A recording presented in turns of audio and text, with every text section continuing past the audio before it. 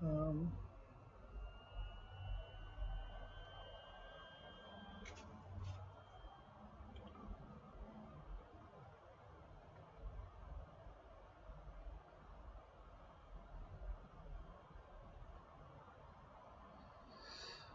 Bird, first in the room tonight.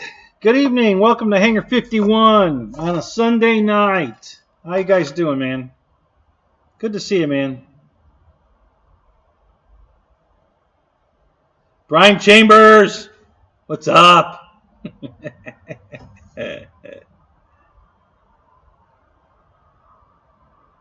Victor, last one in. No, you're not the last one in. That's funny.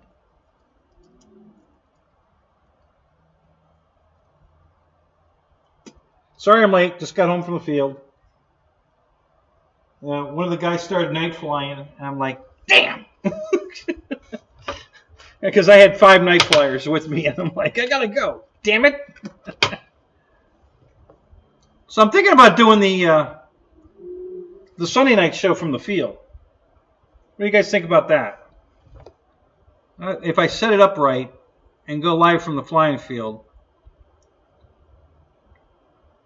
how does that sound? Would you guys be into that? Especially if Eli's going to be there, because he's got a couple night flyers too, so we could both be night flying. My camera's not set. What, you're not looking at Kenny? You should be looking at Kenny. They killed Kenny. Don't you see Kenny?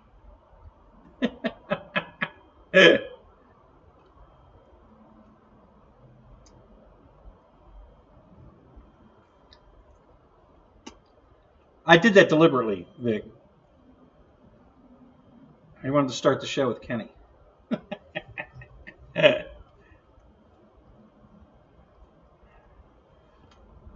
You know, because I'm doing a little grooming at the moment. Not really. It won't help. All right, I'll switch over.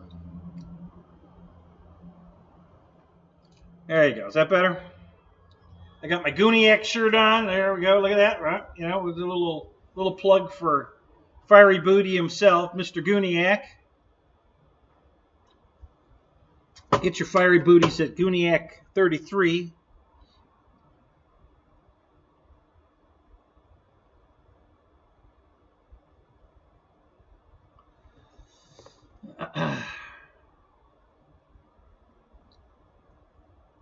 Yeah, baby Kenny. There you go.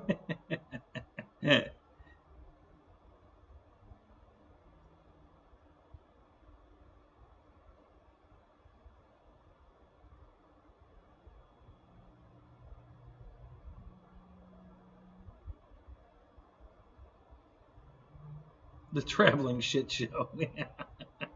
If I start going live at the field, it'll be that's exactly what we'll call it, the traveling shit show.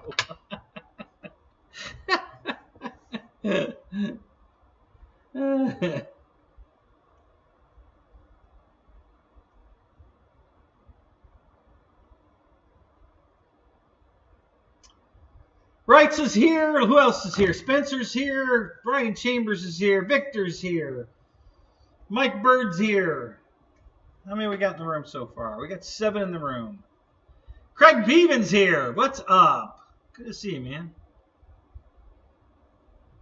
So I don't have a plane on the table, but and that's by design. I might go get one. I think I'm going to do a recording for my wing repair again.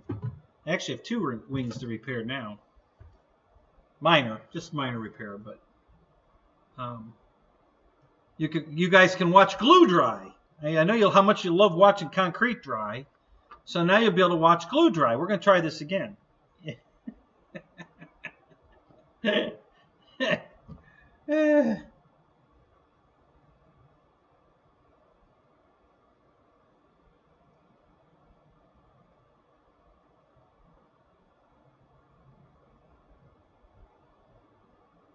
Uses the same backs, just need to fix it.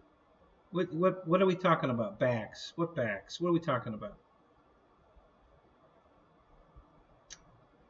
Anybody? Everybody else? I think I've got everybody so far. Oh, we're up to 10 now. Well, who jumped in now? Only 3 likes. All right, guys, come on. Let's get that like button smashed. I appreciate it. So, yeah, I don't see anybody new. Oh, Hobo's here. What's up, Hobo? How you doing, buddy?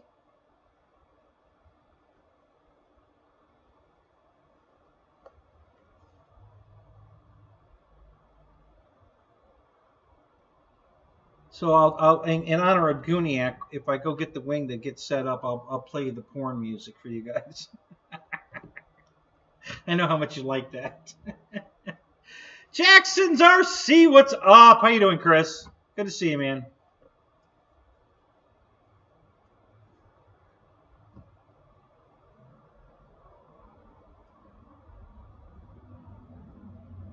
Make us like it so far it's thumbs down.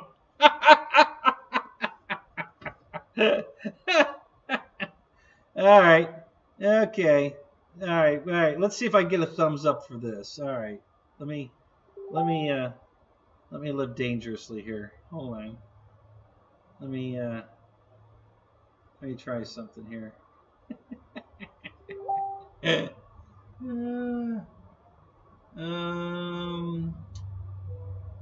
we do this, yeah, actually that'll work. Okay, let me do this. Just for you, Spencer. See if I can get a like out of you here.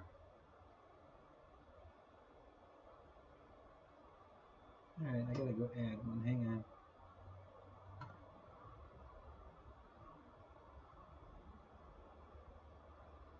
And let's see here.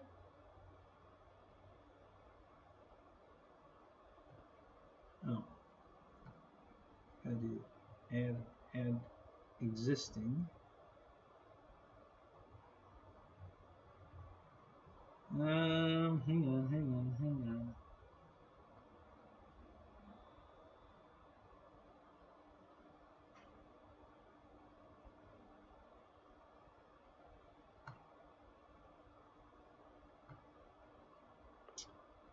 Okay.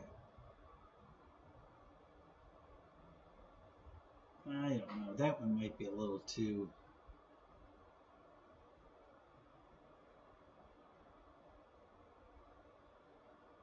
Let's see.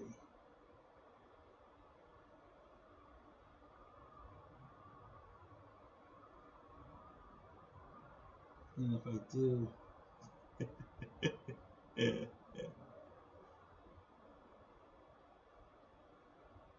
Okay. All right. All right. Hang on. Let me get caught up here. Ken Bird, what's up? Good to see you, buddy. Let me just catch up.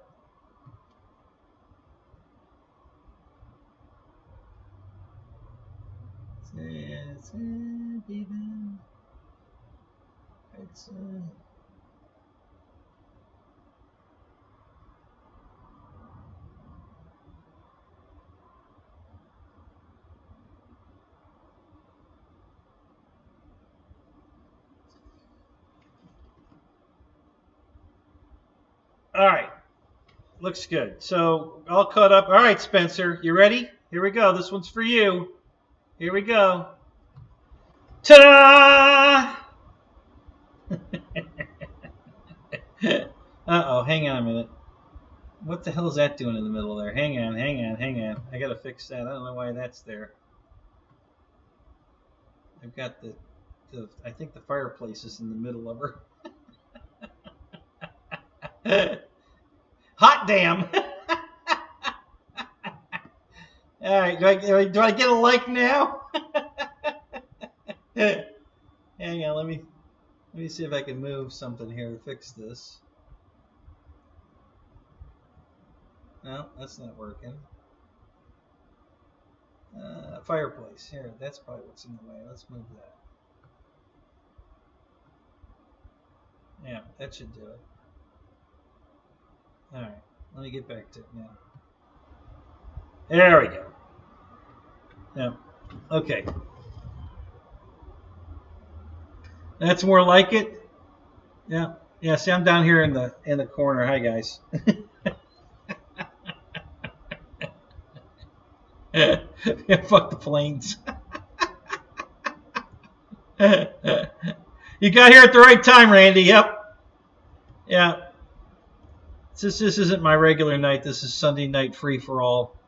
We'll have a free for all.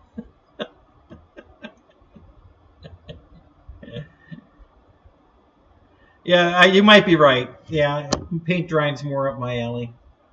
Believe it or not, Deb is the one that suggested I do this. She says, you need to put a stripper pole or something on the green screen. God, I love you. Okay, I'll do it.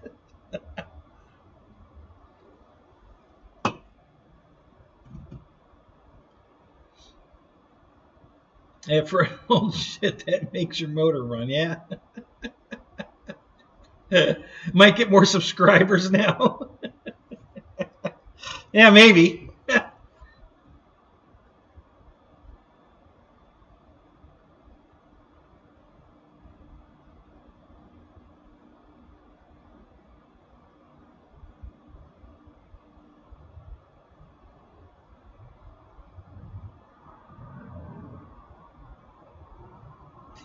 Yeah. All right, so I'm going to take her away for just a minute because I have a different one I want to put up. You know, since we're going to play, let's play.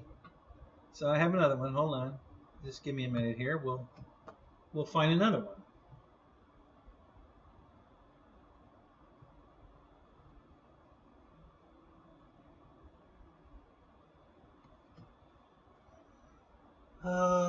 Where are you? Let's see.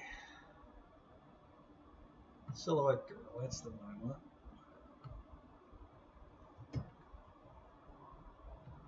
See, this one's really not configured for the.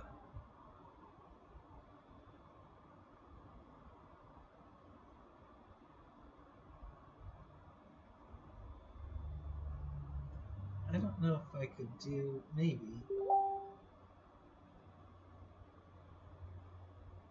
Maybe if I put it right in the middle.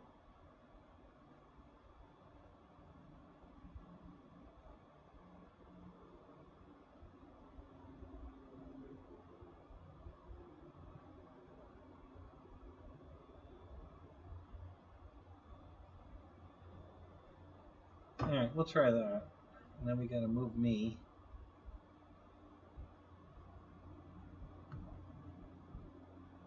Or let's move her. There we go. Alright. Alright, so here's another one. You ready, Spence? Here you go. Here we go. Alright, there you go. And hi, I'm still down here at the bottom.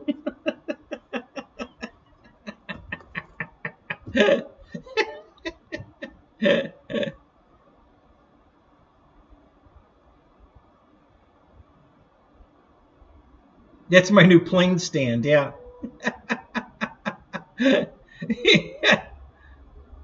You got a thumbs up, and they went full screen on that one. All right, right. Yeah, fuck the chat, right? I want to see the girl.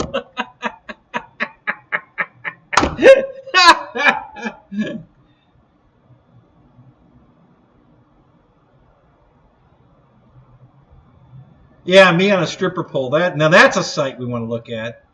Yeah.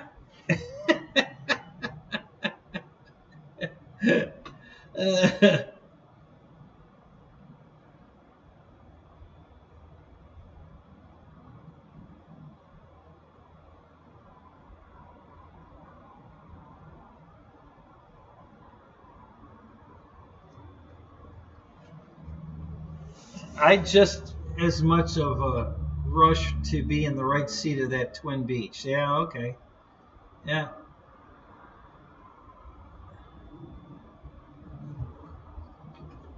Hang on, let's see what we got here. Hubba hubba. All right, Randy.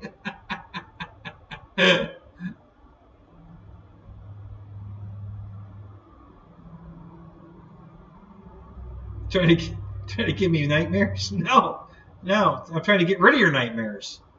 You're dreaming about her, you ain't having nightmares.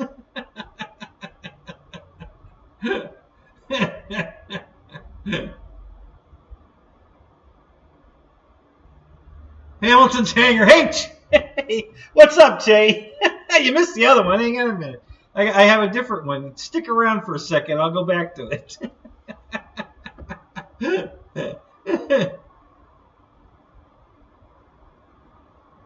That's me. Yeah, that's me in the poll. Yeah, that's what I look like. Yep. Yeah. With a wig. The rest of it's me.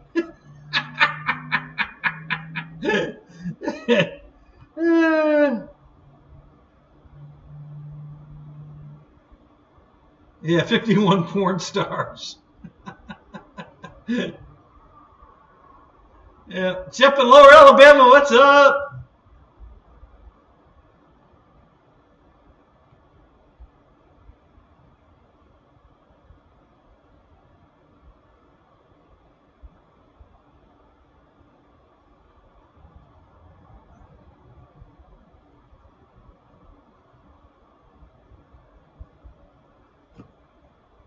All right, so let me go back to the other one. Hang on, give me a second here. We'll switch back over for a second. So I got to go do that, and then we're going to go here, and we're going to move her out of the way so we can get back to this one. There we go. So, Che, which one you like better?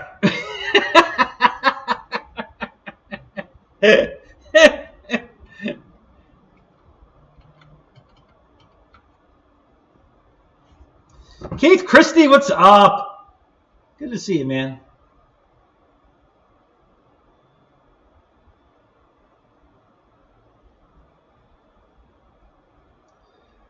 Do I have a picture of the stagger wing for the green screen? I don't. I can get one. Do you have one to send me?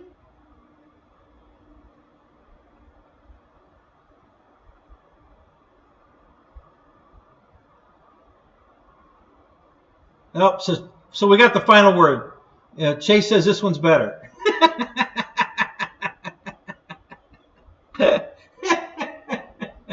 Lyndon Stewart, what's up? How you doing tonight, man? Yeah, I'm dancing on the pole. That's me. I'm wearing a wig, but yeah. But the rest of it's all me.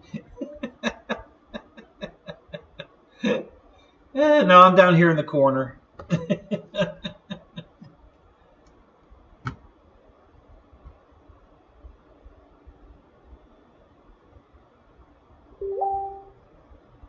Craig wants to see planes. He doesn't want to see the strippers.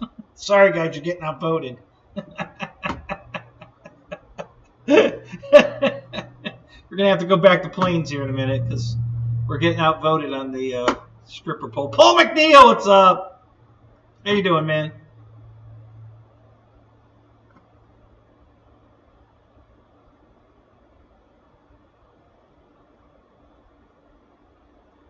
You have a stack of ones right here.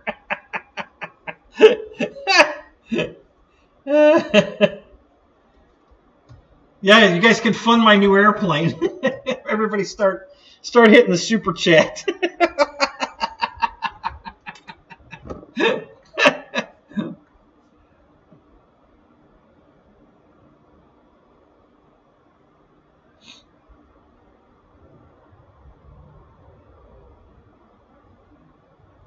Yep, you're right. Youth is wasted on the young for sure.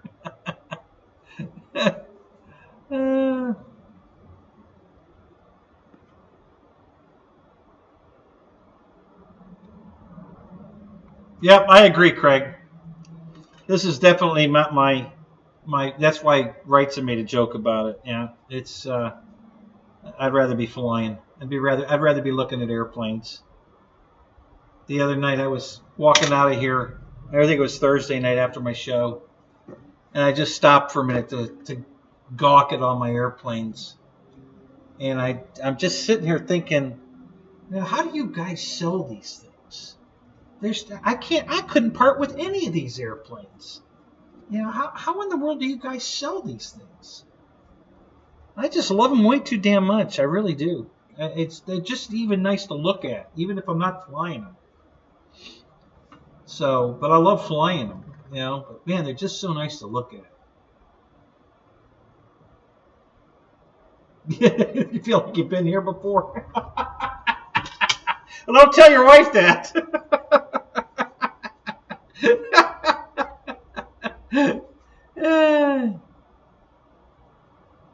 Yeah, it's easy. Need to make room for more. There you go, Jeff. Now you're starting to catch on.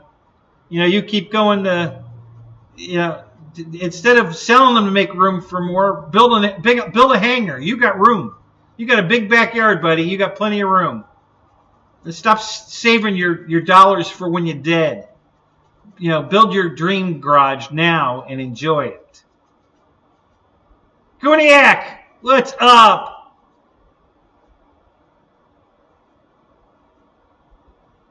No, it's not. Hey, and it took out the shirt here, there, Ray. Huh? Ray! Oh, you can't see the shirt. Damn it. Hang on. I mean, I'm wearing it, but I'm down. A little guy in the corner. Here, we'll go here for a minute. There it is. There's my GBLynden shirt. One of two I bought.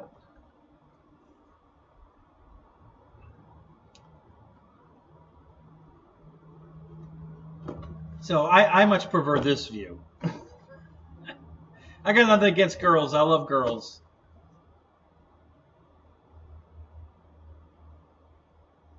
Yep. Yeah, I was doing a little plug for you earlier. Yeah.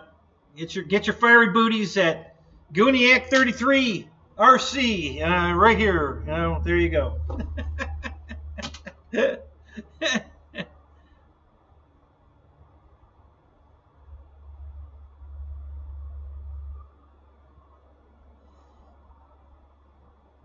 Take my shirt off and get on the... Oh, no. Nobody wants to see that, Victor. Trust me. Nobody. Not even my wife. I have to turn the lights off. She don't want to see it either.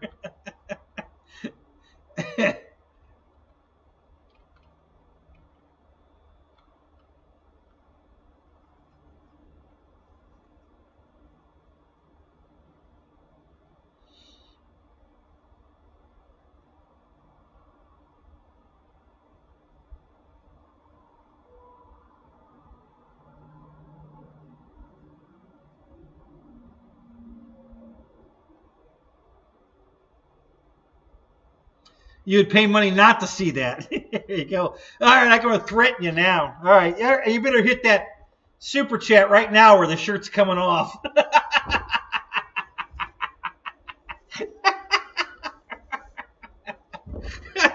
You've been warned.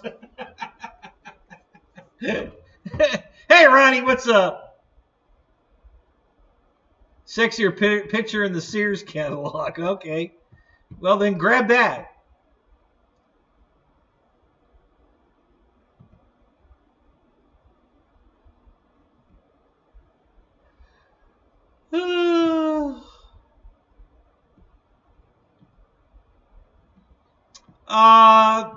I'll tell you the one that's got my attention, Ken, just for shits and giggles.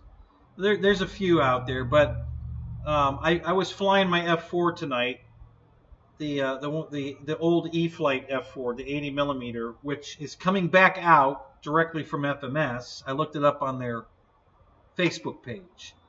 I have no details yet, other than I don't like the paint scheme as much. It's okay, you know, it's a military scheme. It's just a blue stripe, not this red, like sunburst thing that's on the old one. But I love the airplane. Great flying airplane.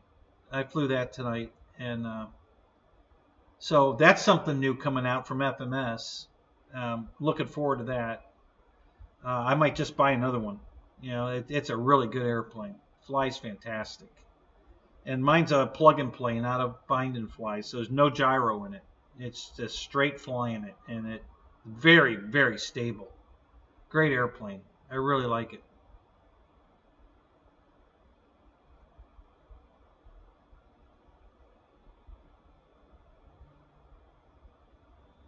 Yeah, I don't know any particulars about it either, Ray. I just know that, you know, I saw it on their webpage, so it's coming back.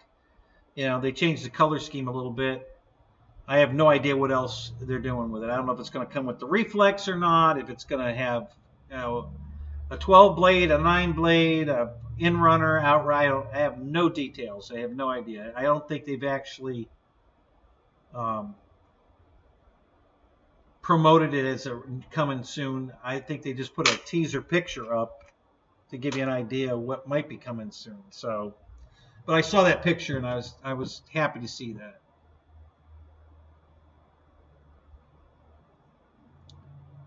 It was a 2100 kV fan, yeah. Was that good? I mean, is that a good fan for that one? Did you have one of these, Ray? Have you flown one of these?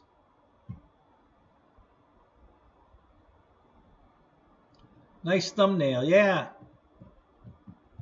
How you doing, Lewis? You weren't at the field today. What happened? I know you were there yesterday.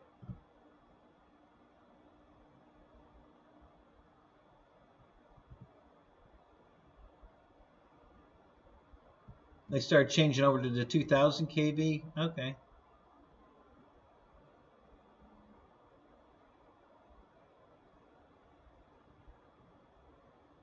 Oh, you picked up an F-22 at BAM? Yeah? No kidding. Good for you, Jeff. You'll like that one. That's a nice flying jet. Man, it's just a baby doll to fly. You're going to love that.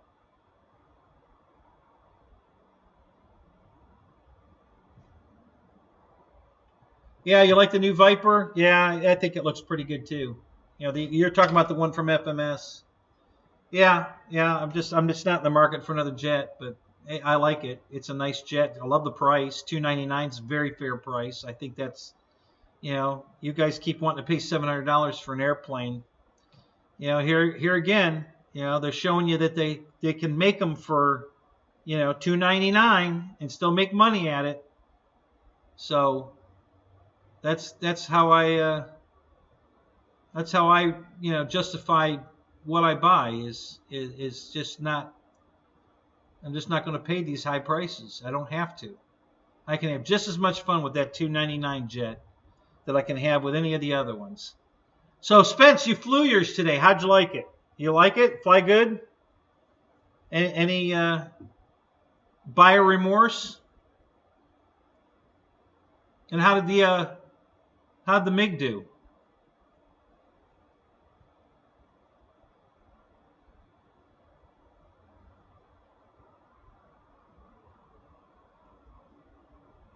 Mom's birthday, huh? Okay.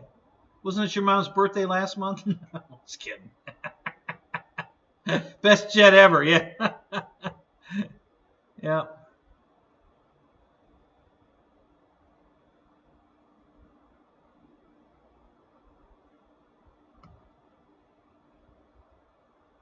$100.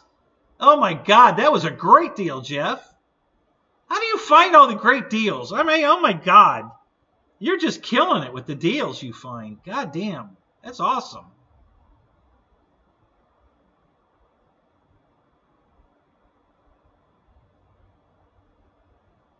Yeah, Ken, that's definitely a problem. The out of stocks and late deliveries are definitely an issue for sure. Oh, Spencer put up a link. I guess this is a recording of the plane, one of the planes flying, I'm guessing. Let me see if I can open that in a new window.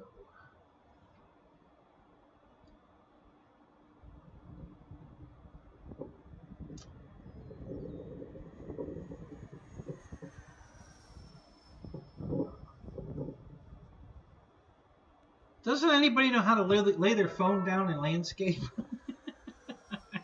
Or did you post this as a short?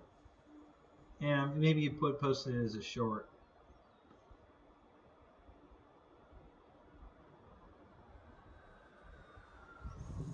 Yeah, I've seen flight footage, buddy. That's not telling me anything. What's your opinion of it? I want to know from the horse's mouth, man. What do you think? You like it?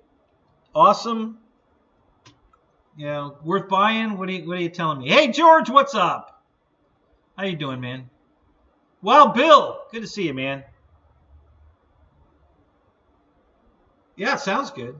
I like the sound of it.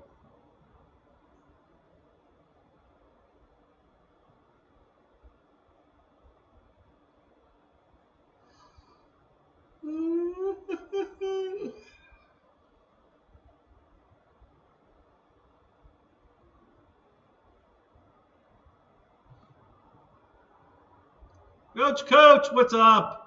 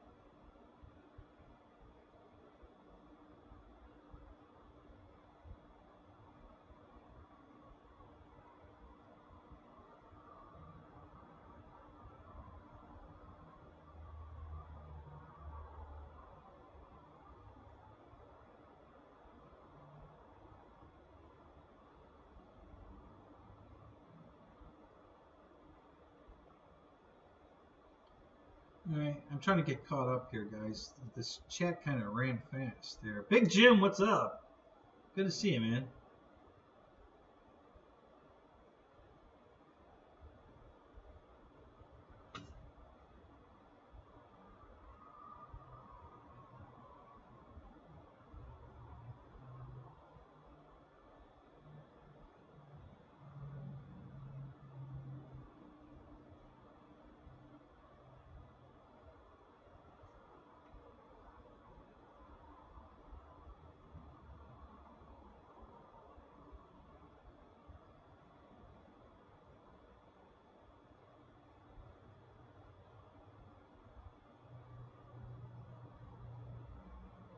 I think I got everybody. I don't think. Yeah, Tui isn't the best at video. Yeah, yeah, he's not the videographer that you paid for. Yeah.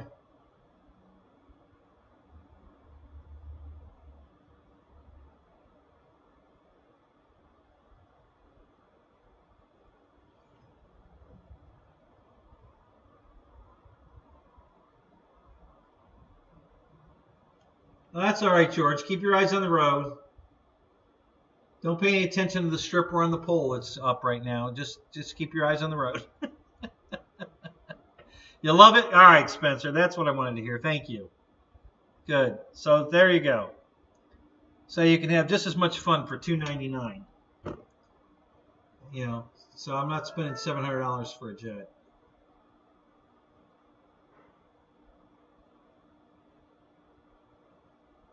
Yeah, just listening. Okay, good, George. That's good.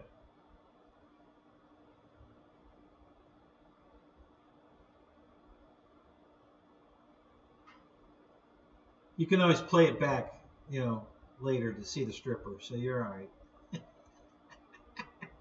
The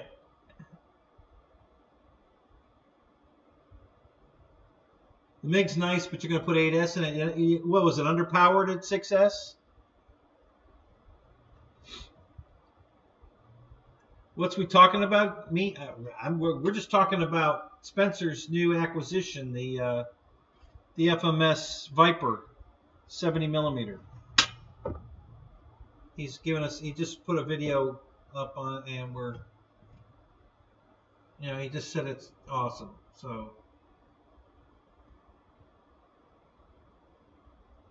2 cans of Dr. Pepper. Well, if you look, this one's upside down because I was mixing glue on it. This is that beautiful little dish on the bottom of a can is perfect for mixing glue. So I mixed some epoxy on this. There's a toothpick on it here. To glue the magnet back in my P38 that was on the table last night. And so that's why there's a second Dr. Pepper can on the table. That's what I save my cans for. I use them for mixing.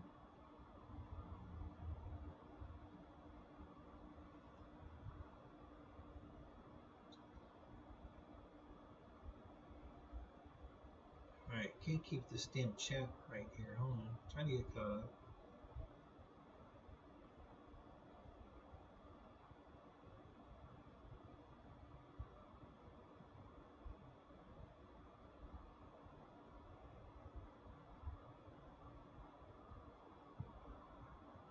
Tim, what's up? Good to see you, man.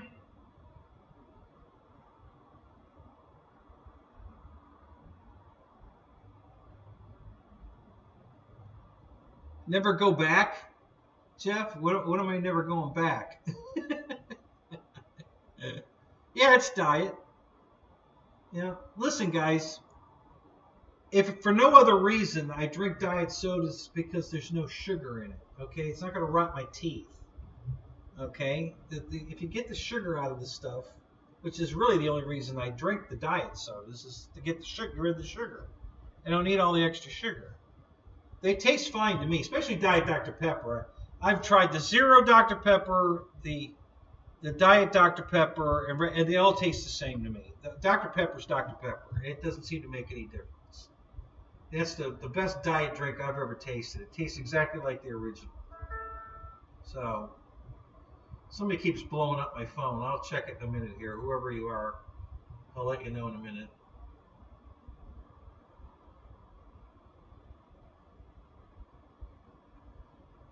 Thank you, Tim. Hey, that's awesome, man. Thank you. That's awesome. I just got caught up to that. Fantastic, man. Thank you. I appreciate that. Those were all in ones, too. So. Yeah.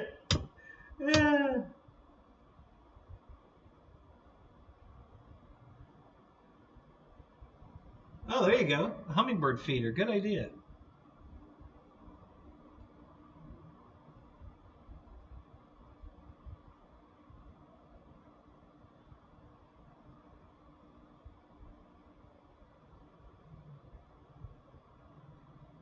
Oh, I thought the FMS Hawk was your favorite jet. So you like the Avanti better, huh? No doubt, the Avanti's an awesome jet. I was one of the first ones to buy one. I jumped on that when I saw it. You know, when I saw it slow fly in the landing gear, I knew it was a grass field bird for sure, and I knew I could fly it for a long time cruising it. So that made me buy it instantly. So, Big Jim, thank you, buddy. That's awesome. The Dr. Pepper Fund. So, but it still doesn't, as good as that jet flies, it doesn't fly as good as my my Taft Hobby Viper. That plane is freaking awesome. I absolutely love that jet. But it's a close second. It's a nice. I definitely like my Avanti. There's no doubt about it. It's a good bird.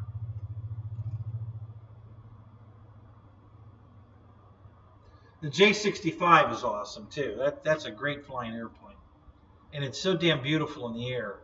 God, it looks like when you get it up in a silhouette up in the sky, it looks like the real thing. It really, and everybody keeps saying that when I fly it at the field. I can hear them in the background. Man, that thing looks real. You know, everybody loves that jet. That gets more attention than anything I've flown at the field, other than my old Crow with the sound card in it. You know, everybody loved that. I actually got requests for that. People, do you bring in the one with the sound in it? I love that. So yeah, that's probably my most requested.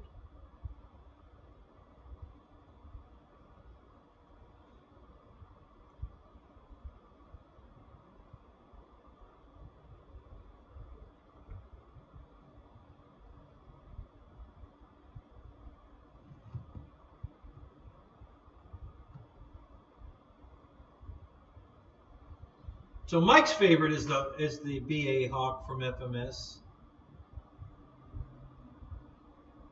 Yeah, that's a good bird too. I have one of those. It's I not only love the way it flies, I love the way it looks. I love the paint scheme on it, the gear doors on the bottom, the clean up the bottom of the plane, so it really looks awesome when it flies by, and there's no wheels hanging out anywhere. And I love the British flag on the tail. That's just gorgeous. So what's that model behind me? I think it's a I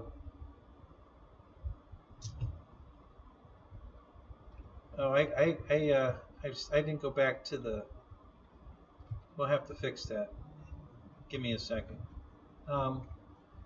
That's a Lockheed Electra, I think. Isn't that what that is?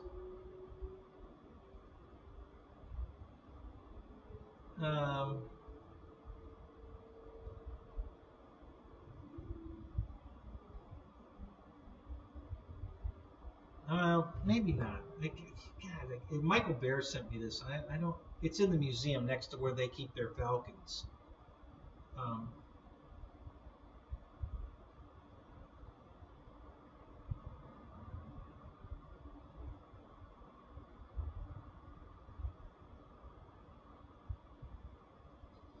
Yeah, no, it's not. It's not sticky landing gear, Lewis. It's. I think it's the back. I think that's what's wrong. I don't think the back is strong enough. We're gonna find that out pretty soon. I'm getting ready to change that out and see if that fixes it. Great Scott, what's up? Good to see you, man. It only ever stuck once, really. I only had to make one wheels up landing with that plane. But yeah, it's not the most reliable landing gear, and I think the problem is the back. I don't think the gear is good gear. You know, that gear's from HSD. I know that's where that gear came from. That's good stuff. So I believe the problem is the back. So I'm going to change that out and see what happens. Fred, what's up?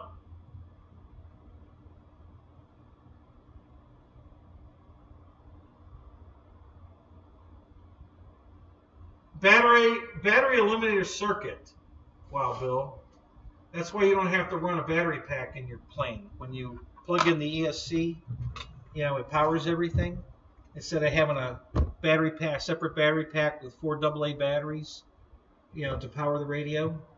So yeah, the BEC is the battery eliminating circuit, which is built into your, either internally or externally, into your ESC. And I believe that the amperage level on the BEC that's in there is just not high enough to run the gear. So I think that's what's stalling my gear out and makes it inconsistent. So, or inconsistent, however you want to say it. So I'm going to try a different ESC in the plane with a better BEC and see if that doesn't cure the problem. Other than that, the plane's awesome. It's definitely my favorite jet. I love my Taft Hobbies Viper. I love the way it looks. I love the way it flies. I love everything about that plane. And one way or the other, I'll fix the landing gear. Either I'll put if the BEC doesn't fix it, then I'm just going to take the gear out and put FMS gear in it. You know, that's an easy fix. And no matter how you, yes, I'm talking about the gear in the Taft Hobby Viper. Yes.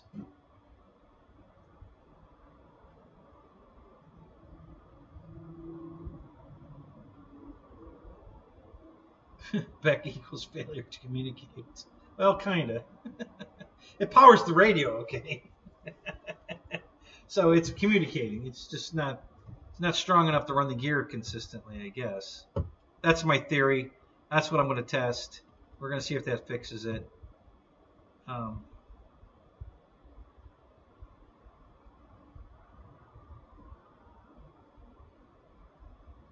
I put an FMS door sequencer in mine, Roach. That cured that problem. So You know, no problem there.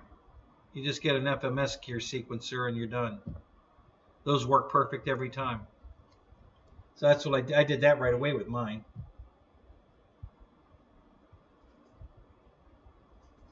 Yes, the BEC is in. It's built into most ESCs.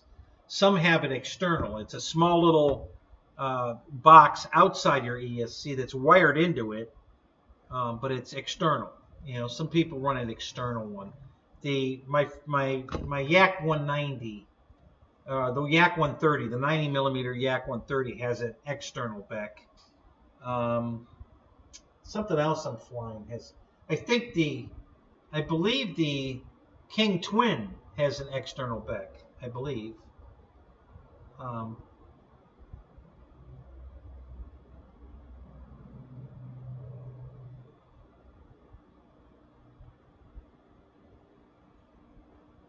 Yeah, I'm not having a problem with the gear doors sequencing. I'm having a problem with all the gear coming down consistently. Like one will come down, sometimes two will come down, and I got to keep farting with them until I get them all down. And my LX 810 did the same thing. I had that same problem with the LX 810. So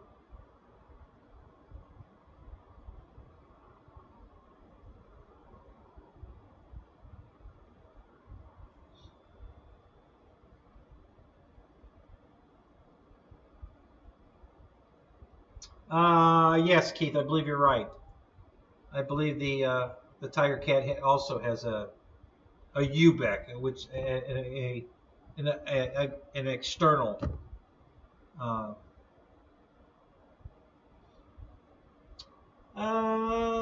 Does the F-22 have an external one too? Yeah, it might.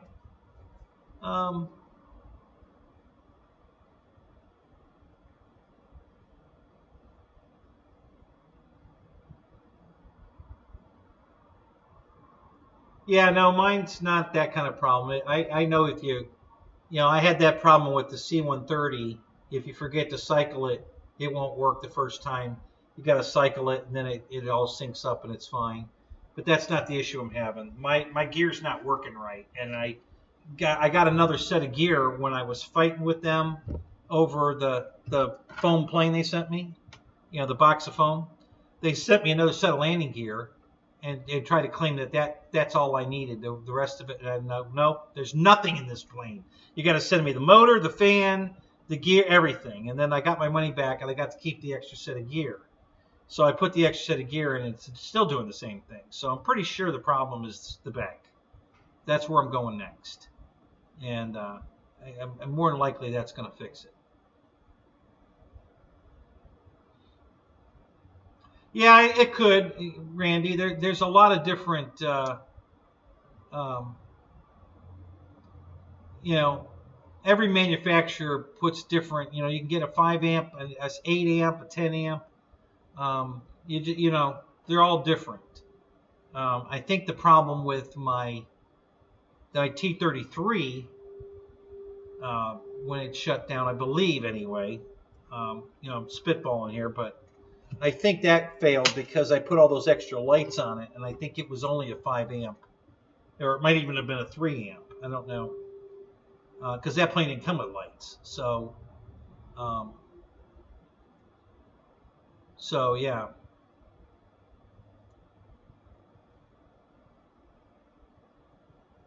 So there you go. So the new FMS ESCs have an 8 or a 10 amp internal. So that's good. That should take care of anybody. 10 amps should be more than enough.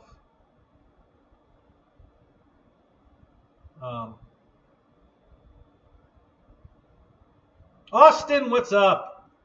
Good to see you, man. Oh, okay. So now that you guys are all here, let's go back to the shit show. All right. How do you like me now? Hi, I'm down here in the corner. Hi. Nobody's looking down here. Hey, look at me. I'm down here. Yeah. Stop looking at the girl. I'm down here.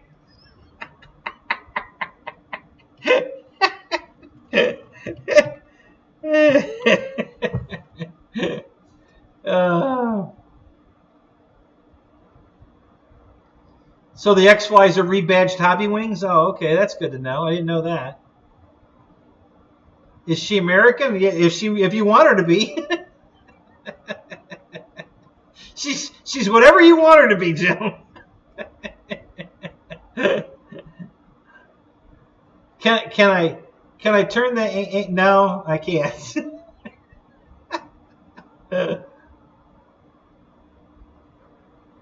I hear a noise, but I can't see nothing. Yeah, she does fly RC. Yep. She's my new camera girl. Yep. Yeah, brown chicken, brown cow. Yeah, well. All right, Ray, key up some of your porn music. Rudder needs trimming. Hey, JCB, what's up, man? Good to see you. Can she cook? Oh, yeah. Nah, I don't care. I do all the cooking anyway, so I don't care if she can cook. I'll do all the cooking. That's just fine with me.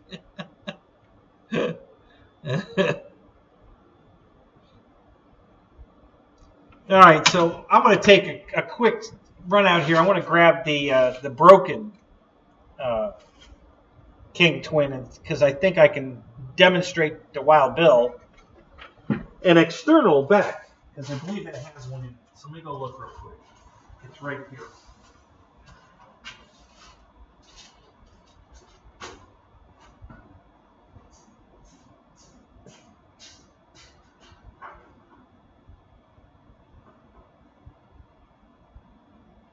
Yes, it does. Okay, cool. So let's take these,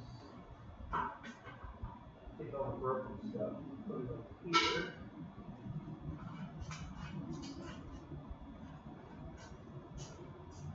All right. And I'll grab this.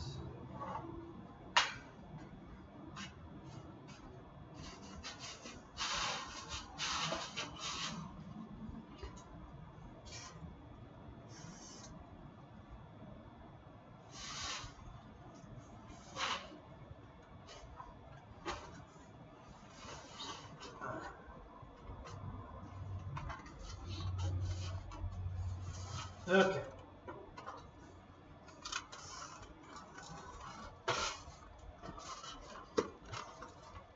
All right.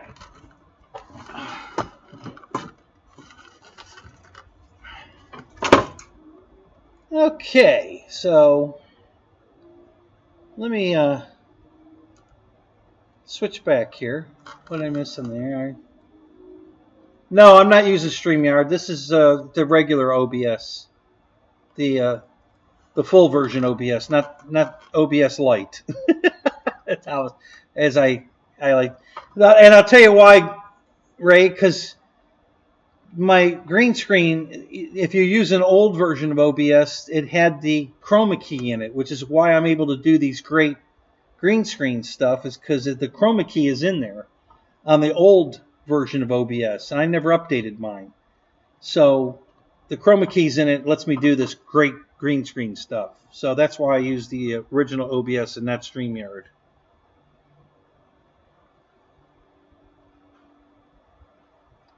You'll pay the shipping for 3 of those?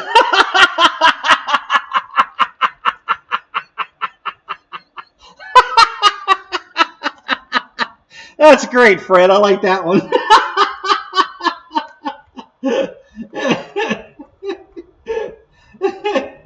Oh, that's funny. Yeah, it could be a trans. I don't care. I'm only looking, so as long as I'm looking, I don't care.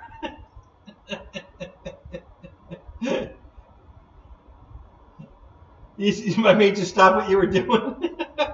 Or did I make you start something else?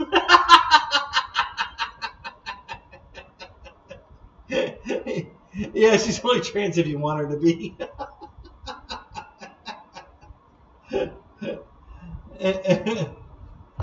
Oh my God, that's funny.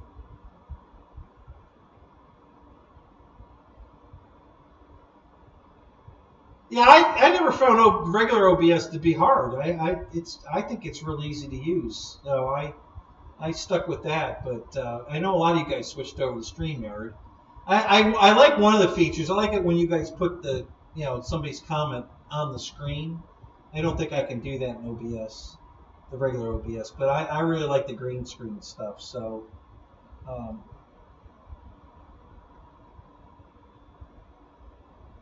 What's the smoking coming out?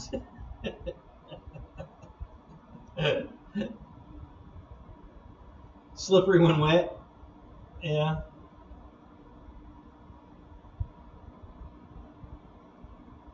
All right. So I'm gonna take her away for a minute, guys.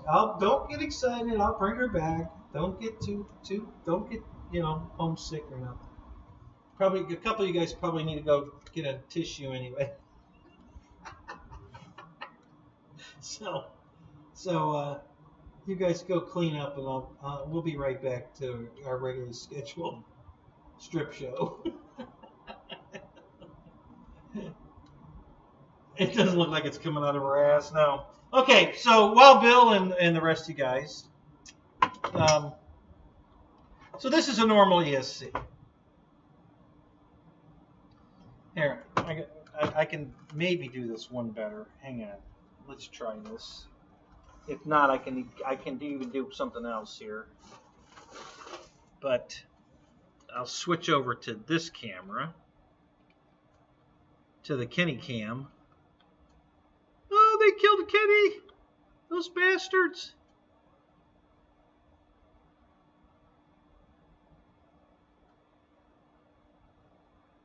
Okay, so here's Kenny cam.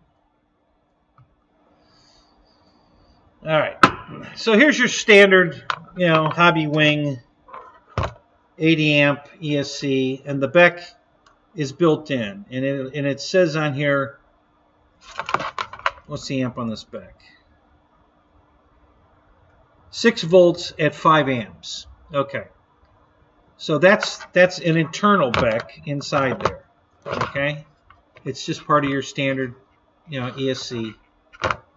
And it's automatic. That's when you plug this in, it powers everything up because it's taking the battery voltage from here and turning it into 6 volts at 5 amps, and that's what you plug into your receiver, and that powers your radio and all that. That's why you don't need an external battery, a 4 AA's like we used to do in the old days. Okay, so now here in my broken. This might be a little trickier to do because of I only have 2 hands, and the other one's busy. No, I'm just kidding. All right, let me pull this over here a little bit and open this up a little more. Uh-oh. Oh, there we go. Okay. All right. So now here we have this. Okay, that is not the ESC.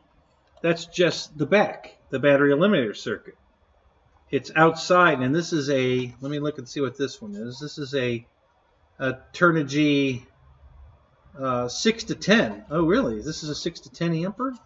Oh, well, maybe this is the ESC I should put in my.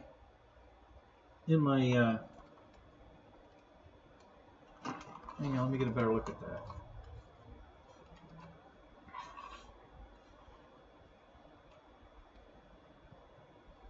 God, I need better light. Hang on a minute. Let me grab my phone. I can't see the small print in this.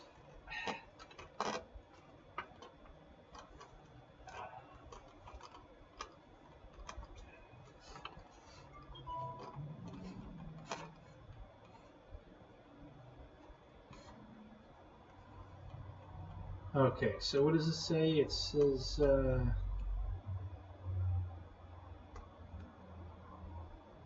so you got options here. You can jumper it so it's 6 volts, 6.5 volts, or 5 volts.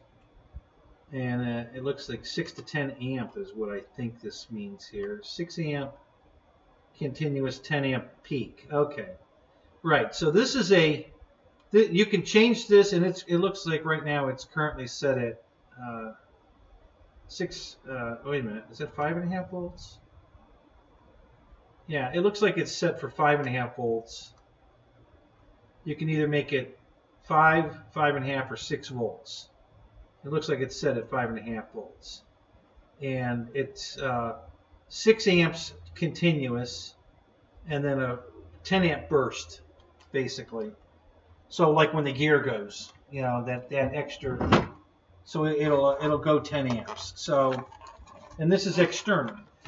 So it's outside of, there's a regular ESC in the plane. It looks just like the other one, but they put the BEC outside it separately.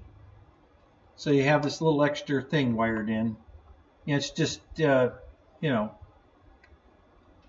it comes off the plug for the ESC. They just wire it in at the factory, and there it is. And then you have this wire you plug into your receiver to power up the receiver. And then the other wire, there's still a separate wire for the ESC that gives you your throttle control, because that's where it gets its power, you know, the throttle command from the but you have to also plug this in. This is where you get your power. So there's your external BEC compared to an internal BEC. So the ESC that's in this plane looks just like the other one that I just had on there. You know, it looks just like it, but the BEC is not in it, and the BEC is outside. It's this extra one right here, this little extra wire here with this little extra board. Okay? So there's the difference. And I don't know what the amp rating of this ESC is. I'll have to look at that. But that might be just the one to cannibalize out of here to put in my Viper. I don't know. We'll have to check that out. So did that help well, Bill?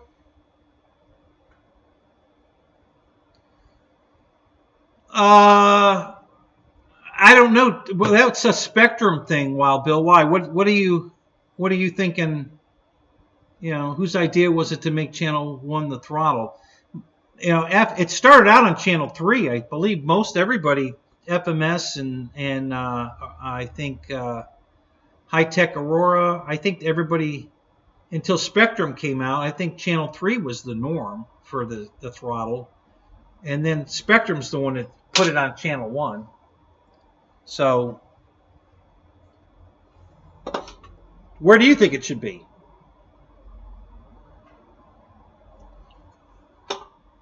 Right, Futaba.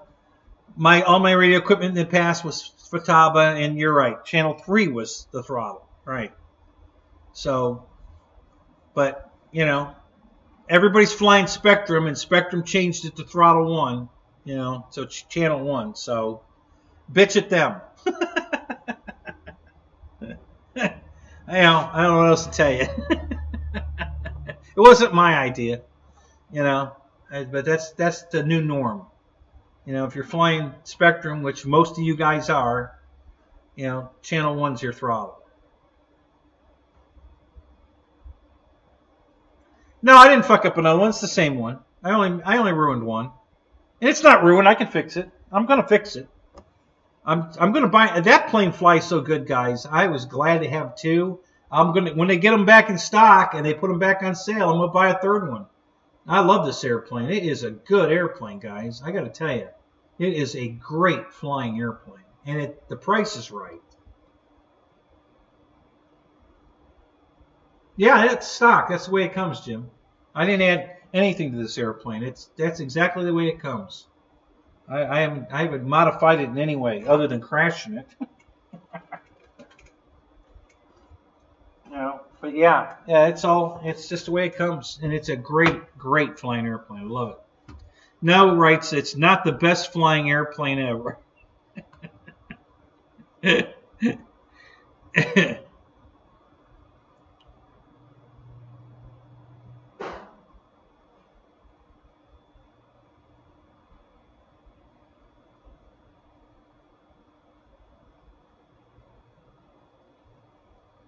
Oh, that's a good idea. That's good thinking, Ray. Yeah.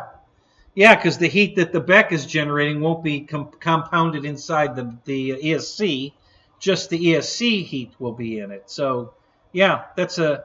And I kind of think that's probably why they did it. Don't you think, Ray? I mean, why else would they take it out of there? When they... I mean, that's the only thing I can think of why they would do this is, to distribute the heat evener, split the heat up and make it easier to cool them. Because that has a heat sink in it too. Not a very big one, but yeah. So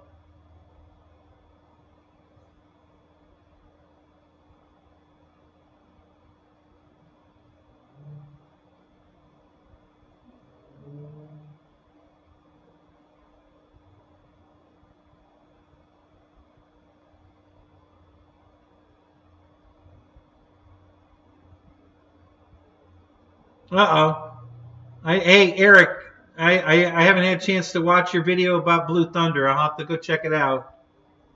Doesn't sound like it went well, though. Sorry about that. That's too bad, man. Sorry.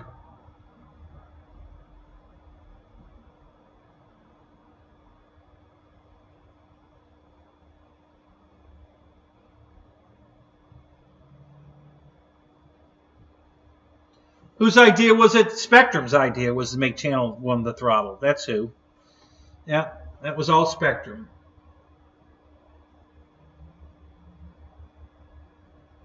Well, I take that back. It's possible it was JR. Probably might have done it before Spectrum came out. I don't know that for sure. But it's possible that JR did that.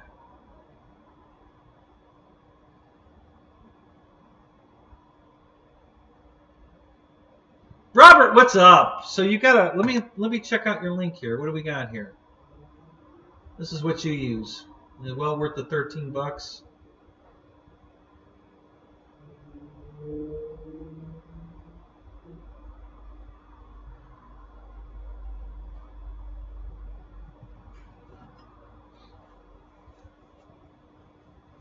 Well, that's interesting. I haven't seen that.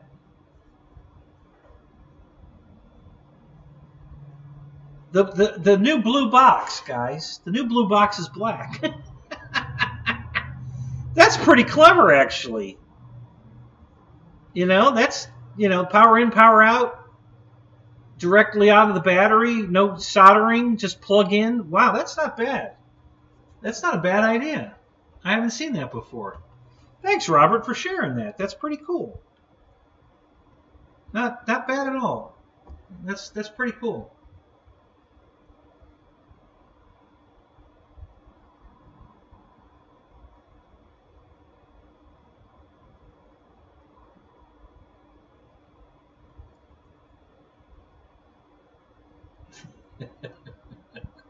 I missed a joke here. I don't know what it is. I'm not going to go back and look for it.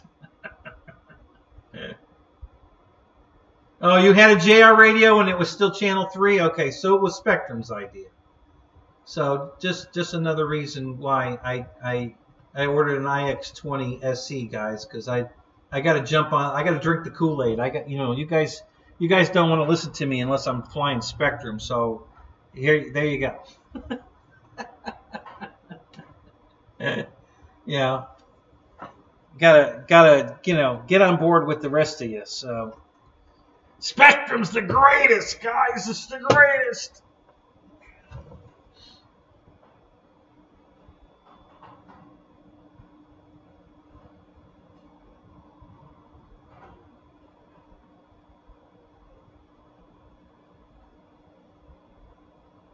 Like the toilets in the Falcon. Okay, there's another joke I'm missing.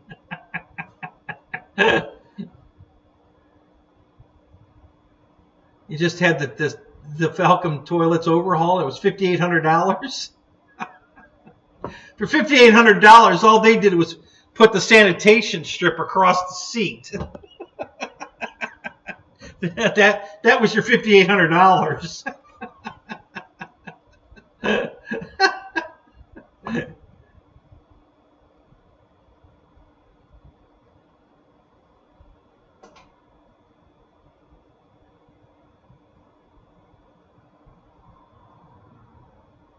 Yep, Ray, I couldn't agree with you more. 100%. 100%. You are right. That's the best statement, period. But nobody listens to me, so maybe they'll listen to you.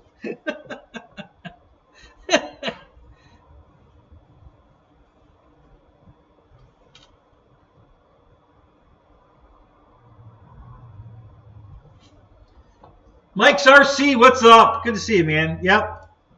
So that's the three of us now. Yeah. Yeah, I've been flying it for 10 years now, man. I'm telling you, from going from Fataba to FR Sky was, I'm tickled with it. Absolutely tickled with it. Love it.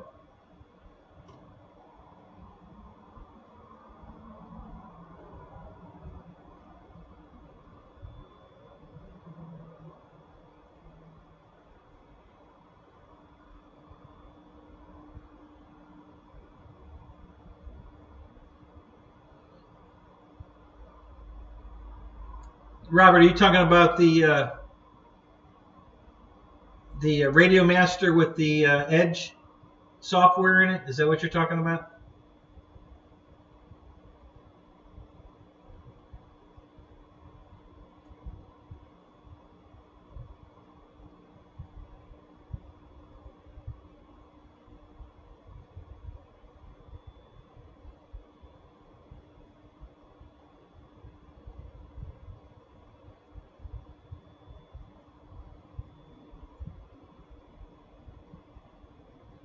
Yeah, yeah. I haven't. I've got a Radio Master also because it's free Sky basically.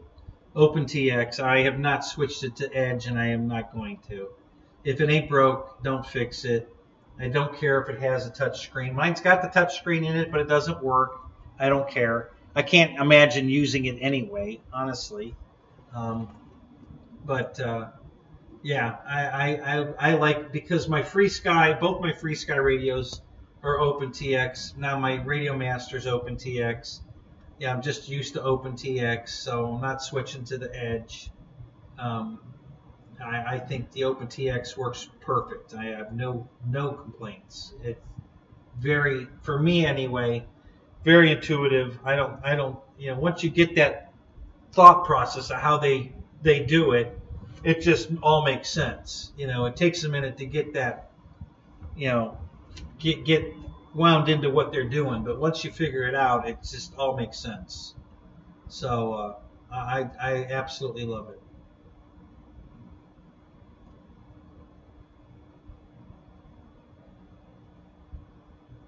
Oh yeah, I'm not shitting you. Oh, pardon the pun. Yeah, there's no way they did anything to those toilets but put a paper strap over the seat cover to sanitize it for $5,800. Just replacing the toilet would be over $1 million. So, you know, yeah, I'm sure they just sanitized it with a paper strap over it for $5,800.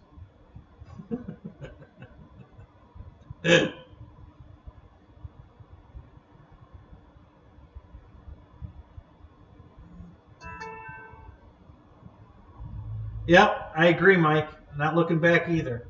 I'm sticking with my free Sky stuff, and that's what Radio Master is. That's their. I love the Radio Master because it gives me the options, but their home protocol is FR Sky. All the receivers are totally FR Sky compatible. You can buy FR Sky receivers and they work perfect with it. As a matter of fact, I just bought 2 FR Skies off Amazon. Just awesome. And like I said, the OpenTX works fine for me. I have no problem. So I'm not interested in switching over to the Edge. I know a lot of guys switch because they wanted the touchscreen to work. It doesn't matter to me. It wasn't a selling point. One day OpenTX will finally activate their touchscreen, and until then I don't care. And even if they do, I probably won't upgrade to it anyway. Again, if it ain't broke, don't fix it. So I seriously doubt I would upgrade my radio just to get the touchscreen feature, because I really don't care.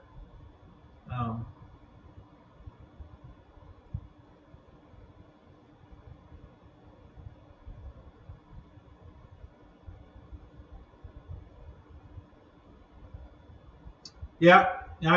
As a matter of fact, I didn't. All the planes I flew tonight, I flew my RV-8, the Mamba, the my F4 Phantom, the QQ. What was the other one? Oh, my Cessna 150, the Carbon Z. I think that's all of them. And they were, I didn't even, none of those were on the Radio Master, so I was flying my original Tyrannus and my SC Tyrannus all day today. I didn't even get the Radio Master out because I didn't fly anything that's on the Radio Master. So, yep, I still love my Tyrannuses. I love my,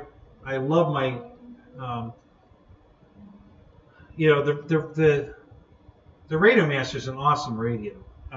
Not that I'm not getting rid of my Tyrannuses. I don't love it that much, but I love it. I do love the Radio Master radio. But all three of them are running OpenTX. They're all programmed exactly the same, and I'm very happy with all of them. I'm not leaving. FR Skies, I'm sold. I'm sticking right there.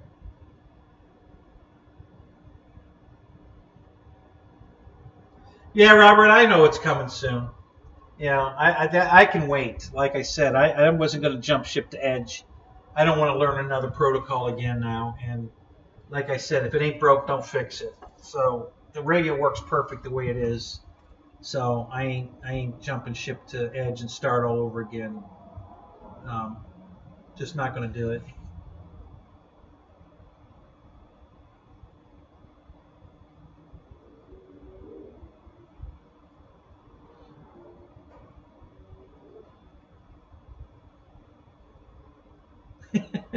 Fred.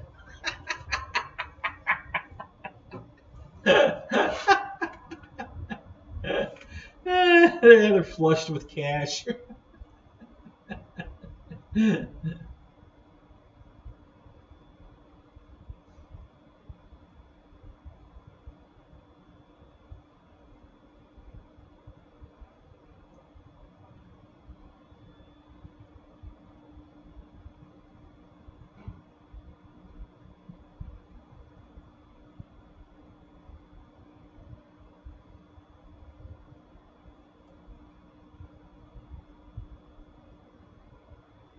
Yeah, Tim, you gave up too quick, and don't feel bad because it was intimidating. I agree.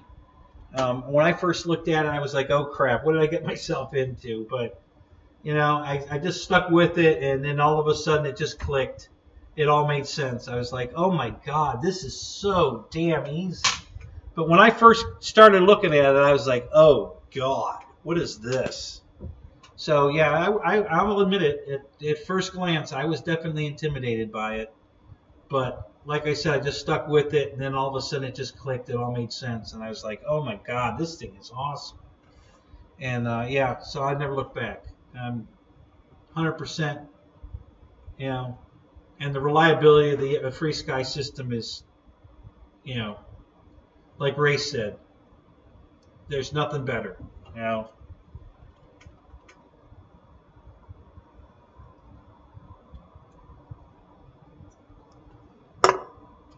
As far as I know, all the drone pilots, that fly the drones, racing them and all that, they all use FR Sky. None of them use Spectrum or any of them. And it's got to do with the latency, apparently. That's the big issue with and why they're all running the FR Sky is when you're flying something that fast in such tight little corners, you can't give it a command and have it have any lag, latency. Because by the time you've made the command and it reads it, it's already hit the gate you're trying to go through. So the latency can't be, and we're talking microseconds here, but that's the difference between making it through the gate and hitting the gate. So all the drone pilots fly FR Sky, just about everyone I've seen. I'm sure there's exceptions. I know not everybody, but that's the consensus of what because I was into that pretty heavy for a while. and it was the latency that was the big issue that they talked about.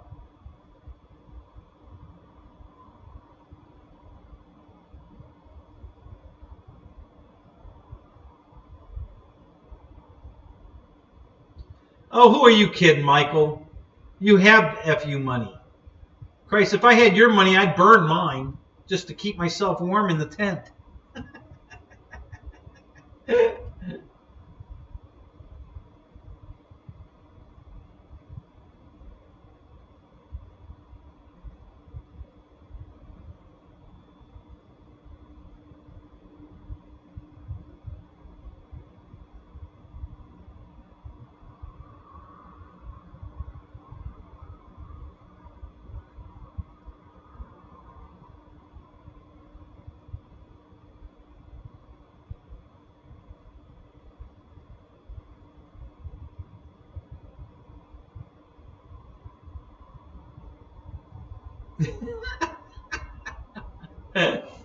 Yeah, Robert.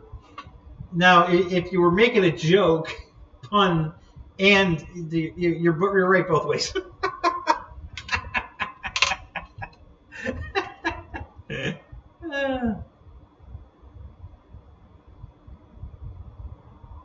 Sure, a lot, and FR Sky now has a dual receiver where you're transmitting on FR Sky 2.4 and 900 at the same time for redundancy, which is something that nobody else offers. So that's another reason to run it in a turbine.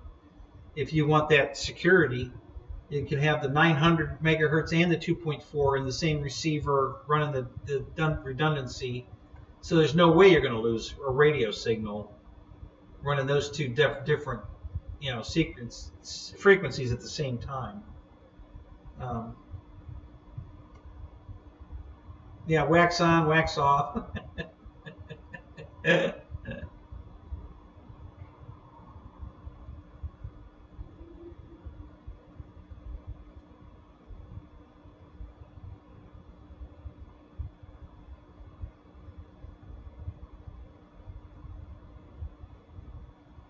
Oh, Michael, it doesn't take 800 million to buy an RV8. All right. It doesn't take 1/100th of that to buy an RV8. Stop being a pussy. Get off your wallet and go buy an RV8 for crying out loud.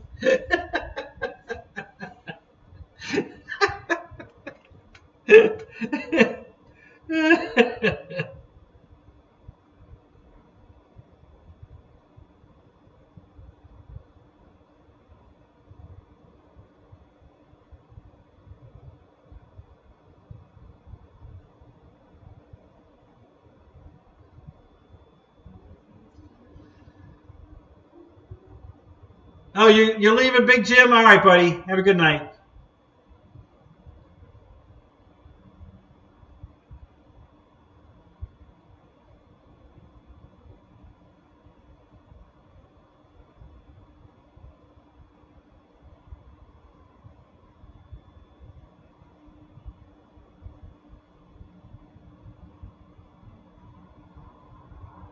So even though listen, guys, I absolutely am sold on Free Sky. It's definitely my go-to radio for sure. But I still like some of the bind and fly products that Horizon puts out, and that's what I like about the Radio Master. Is I can, I don't have to do anything different. Just program a Spectrum. Just pick the Spectrum protocol when I'm setting it up, and I've got on the same radio I can fly everything that Horizon puts out on the Spectrum on my Radio Master. And I used to do that on my Tyrannus because I had the Spectrum module in the back of it, still do. But now it's just easy to have the Radio Master and be able to do it right there in the radio because it's got 70 some different protocols built into the radio. So I haven't found the Tactic. I'm hoping it'll do Tactic too, because I would love to get my Tactic receivers programmed to that radio. So I'm hoping it's in there, but I haven't found it yet. But I'm hoping it's in there.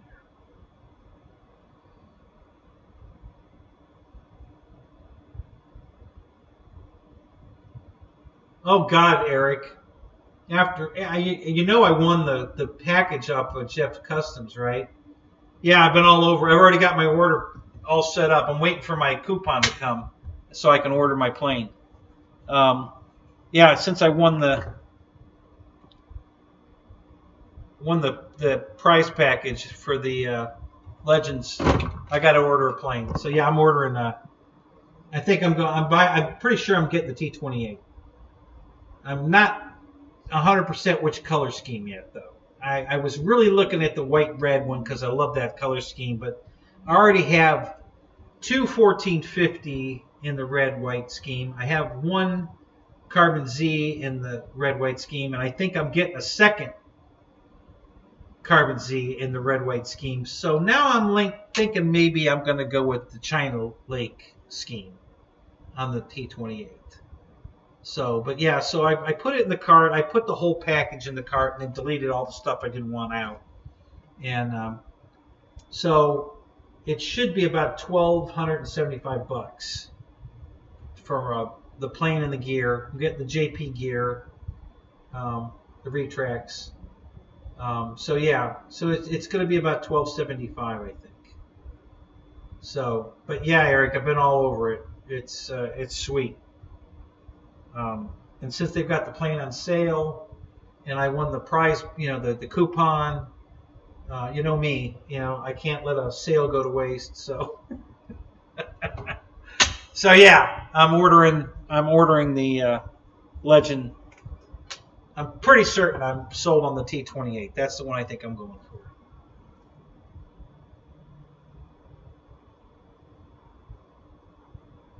Bo already bought that T-38. Is that a typo? What are you talking about? And no, that's not the one I'm talking about, Louis. I just got hooked up on another one tonight out at the field. So no, not the one that, if you're talking about Bo's T-28, that's not the one I'm talking about. The T-48? What's a T-48?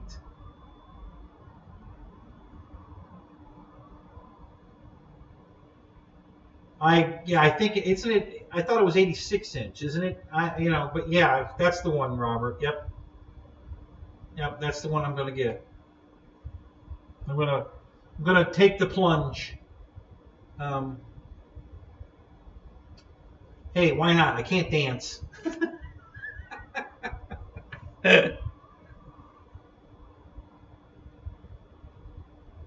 Yep. I agree 100%, Robert. I wasn't going to get it, but then I won the win. I got this awesome T-shirt. You guys will see the shirt Thursday night. I'll have it on.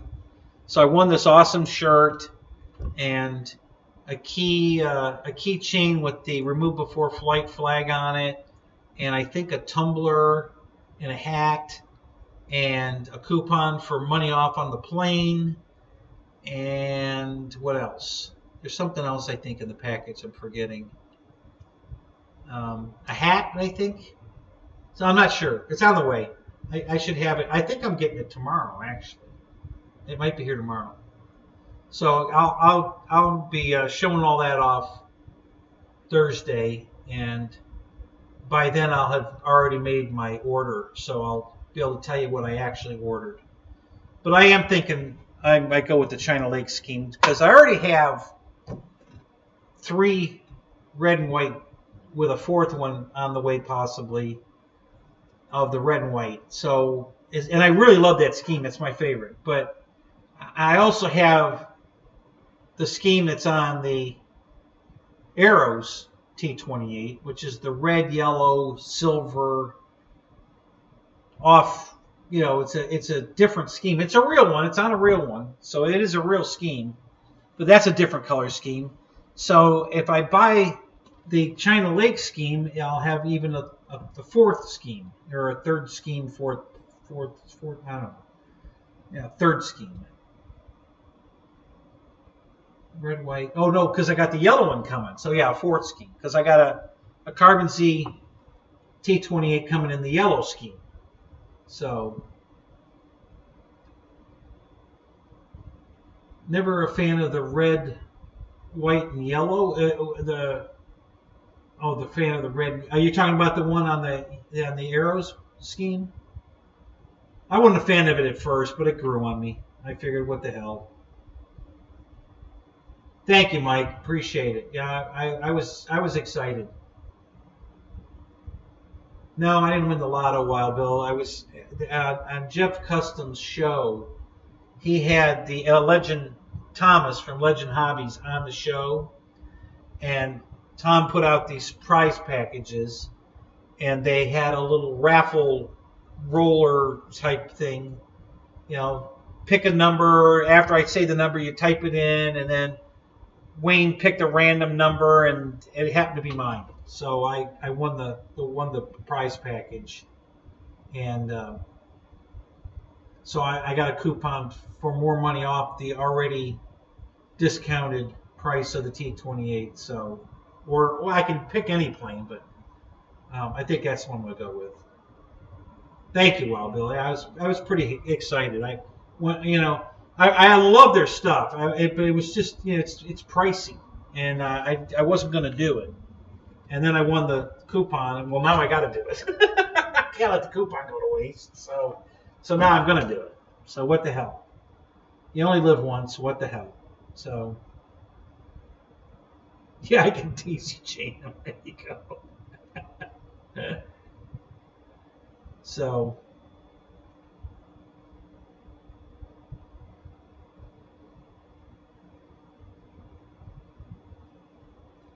Banggood just released a China scheme.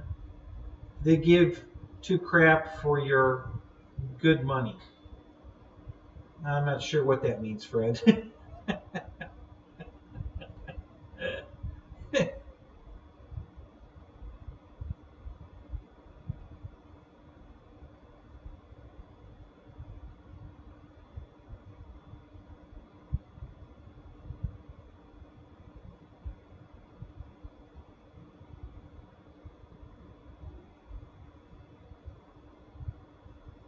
Oh wow, Bill, yeah.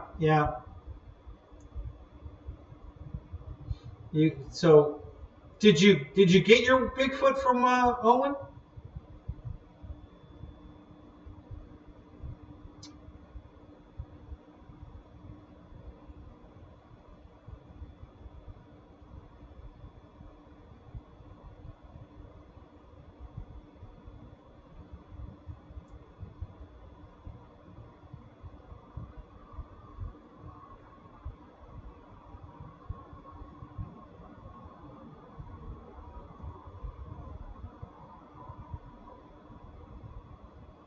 How are you getting more channels out of that power converter? I mean, the radio still has to give it a command. How is that increasing the number of channels you have?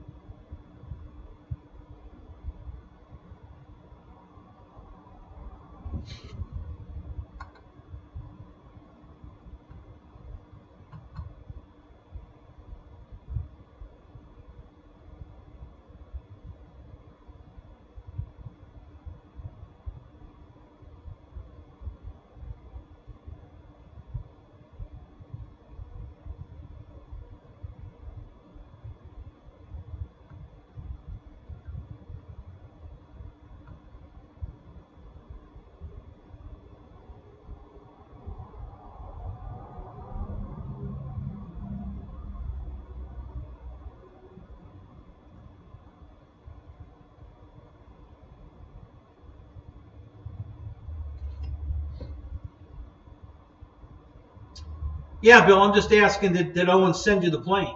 You know, we had a little problem with Owen. That's why I'm asking. You know, EQ had a big debacle with Owen.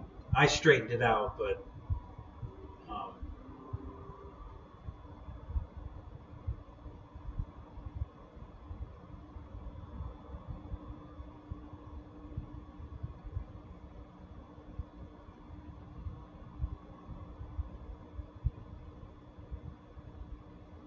Century Jet's going to call you, Eric? What are they calling you for? Oh, good. Wow, Bill, great. So he did send you one. Good deal. No, I don't want the B-17. Listen, I'm a huge fan of B-17s. I love them.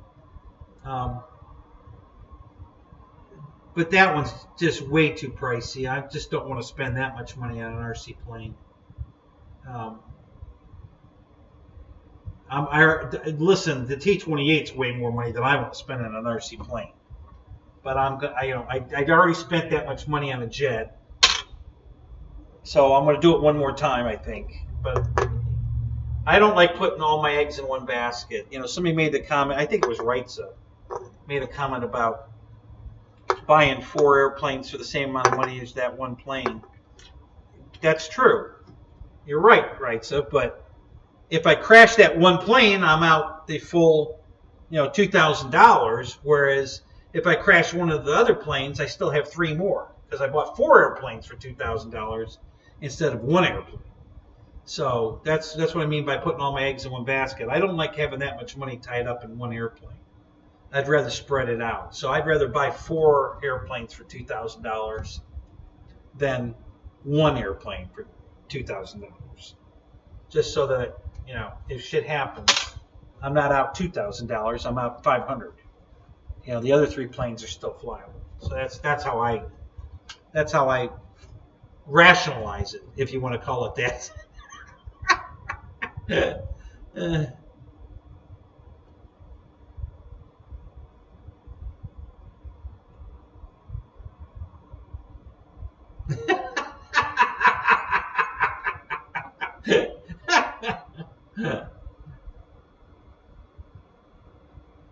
That's right, Wild Bill. Some people drive Vets and some people drive Chevettes. Yeah.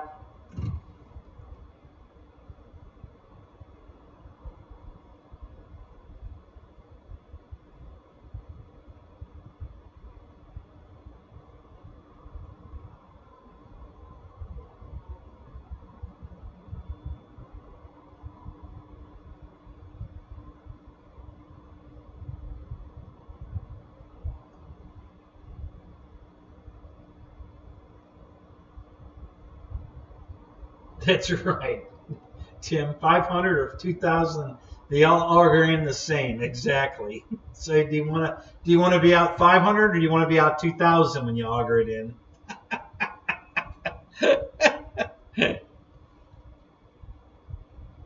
Oh, Century Jets is building in the B-17. Oh, that's funny. I didn't put that together. I wouldn't have thought a company called Century Jet would build you a B-17.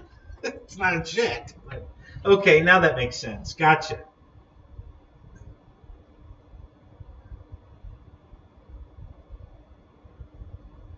Yeah. So how much is he going to charge you for that, or you haven't gotten a price from him yet?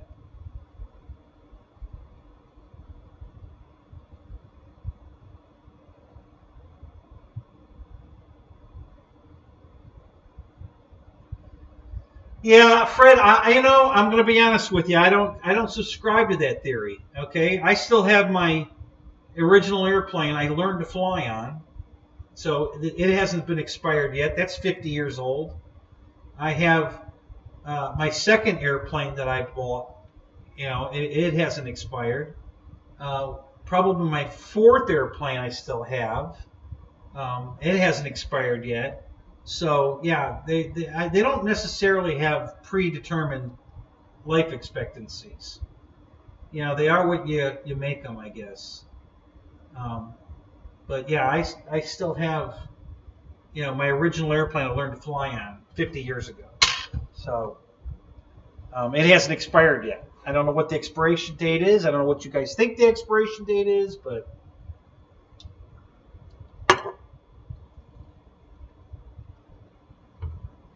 No, I haven't flown them in years, Fred. That's true, but I flew them a lot in the beginning, until I moved on to other planes, and they're still flyable.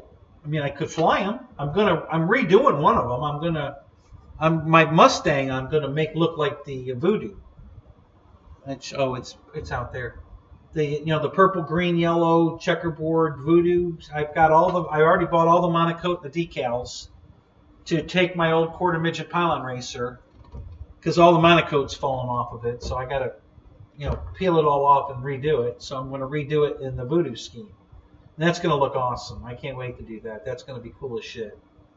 And that'll freshen that one up really nice. Yeah, I have not destroyed beyond repair very many airplanes in 50 years. Less than 10. Okay? I've got a couple that I've destroyed.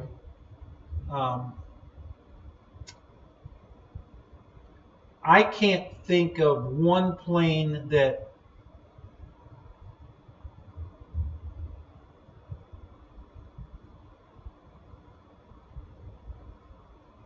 I'm trying to think if I've ever destroyed an airplane so much that I don't have any of it left. I crashed 2 Quickie 500s, and I was able to salvage the front half of the fuselage on the one and the back half of the fuselage on the other one, and I've already trimmed them to glue them together and make one new fuselage out of them. So I'm going to take the 2 planes, combine them into one, and I'll have a perfect fuselage, and then I just have to build a wing for it. And I have the rib, the original rib. It's actually a rib, not a picture one, that I can trace out. It's a constant chord wing, so all the ribs are the same. So all I have to do is build a new wing, and I'll have a Quickie 500 again. So, but those were 2 crashes that I still have parts from. So I'm going to be able to salvage the fuselages into one again.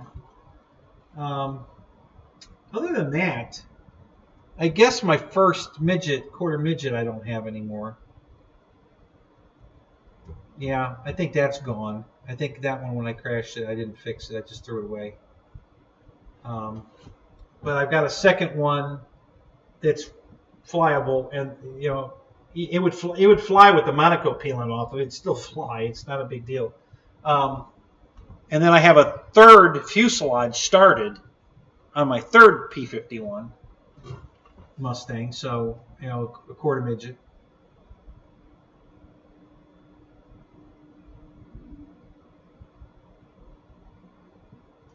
Yeah. See, I'm just not willing to spend, because there's no way you're going to get that plane in the air for under $3,000, Eric. Think about it. The plane is $1,795. You got to buy 4 engines, 4 ESCs if you're using electric, or if they're gas. 4 propellers. Hubs, mounts. Engine mounts. Everything's times 4. And then retracts, and because none of that comes with the $1,700 price tag. It's all la carte. you gotta put it all together. So yeah, there's no way you're gonna get that plane in the air for under $3,000, and that's just way too much money. I'm at $1,275 for my T-28. I can put wheels on it for way less than $50. The servos are going to run me about $1.50. So $1,275, 13 1/4, 14. Let's just round up to $1,500. That should just about cover it. Well, a motor and an ESC. The motor and ESC I'm planning to use will be about $100. So maybe $1,600. And it'll be in the air at $1,600. So that's what I'm figuring.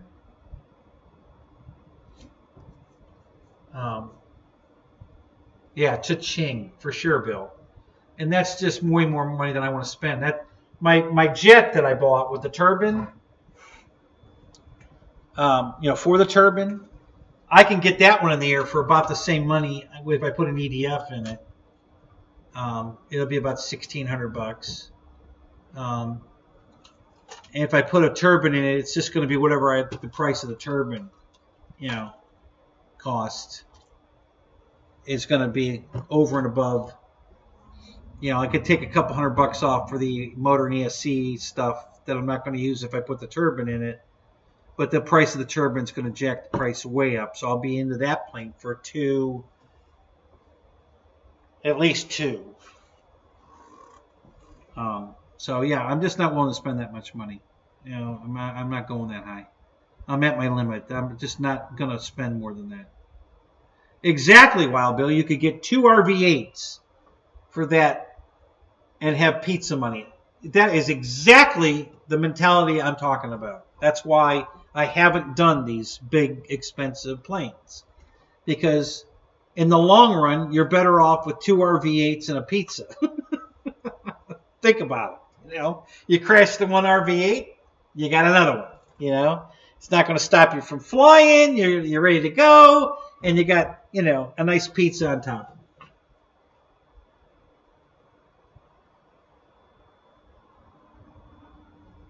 I think that's the other thing that's in the package. And when I think I'm getting a pair of socks, the Legend Hobby socks too. I think that's going to be in my price package, I believe.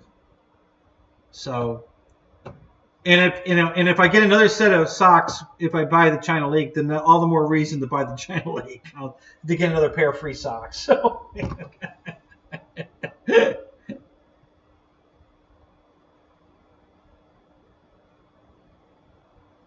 Yeah, exactly. You could get your Chevette, that you wanted, and an RV8, and have pizza money, and sanitize your toilet for less money. So yes.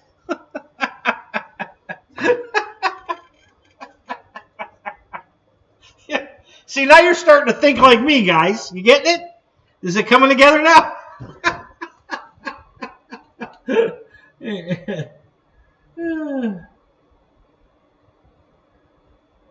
Before you buy another airplane, you're going to call Dave Ramsey first. Who's Dave Ramsey?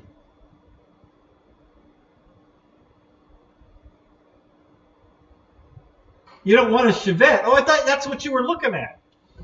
After you got rid of the K car, I thought you were. Didn't you say you were buying a Chevette? What was a wagon or something? What the hell were you going to buy? It wasn't a Suzuki. It was something else.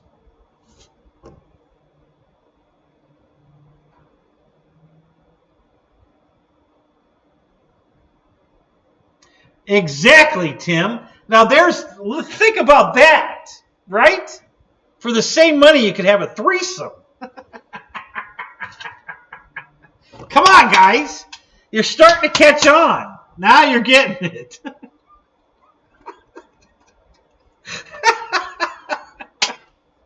Oh, my God. You guys are killing me. Okay, we got to change this. That's a horrible picture. Let's get off of that one. We're done looking at that. I forgot to switch my thing back. We got better things to look at than this shitty picture. We'll go here for a second. Let's go here. Hang on. Let's go here. So we'll give you. There you go. Now we're back on track now, and then I'll switch this picture while we're looking at that one. Sorry, guys, I'm slipping here. You should be paying more attention to my stream backgrounds. Let's look here. How about this is a good one. Let's put this one up. Yeah.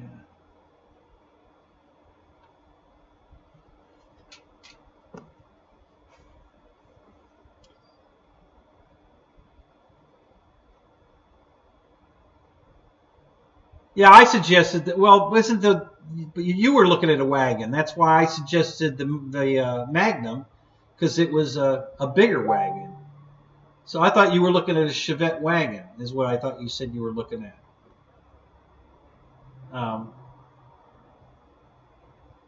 We'll have to go back and look. I think you were. I could be wrong, but I think you were. And that's why I said, why don't you get a Magnum? You know, or get a real car.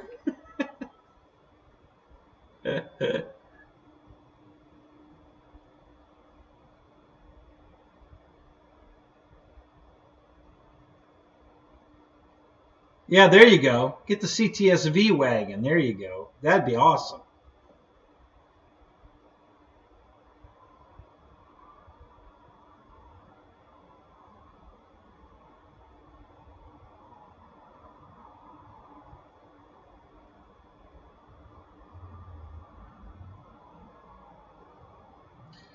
Tim, have you looked for one? Are they really hard to find? I'll be honest with you. I love the CTSVs, but I didn't. I never looked to see if the wagons were, hard to find.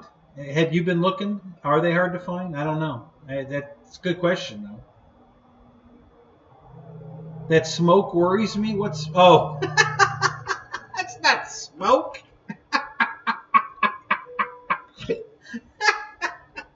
That's just the background of the montage background. That's not smoke.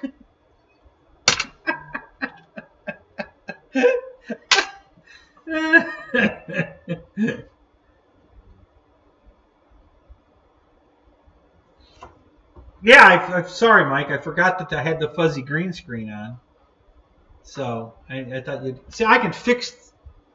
This is all that has to do with cameras. Let me give you a demonstration here, because I've really got this shit figured out now. All right, so here's the fuzzy green screen, right? But if I do this, ta-da! It took care of the fuzzy green screen. Now we've got the space shuttle. We're in orbit. See? And this is the camera on the laptop right here. Okay, so we can angle that a little bit. Will center me up a little better in the, so that we can see the curvature of the Earth right here. Okay, and then over here, this is the space station out the window here. We're docked at the space station in outer space, and I could probably bring that in a little better. Yep. See, so now now we don't have a fuzzy green screen. We fixed it. I'm on top of this stuff. See, but for some reason, this camera wants a lot of light on the green screen, and that's why I'm dark right now. See how dark I am? But the green screen's lit up really good. But see, now if we go back to this picture, now the green screen's gone back here on my little picture. Down here, I'm down the corner here. Stop looking at the girl. I'm down here.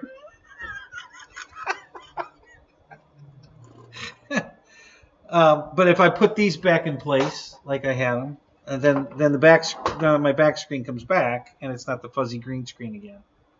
So that's I don't know why it does that. It's something to do with the camera. Quality of the camera probably in the laptop's not that good. I don't know. But yeah.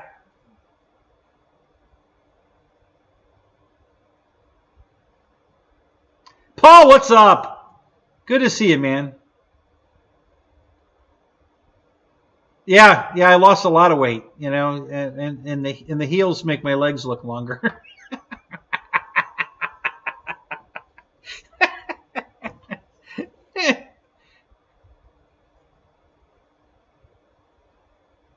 Yeah, no, there's no smoke coming out of her ass. It's just the background. That's the purple screen she's laying in front of.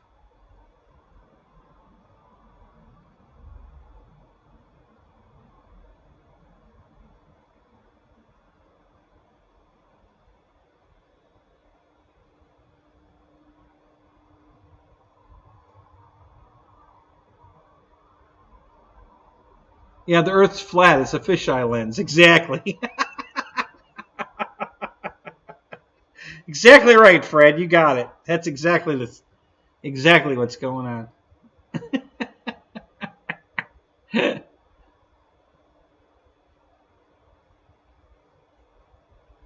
Find the two midget strippers?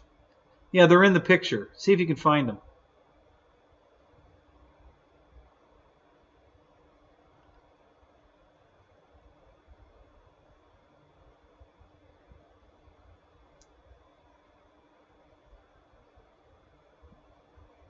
Oh God. I've got some homeless people walking by out front yelling at each other. Smoking pork butt. Yeah, there you go.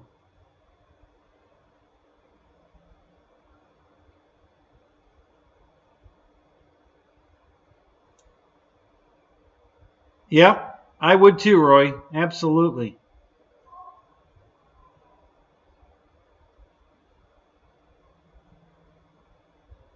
All right, hang on a minute, guys. I got to go check this out because they sound like they're walking up to my building. So let me go check on them. Hold on a minute.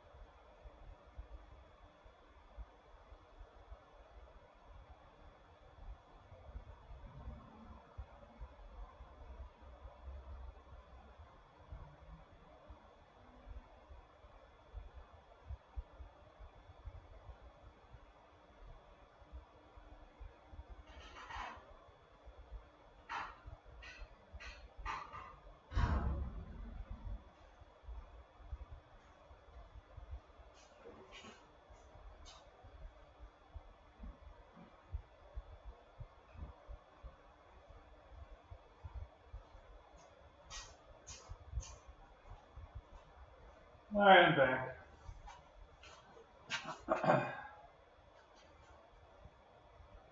Let me I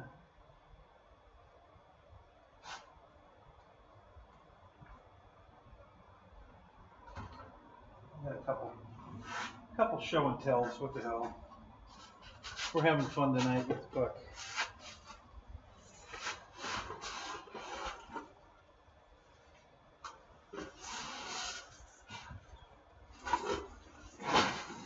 Sometimes this tent is so hard to get into. All right. So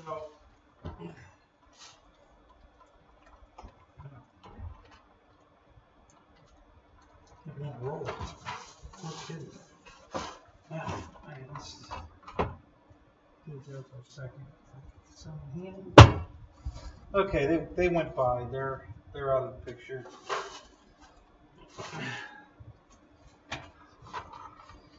All right.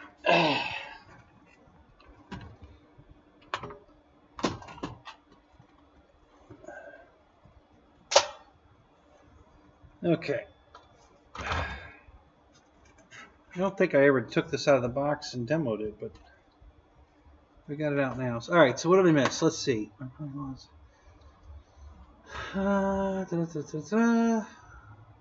on a minute, I got to back up. I want to see what I missed.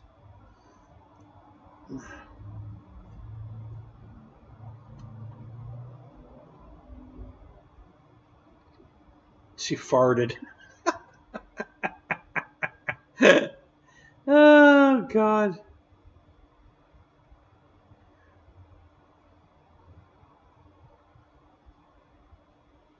Yeah, I do. I have a good view from down here. Yep. Front row seating. Just right there in the stage. I had to reserve this table. It was a tough one. Take a gun. Yeah, I did. I got one stored out here. So we're all right. Yeah, they just walked on by. They're gone. So I grabbed a soda out of the cooler from the truck and locked the truck. So now we got a caffeine-free diet. Caffeine-free diet Coke, so it won't keep me up. I'll be able to fall asleep in front of you here.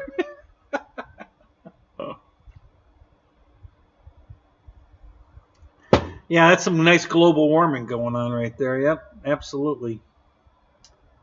And it ain't flat either. So there you go.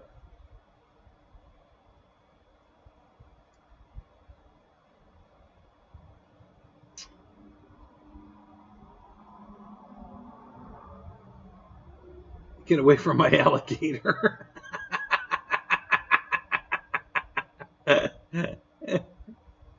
No, just yell out the door, Chopper!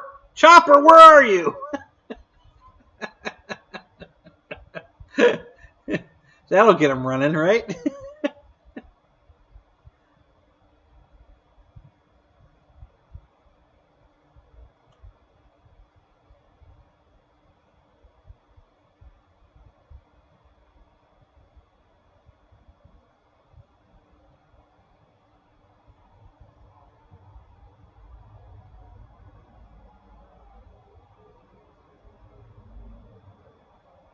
Yeah, it's probably exactly what they were doing.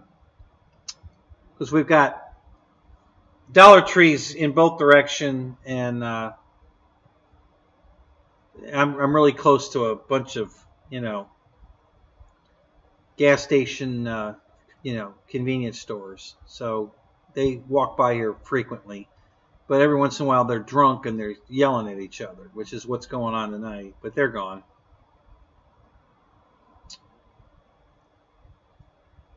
Uh-oh. What happened to Jim? Sorry to hear that. What?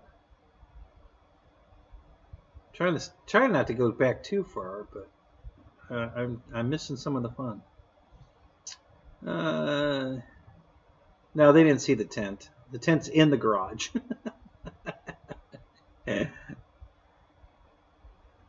Yeah. No, they're not getting in this building. It's exactly why I didn't have any windows or anything put in it. It's just the door. And there's a deadbolt on the door. The overhead door's chained down and latched. They're not getting in here.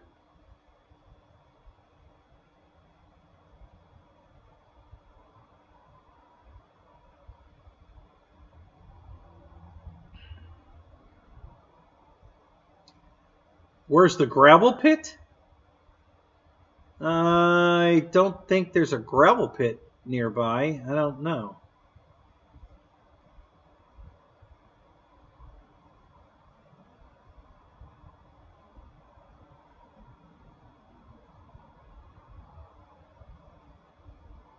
Okay, the school's right across the street. The church is next door. The church is to my south. There's nothing to my north. The power lines. And the school's across the street. So, and behind me to the west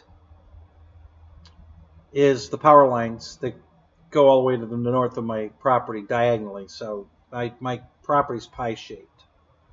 So the power lines are behind me to the west. Then they go to the north. And the school's to the east. And the church is to the south.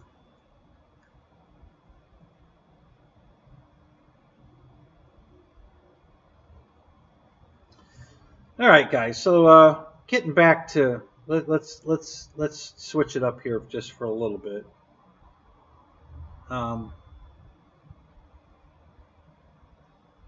Let's see if I switch this to here. Actually, that's a little more impressive. Let's go with this.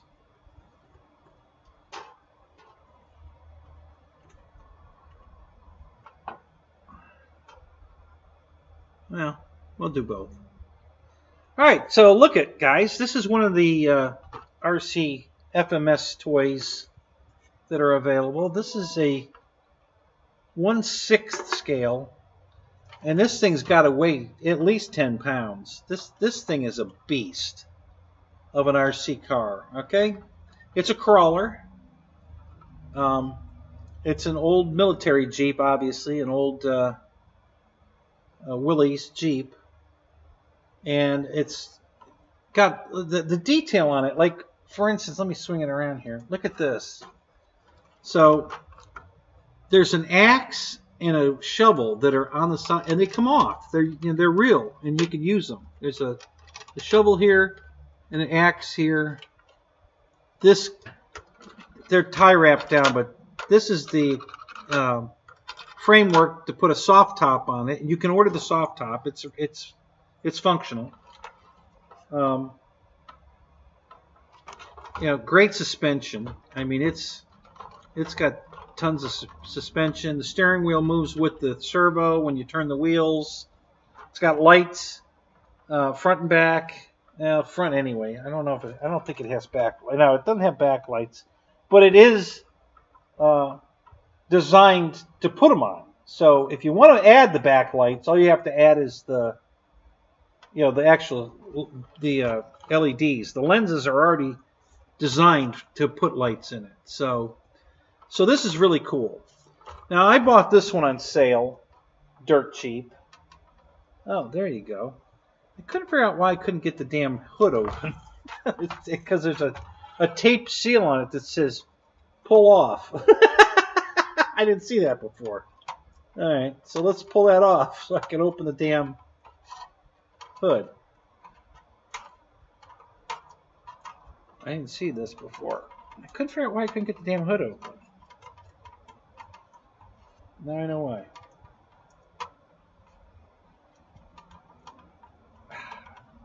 Hang on, almost got it.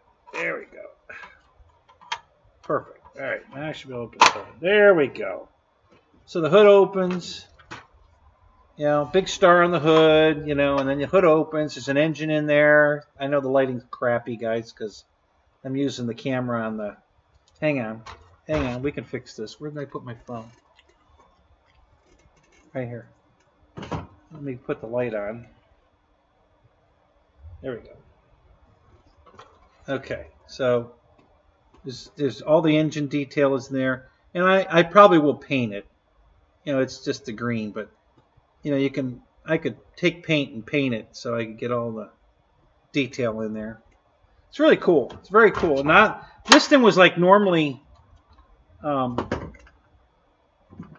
think it was $329, I think, normally. I want to say that's what it was, and it was on sale, over $100 off. It was. I ended up paying $199, I think, for it. Right? I think that's what it was. I think this one was on sale for $199. All right. The one that's on sale right now, as we speak, looks identical to this, except it's half the size. It's a 12th scale, and it's on sale. It normally is $249. It's on sale right now from Horizons Hobby for 99 bucks. So, and it has all the exact same detail as this, it's just smaller. So I ordered that one too, okay? And then I ordered Michael's Suzuki. so he could take it to work, because he's complaining about, the price of gas and how expensive everything is, and he doesn't have a pot to piss in or a window to toss it out. So he needs to, save money. That's why he makes paper airplanes. So anyway, there's this 12 scale Suzuki RC, and it's got fully functional lights, turn signals, brake lights, backup lights. It's got the interior of the seats fold up and down, and the doors all open, and it's crazy. And it was 12 scale, and it was also $249 on sale right now, 99 bucks. So I bought that one too. So I got 2 new crawlers coming. I'll share with you guys Thursday. Sporting my new Legend Hobby T-shirt or the button shirt. I don't know which one I'm getting. And yeah, exactly. This is G.I. Joe size. That's what you put in this. It's a G.I. Joe size, and I'm talking the old original G.I. Joe, not the new one. I have the original from 40 years ago, 50 years ago, G.I. Joe. That's much bigger than the now G.I. Joe. It's much smaller.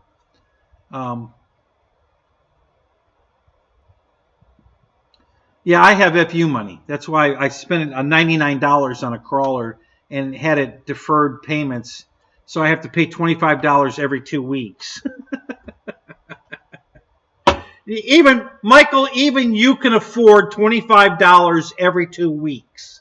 Don't give me no shit. I know you can afford that. So,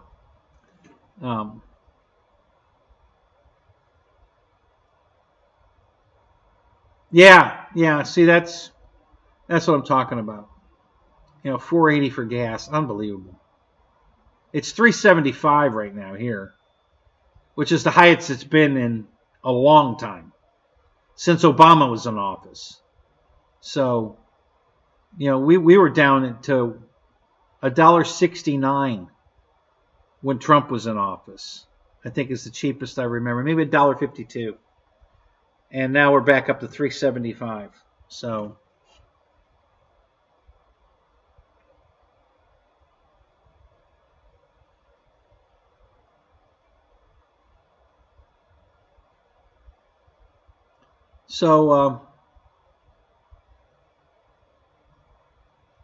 anyway, again, I'm not plugging Horizon to try to sell product for them. I'm plugging great deals so you guys can save a lot of money and have some fun. All right? This kind of stuff is great on a rainy day, or if it's too windy at the flying field and you've got this shit with you.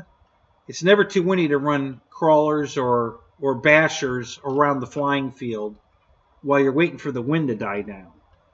So, and I just love RC. Boats, cars, planes, hovercraft, submarines, I don't care what it is. If it's radio control, I own it, I want it. So when they put sales on, like they did with this one, because I would have never paid $329 for this. But $199, oh yeah, absolutely. This thing is, these are real cushioned seats, guys. This is upholstery with foam seats in this thing. Okay, real foam seats. It's got a big like an ammo box in the back here, right here. Spare tire on the back. It's a real functional spare tire. You can take the wheel off the side and put the back one on if you want to. I mean, if you want to do a tire change just for the fun of it, you can do it. It's a real wheel. Like I said, the steering wheel is hooked to the servo that runs the wheels. So when you steer it, the steering wheel goes around. Got a jerry can on the back. Just like my Wild Willie, which I love. The Wild Willie's hilarious. So I bought this one. Now I bought the 12 scale one also. $99, guys. I'm sorry, I just couldn't pass that up. And then I bought the Suzuki one because honestly, I don't think I would take this one and the windshield folds down. It's got a little hook here. I always think I'm going to break it. It makes me nervous.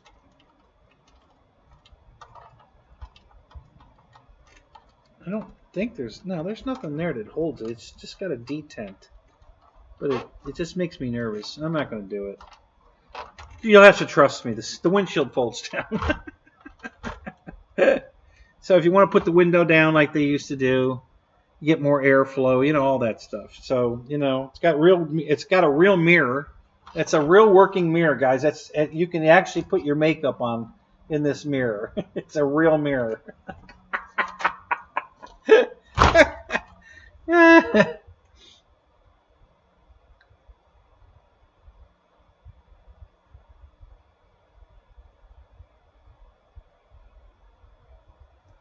Yeah, who was Dave Ramsey? Who's Dave Ramsey?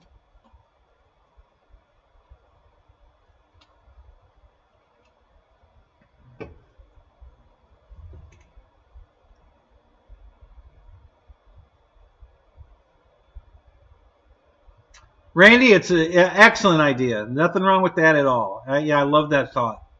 Let's get, the Army men. You can go to the Dollar Tree and get a whole bucket of Army men for $1.25. And I can set them up and then start shooting with the BB gun. No problem. That'd be a lot of fun.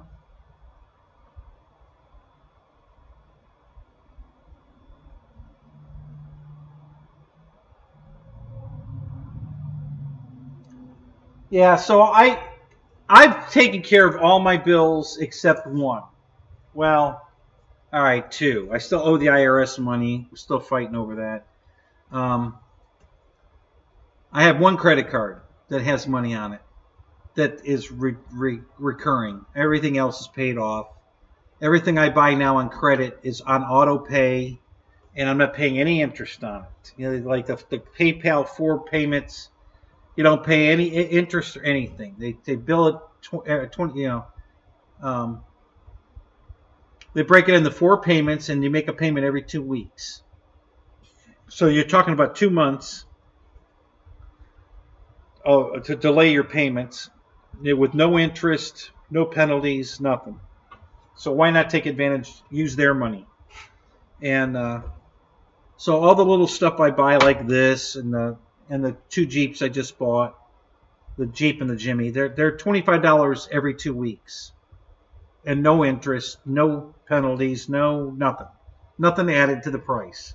I'm just deferring the payments over time because they do it for free. Why not? So, yeah, it's their money because they paid FMS to send this to me, and now I'm paying them back every 2 weeks. So I'm using their money, actually, yes. So I get to defer my payments for 2 months and have it now. So, yeah, I'm using their money.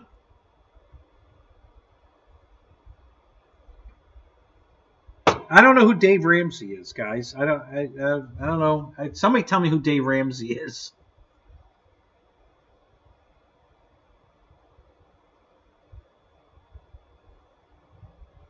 A finance guy. Hey, John Graham, what's up? Sorry, I missed you. I didn't see you there.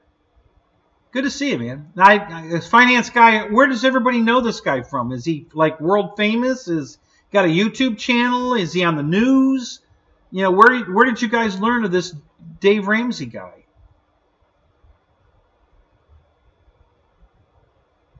Look him up? No, I'm not looking. I'm not going to waste my time looking him up. If you can't tell me who he is, fuck it. I don't care.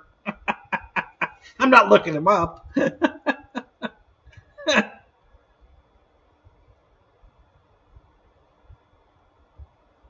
Radio Hour Show? Okay, so on the radio you listen to talk radio, finance guy? That's what you do on the radio? You know, they play music on the radio. Did you know that? It's all different genres, you know. You just change the channel. He talks money.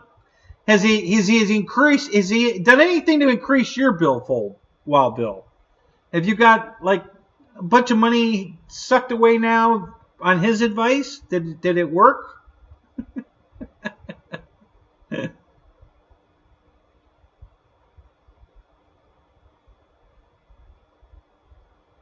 Yes? How much money are we talking about?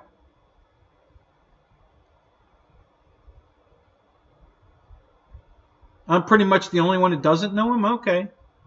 Well, that's all right.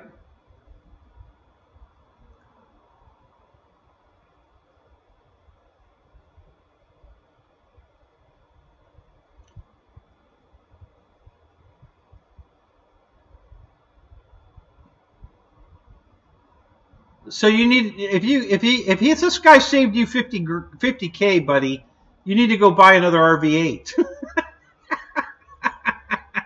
No excuses. You just told us you've got money, so go buy another fucking RV8, you cheap ass.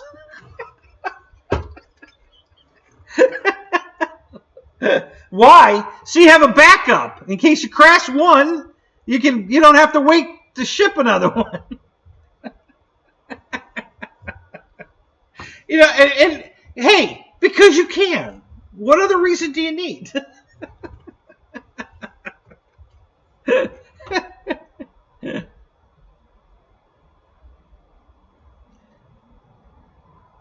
Yeah, he teaches you how to be a millionaire. Well, and it's not obviously not working for you, Michael, since you can't even afford anything but a Dollar Tree foam board airplane. So all his great advice has done you a world of good.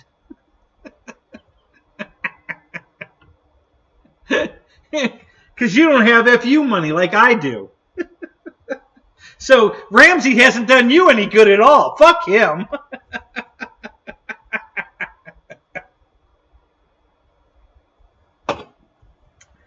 Oh my God, you guys are hilarious. You don't even have 10 planes. Well, whose fault is that? You definitely have FU money. What the hell are you waiting for? Buy some airplanes. You know, and send Dave Ramsey a thank you letter. You should put Dave Ramsey's name on all your airplanes or a banner flying behind him while you're flying.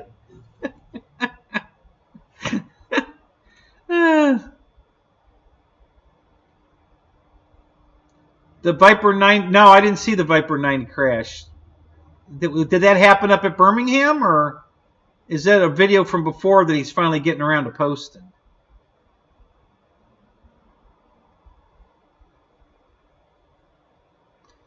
He's not really a finance guy. He's an anti-finance guy? Oh, okay.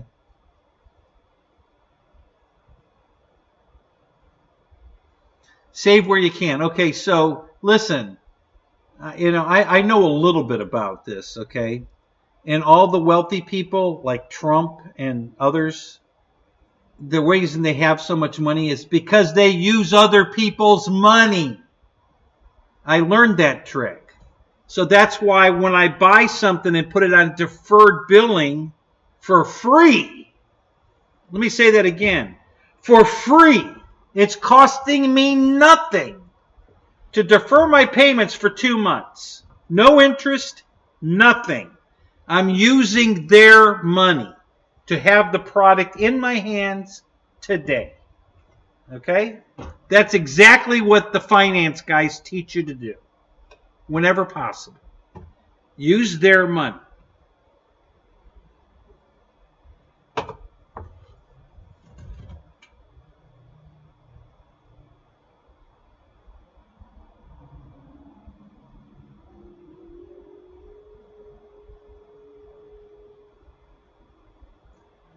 Well, it depends on where you put the money, Bill. You know, if you invest it in the right thing, you know, maybe buy government bonds. I'm not sure if that's still a thing. I thought it was. They have a good return rate, better than most bank interests. There's things you can do with that money that will help you.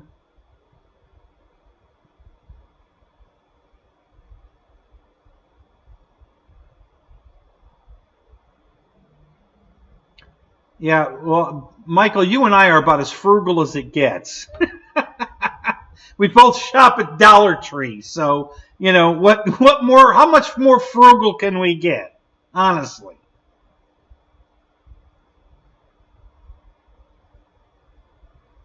You're right, Tim. They're not, but it's the same principle. Okay, when they make $1 million deals and they use somebody else's money to do it. You get it? So that I'm just taking a chapter out of their book and using it in my little world with my little payments for my little toys, but I'm still taking advantage of using someone else's money. Because I'm not going to go out and make $1 billion deals, but it's just fun to have my toy today and not have to pay for it for 2 months and not have to pay any interest to do it.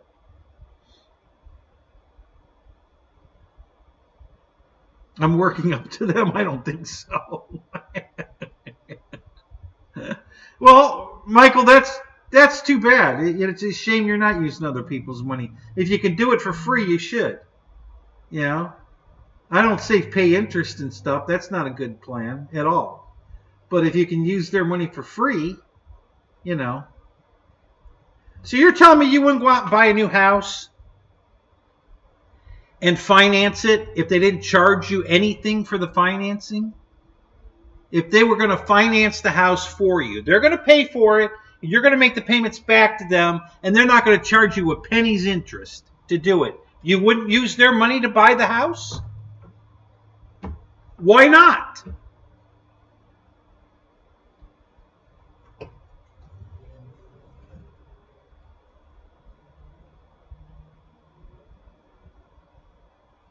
Did I get you some pizza rolls? I got you some French bread pizza. I didn't get the pizza rolls, but I got French bread pizza. You want that? I could go warm you up one right now.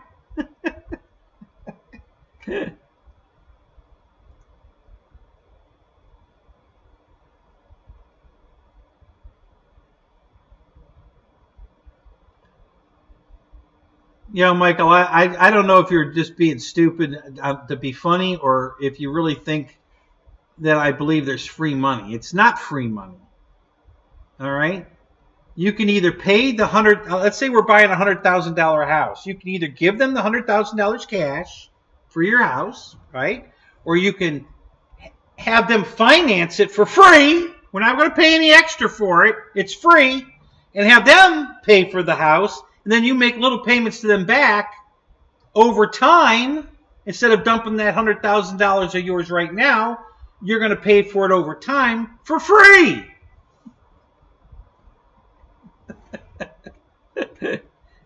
Yes, I do. You want me to go warm up a pizza for you?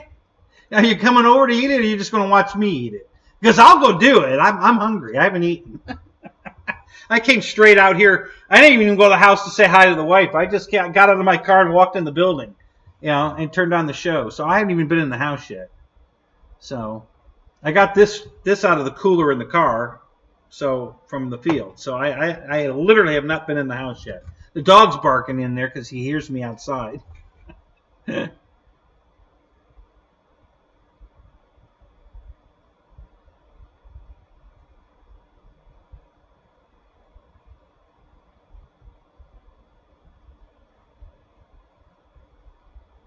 Okay, that's a good deal too, Michael. Excellent. If they'll knock $30,000 off if you pay cash, then do that. Absolutely. I agree with you 100%. I would do that too. If I had the $70,000 and they would take it, discount the house $30,000 if I paid cash, I would do that. Absolutely. But you don't have an extra $70,000 around because you just said you don't have any FU money. So See, you keep putting your foot in your mouth, Michael. You keep telling me you haven't got any money, but now you're telling me you got 70 grand to buy a new house. So what the hell? Which is it?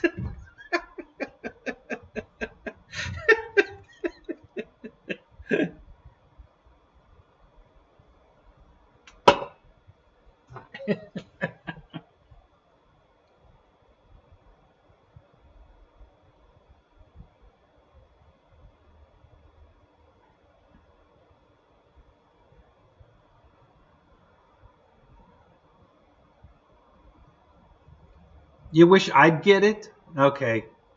What am I missing? Somebody, I'm a 6-year-old. Explain it to me. How am I missing it? What am I missing?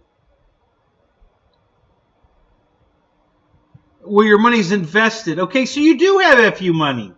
You just have it invested.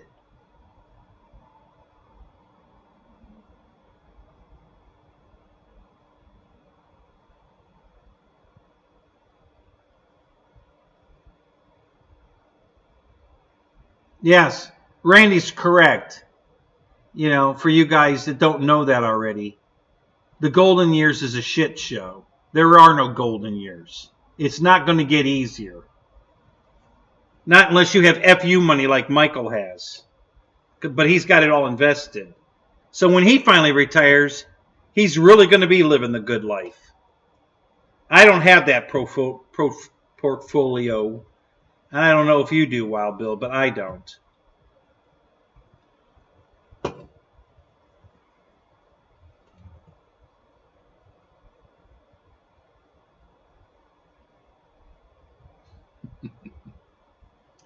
Okay, Michael.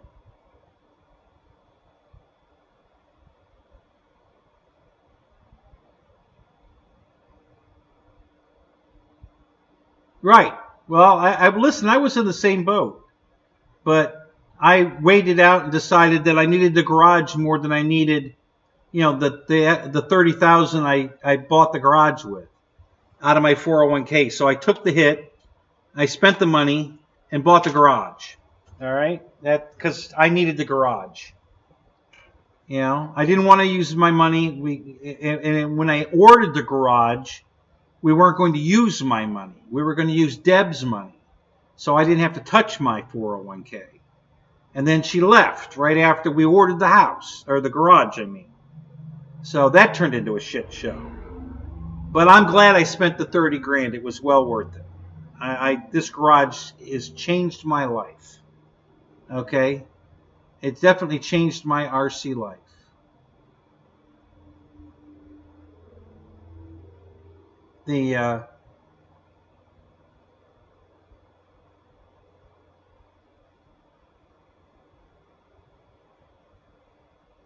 Yep. Wild Bill, I'm in the exact same boat. Listen, I didn't do shit either.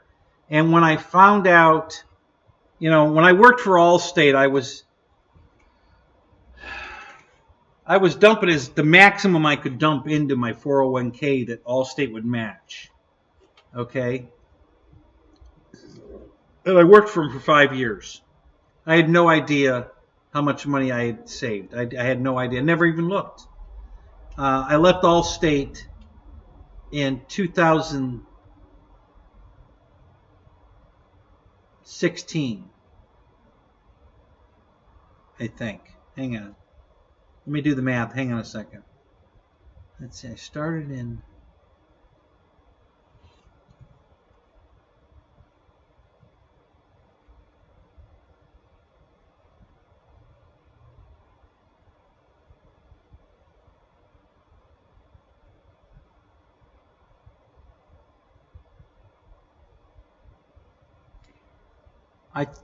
Well, let me look. Hang on a minute. 12.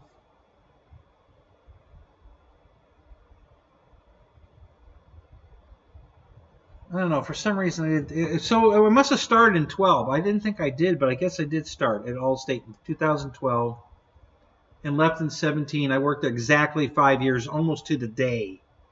I was 1 week short of to the day. And I put as much 401k money away I could. And whatever they matched, I did the maximum match. And I didn't look at it until 2 years ago when I ordered the garage. Well, we ordered the garage 3 years ago. So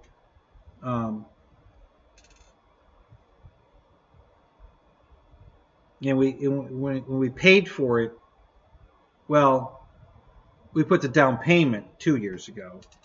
Well, I had no idea how much money I had in there. And then we ordered the garage, and Deb was going to pay for it because we didn't even know I had any money in my 401k yet. So it was already predetermined. She was paying for it, and she got a loan for it on her good credit and all that. And then she left. So,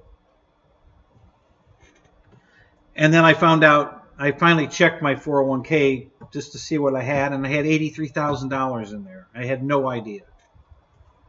And so I used $30,000 of it to buy the garage. That's what I did. I took a hit.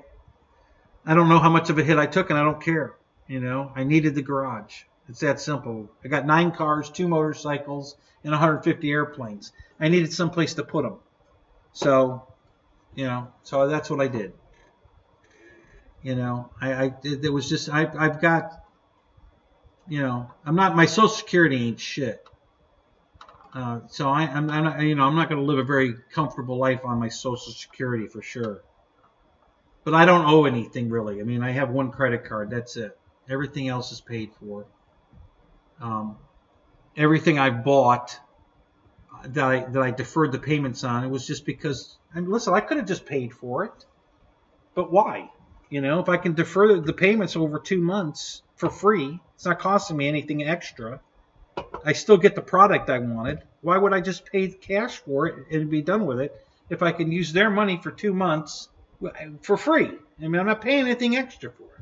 So why not? Well, that's exactly my point, Bill. I mean, it's, the money wasn't going to do me any good in the bank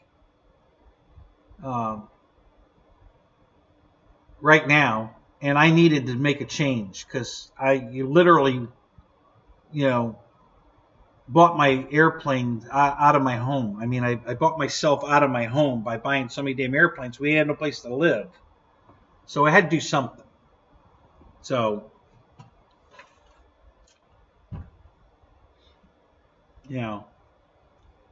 and my 401k, there were still there's still like 50,000 in there, and it'll make money. By the time I retire, it'll be all right. I'm not going to be living under a bridge. The house is paid for, the property's paid for, the garage is paid for.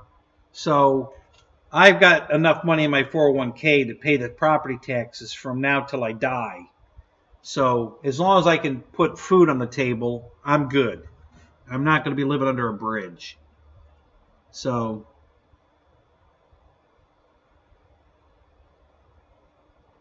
oh no, that it would be.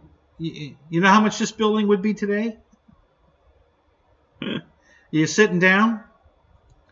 $75,000 is what this building would cost today. And, I bought it before all the steel prices went up, before all the prices went up, the minimum wage went up, all that shit. When all that shit went up, the cost of this building and having them put it up and all that shit quadrupled. Okay? Tripled. So yeah, I think the building today is $75,000. So yeah, I bought it at the right time for sure.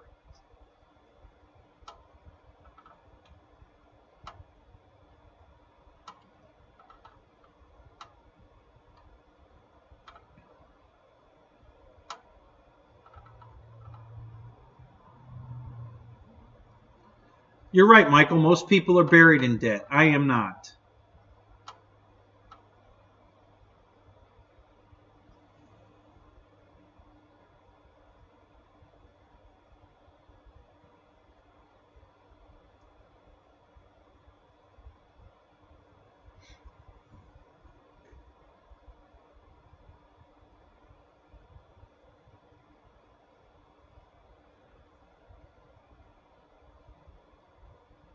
Yeah, Hobo, I'm hoping I'm hoping the world goes back to reasonable, because right now it's unreasonable. Everything, the price of gas, the price of milk, the price of everything. I mean, it's ridiculous. So yeah, nobody's wages increased enough to overcome the inflation. So we're all screwed. It sucks. So I'm hoping we get a reprieve on that soon.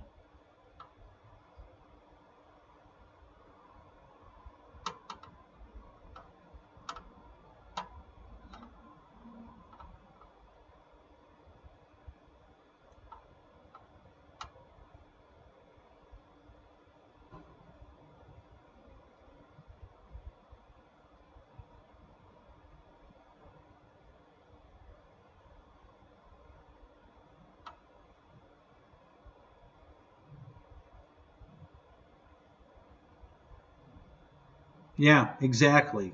More than double. 96,000. Yep.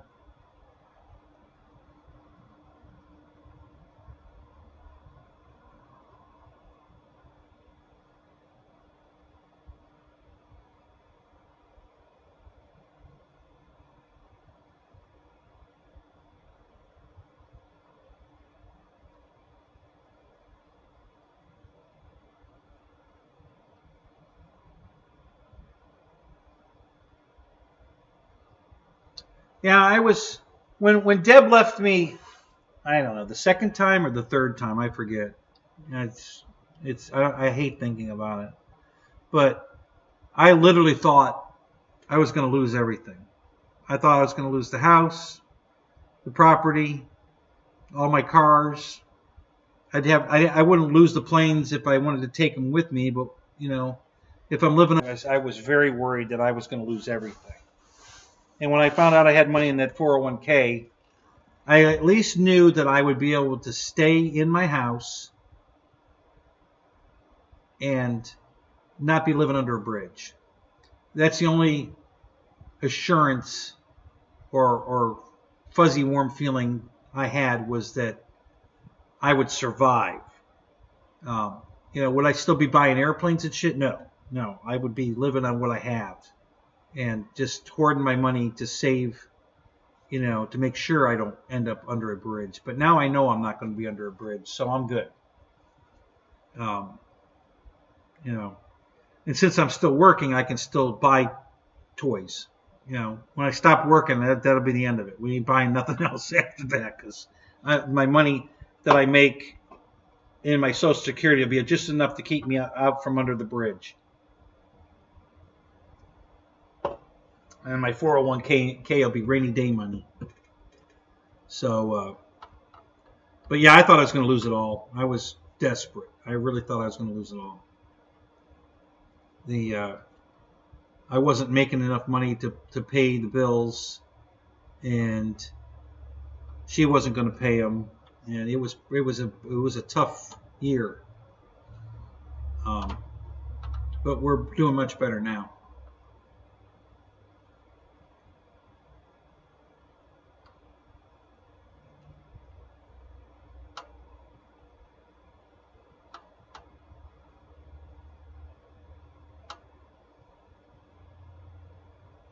Yeah, the most I've ever made in a year was, the highest paid job I've ever had was Allstate, and I think it was 58,000 was the most I've ever made in my life, in a year. So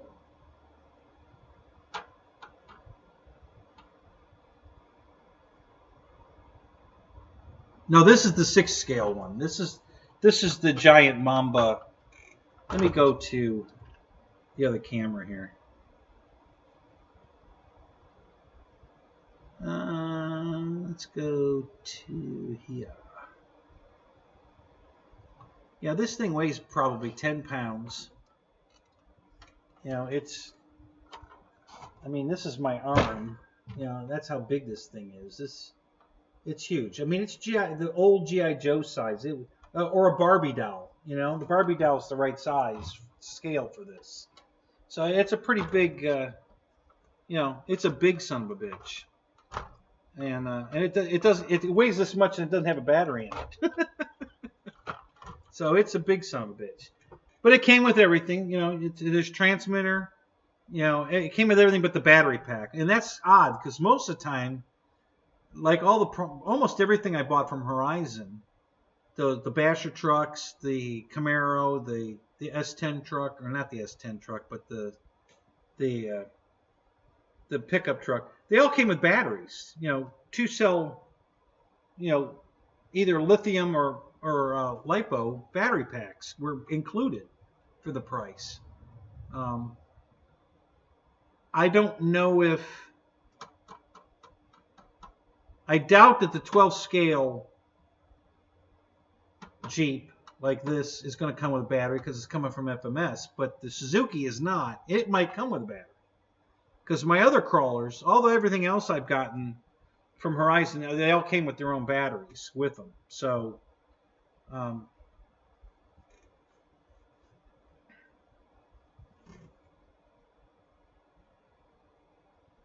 newborn or little Jeep? I don't know what you mean by that one.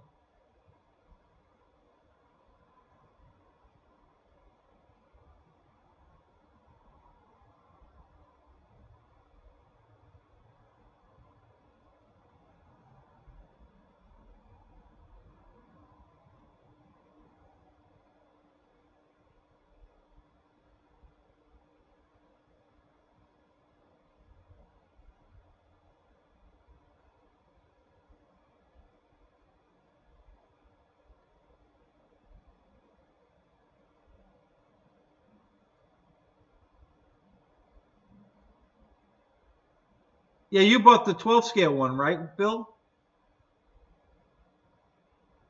You know, the little one.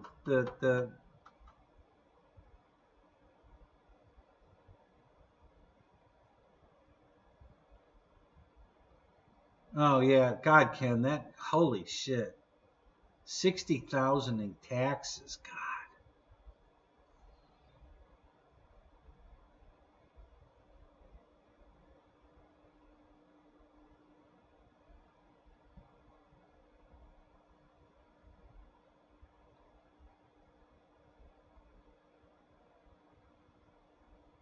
It's a lot cheaper than the newborn. Well, that's probably true. Yeah, you bought the 12 scale one. I ordered that one too. Yeah, it's awesome, Bill. You're gonna love it. I mean, FMS. Listen, my favorite airplanes and everything, honestly, comes from FMS. I think they make the best quality product. The best engineering goes into it. It's just not crap.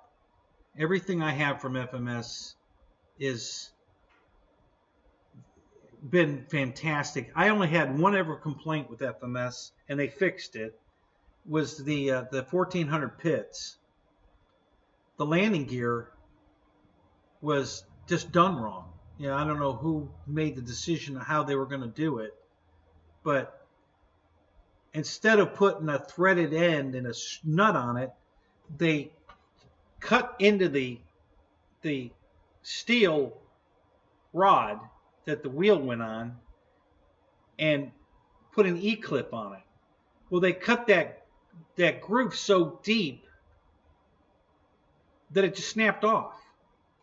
They put the E-clip on the inside of the wheel and the outside, and the inside, you know, so the wheel wouldn't go up against the bend. And the inside one was cut so deep that it just snapped off right there. So everybody's landing gear snapped off, and that was the first time I've had any kind of issue with FMS stuff. And like I said, they replaced it, so it wasn't a big deal. But yeah, they really do a good job. Their stuff is really, really good quality. Well, Bill, do you have any FMS planes? Don't you have? Did you get what was it, the Super Easy or one of the? Did you get one of those planes, or you don't have any FMS planes?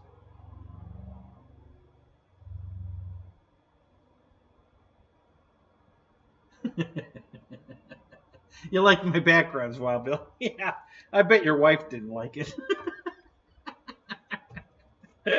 Have a good night, Wild Bill. It's good seeing you, man. We'll see you next week.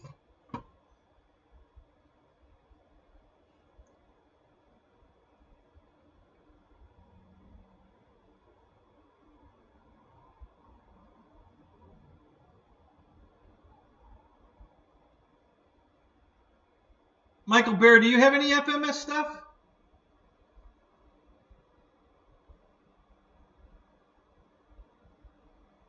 Oh, you're gonna earn some cash this week, are you? All right, that's always a good thing. All right, Hobo, you're out of here too. All right, man, you have a good night. Thanks for stopping in. It was good seeing you.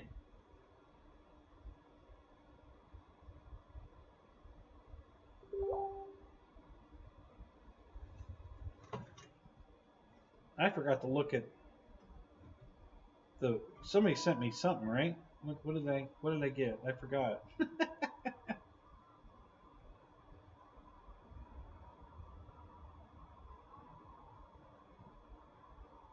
Roy sent me a video of snow. No, I don't want to watch that.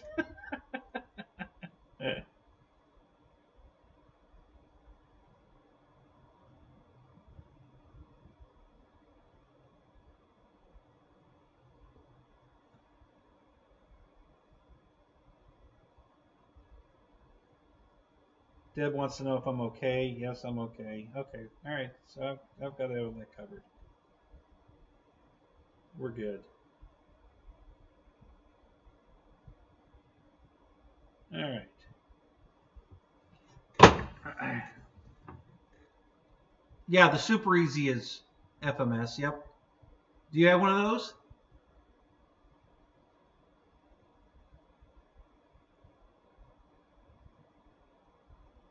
Yeah, that's. Yeah, I would say that is probably. God, it's a toss up. So the Yak, my 90 millimeter Yak 130 was made by the company Ready to Fly, and then Freewing bought it out. So Freewing didn't build this airplane; somebody else did. And the quality of that, and the detail, and the scale, and everything is fantastic. And I don't know which one I like better for overall detail and everything, but the Tiger Cat and that are in a real close tie for the best all around. Quality, flight characteristics, scaleism, everything. Those two planes are the best planes I have as far as overall, just amazing. Both those planes. And so I agree with you. The F7F is awesome. I love that plane. It looks great. It flies great. It's just there's the landing gear on it is the most impressive landing gear I've seen yet. The landing gear on the Yak is awesome too, but it's got plastic components in it where the FMS does not. That's all aluminum, so it's just awesome landing gear. I like the fact that the Yak gear is scale. I mean it functions perfect, just like the FMS gear. I mean it just floats along the ground. The gear is just working its butt off, and the plane's just straight, smooth as glass. But I just don't like the plastic components that are in it. But they haven't been a problem. I mean, but they just look plastic. You can tell they're plastic. They look plastic, but if they're not, they haven't broke. They're perfect. So I can't complain about the functionality of them at all. It would have been nice if they'd have molded it out of a different color plastic than white, so it looked more like substantial and real. But it's not a deal breaker at all. I love it. I love both those airplanes. So.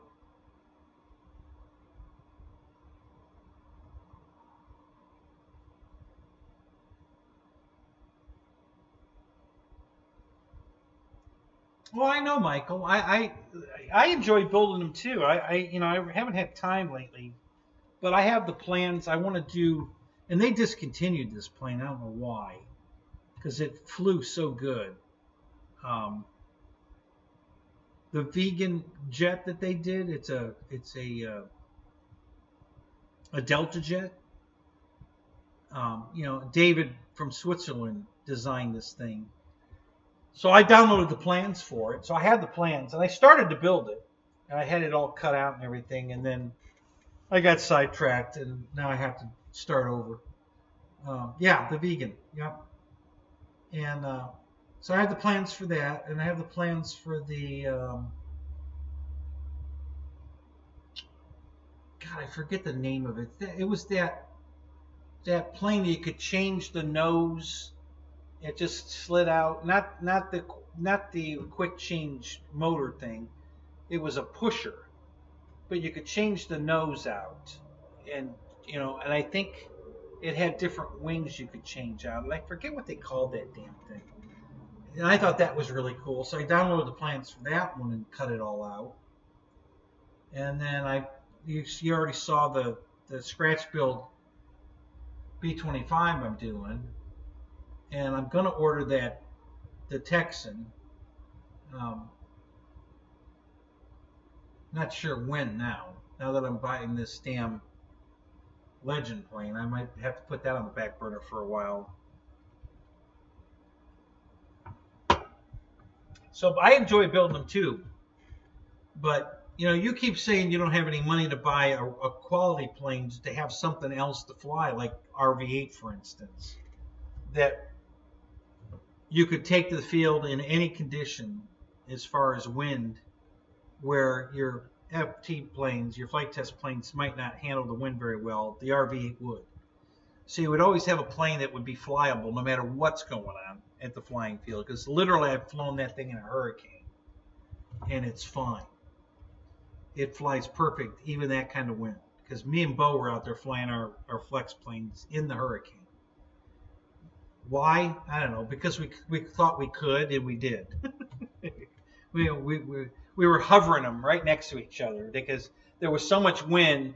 We had enough throttle that we could just hold them in the air right over our heads, side by side. And it was just funny that we were laughing our asses off, because it was just funny to be able to fly like that.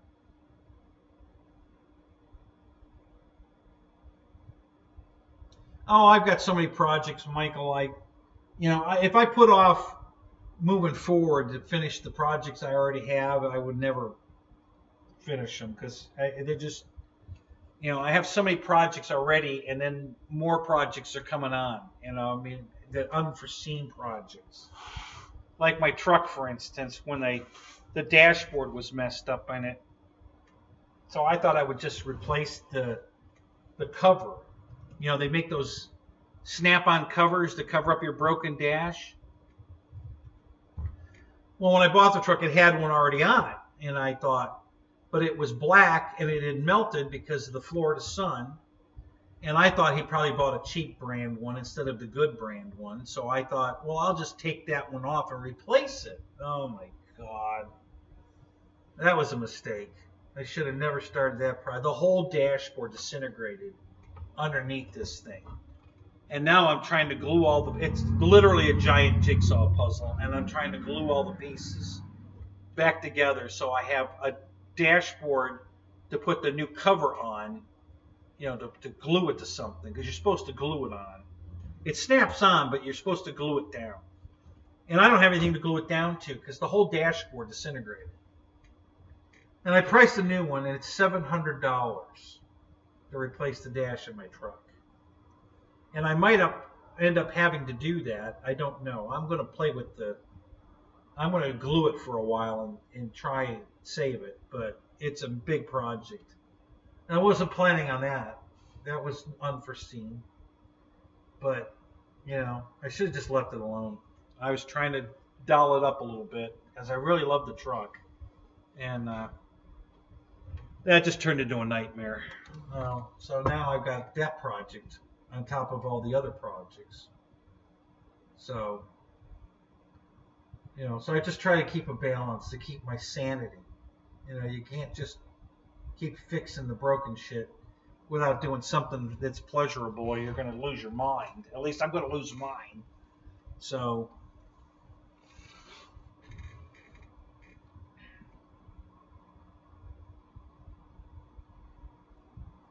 this hobby is really, you know, in 50 years of doing this hobby, it's gotten much cheaper now than it used to be. I mean, when I started flying, radios were $400, $500, $600. Okay, I mean, I paid $150 for a used 3-channel radio back in '73. This radio, I still have it. This radio. All right, I paid $150 for this craft radio. It's a 3-channel radio in 1973. I bought my 16-channel OpenTX touchscreen, Halifax gimbals, the whole works radio, my Radio Master, for $100. Basically brand new. The guy bought it, used it once, and didn't like it, and sold it to me for $100. So, you know, and that radio will do everything I ever want to do and fly every model I want to buy from here till eternity. And that radio is nothing more now than a conversation piece. I mean, it still works, but, you know, what are you going to do with a 3-channel radio that has nothing? No mixing, no dual rates, no nothing. It has the functions, and that's it, you know. Left, right, up, down, throttle on, off. That's it. That's all you got. It doesn't do anything else. That's all it does. So, you know.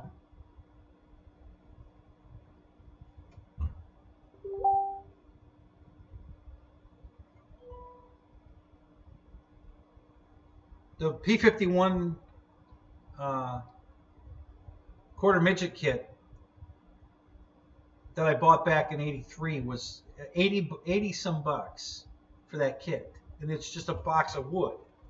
You have to put it all together and then whittle it into a shape.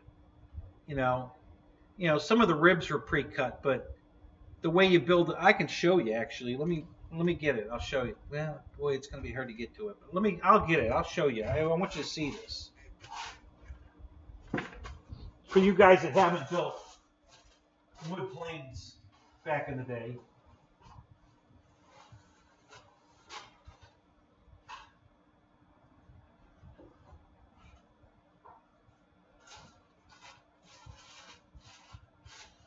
So this is my quarter midget pylon racer fuselage. Okay. So let me move this because I want to use this camera. All right. So this is a P-51. Let me go to this camera. You're going to find this very interesting. Okay. So this is a P-51 Mustang. Looks just like one, right? I mean, the scale fidelity is unbelievable. Now, so what you have is you have to take, okay, you see the corner wood here and down here, okay? You have to cut this wood, shave it round to get the, the roundness of the nose and the taper of the nose. You just glue the thick wood block here, the sides, the corner pieces, and then that's the firewall. That's hardwood. This is all balsa. And then you have to shave that round into the shape of a P-51 Mustang. That's how it's done back in the day. And we have much better ways to do it now. But this is what it used to be. Okay, and this is the way the kit, this was a kit. This isn't scratch built. This is the kit. It came pre-drilled for the fuel lines and the mount that they wanted you to use. And this is all balsa. But you're supposed to carve that in, and that's what you did. I mean, I did it. I've already done it twice. This was number 3. And you have to just shape that into a P-51 nose. Because that's how it's done. And then there's the cockpit here. And I think I thought I had the canopy for this, but it's a smaller version of this. This is the canopy, right? It's a smaller version of this that's, you know, it sits right on there after you shave it into the round nose. But this is how it used to be done, and that was 80 some bucks for back in '73. That was 80 some bucks. You can buy a kit way better made today for less money. You know, just a basic balsa wood kit, you know, is probably cheaper and better, a lot less work when you glue it together. Hell, you can buy ARFs for that kind of money now that are already shaved, shaped, and have covering on them. You know, it's a small airplane, so it's not a lot of money, you know, but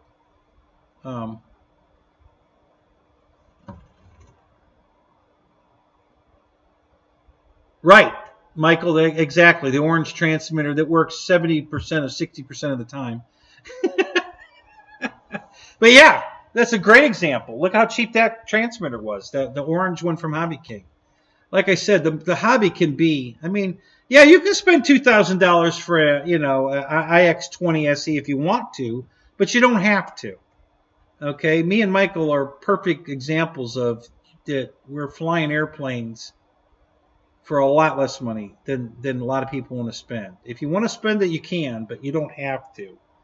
You know, back in the day, you didn't have those choices. They didn't have a $43 orange transmitter in '73 that you could buy from Hobby King. Hobby King didn't exist back then. Okay, so you had Futaba, you had Craft, you had Heathkit. If you wanted to solder one together yourself, you could buy a Heathkit radio and build it. Or I believe, God, I don't remember if High-Tech was back then or not. There weren't a lot of different choices. There was Craft and Futaba. There was another one, that a big name like Futaba. I can't think of it though right now.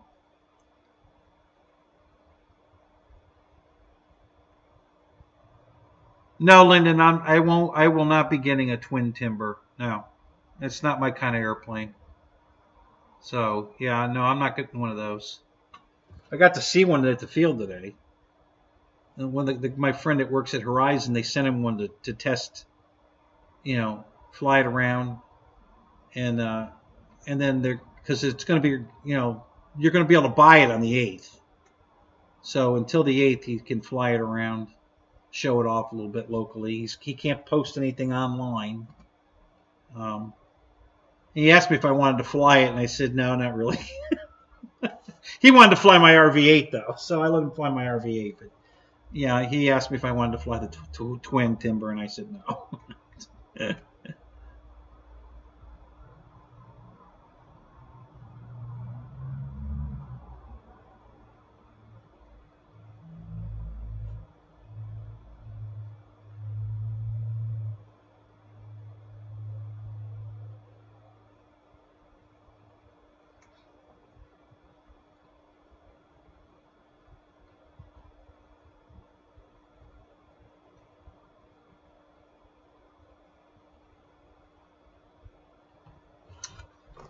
EK Logical? Really? I don't remember that one. Was that a UK radio maybe? Was that available in the UK or here? I don't know. I don't remember that one.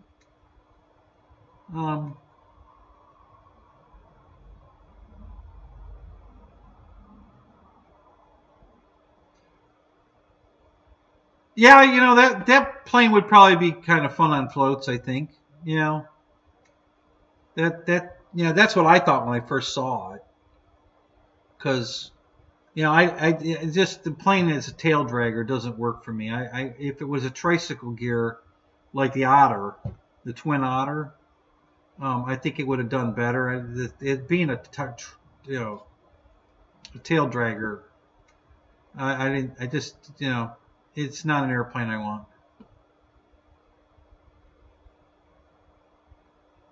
Yeah, you started on a DX5E. Yeah, so my first Spectrum radio was a DX6i. and it was I think it was $179, brand new. I bought it brand new, 179 bucks. I still have it. I modified it.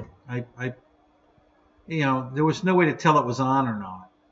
So I put a orange light. So on the DX6i, the spectrum, the little spectrum graph, I guess you'd call it, the little bar graph. On the DX6i is actually the speaker grill. So I took the radio apart and I put an orange light behind the speaker grill so that when I turn the radio on, that lit up like the ones do now. The new ones now, that's part of the light up part that.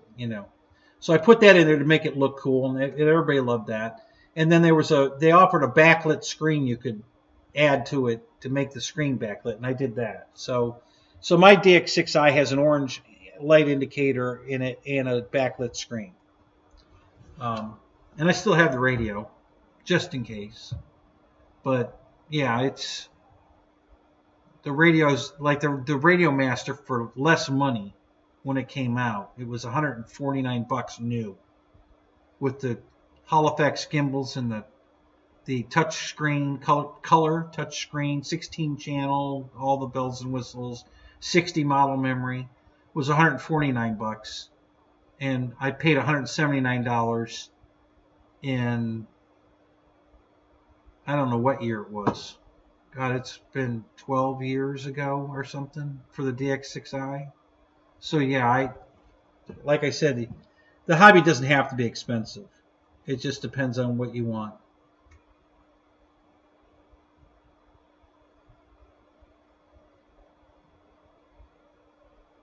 Oh, you've got a single stick.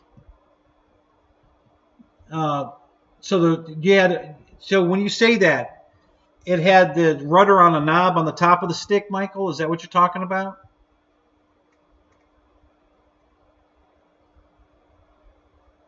It was made in Kansas? Oh, yeah?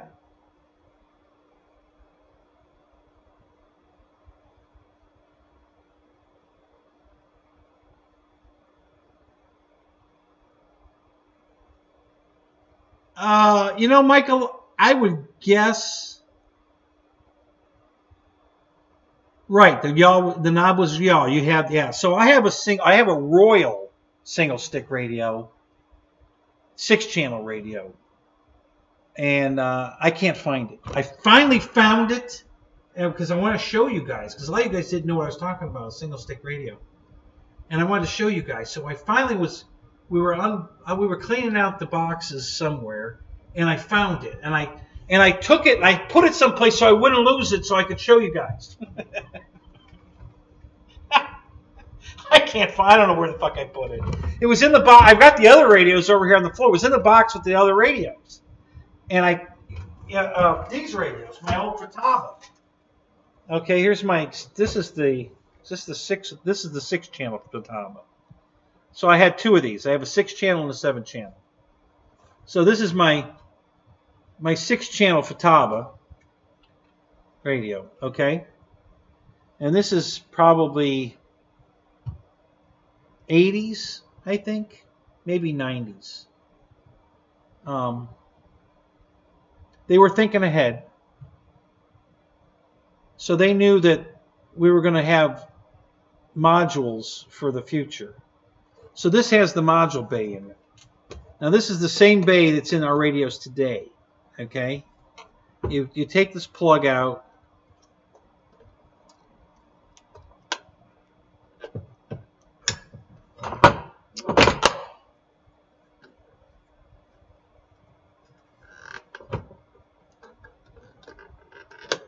God, I can't get it to release. There it goes. Okay, so you take that out, and it's got the little pins in it. And you put a 2.4 gigahertz module in here, and now this is a 2.4 gigahertz radio. The module has its own antenna on it. This antenna, you just take it out of the radio. These unscrew. So you can just take this out and throw it away because you don't need it. Right? You put the module in, and now it's a 2.4 gigahertz radio. Right? 6 channels. It's got servo reversing. It's got trim levelers. Got dual rates. We've got a trainer switch, you know, and you know, so you could, but there's no model memory. It's for one airplane, guys. You can't, you know, you can put multiple planes on it, but you have to move all the trim levers every time you change different airplanes. So that's a pain in the ass. No model memory. But yeah, so they were thinking ahead. So that's, so your crystal is in here. So if you want to change frequencies, this was, what frequency was this one? 38. Channel 38. What's the frequency? 72. Can't read that. 72. 550, I think it says. So yeah, this was 72.550 frequency, 72 megahertz, right? And now we're running the 2.4 gigahertz, right? But a 2.4 gigahertz module will plug it for a Futaba radio. We'll plug into this, and then this radio is 2.4 gigahertz. So, but with this, I had, you know, I've got another one just like this sitting over there. It's the 7-channel. Right now, this this one has a block off plate here for the 7th channel. This is not a, this is the 6th channel here. This is the 7th would be here, but this is a block off plate. My other one has this over here too, so it looks identical to this. So those radios were in a box with my single stick Royal. So I took the Royal radio out so I could show you guys, and I don't know where I put it. I can't find it. I have no idea where it is. But I like, personally, I really like single stick. I wish they still made them. I would fly a single stick radio if I could. I can fly either, it doesn't matter, but I really like the single stick. I thought that was cool. The knob on the top for yaw just seemed right. I mean, if you're driving it down, it's a steering wheel, right? So when you take off roll, you know, you just turn the knob like you're steering a car on the top of the stick. You're holding the radio in your arm this way, and you're steering it, and then your aileron, elevator, you know, and the rudder is on the knob, and the throttle was on the side of the radio. You worked while you're cradling the radio. So it just worked. I really loved my single stick radio. I wish I still had it. Well, I still have it, I mean, but I wish they still made them that way. Now, I did see an ad where you could change out the gimbal, you know, the right gimbal, and put a single stick with the knob again. And it looked just like the Kraft knob. It was the exact same knob that they used to use on the Kraft radios way back when. With the black knob with the silver insert in the middle of it. It looked exactly like the old knob. And you can put that in your radio. But I don't know how you would work the throttle unless you'd have to take a Dremel tool and cut, you know, a lever on the side. You know, it'd be a lot of work to make it work, to turn it into a single stick radio. But somebody makes the knob, you know, the stick, the gimbal to do it. So, you know, I guess if you built your own case, you could do it, I guess.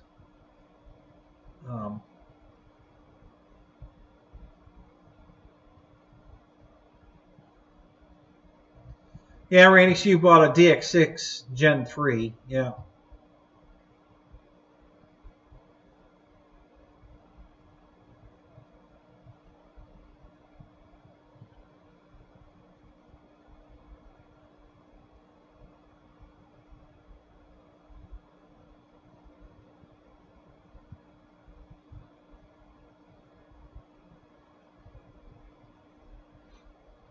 You have one of these Kraft radios, Michael? Or the Royal radio? Which one you say you have one too?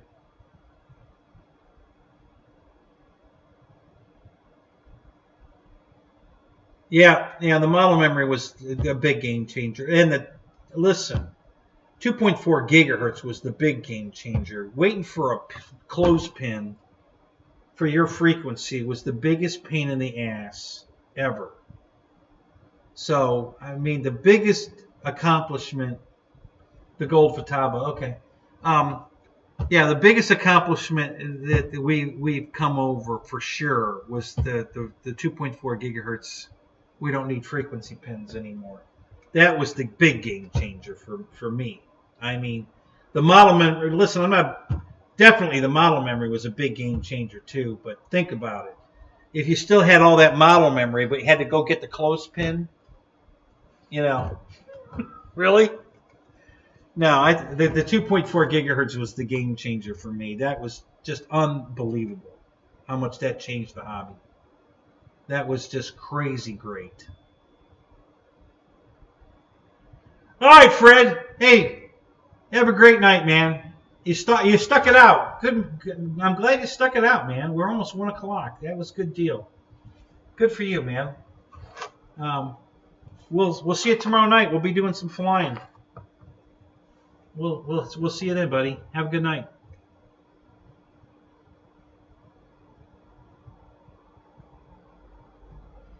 You know, they were fun, Michael, but compared to now, I wouldn't go back to it.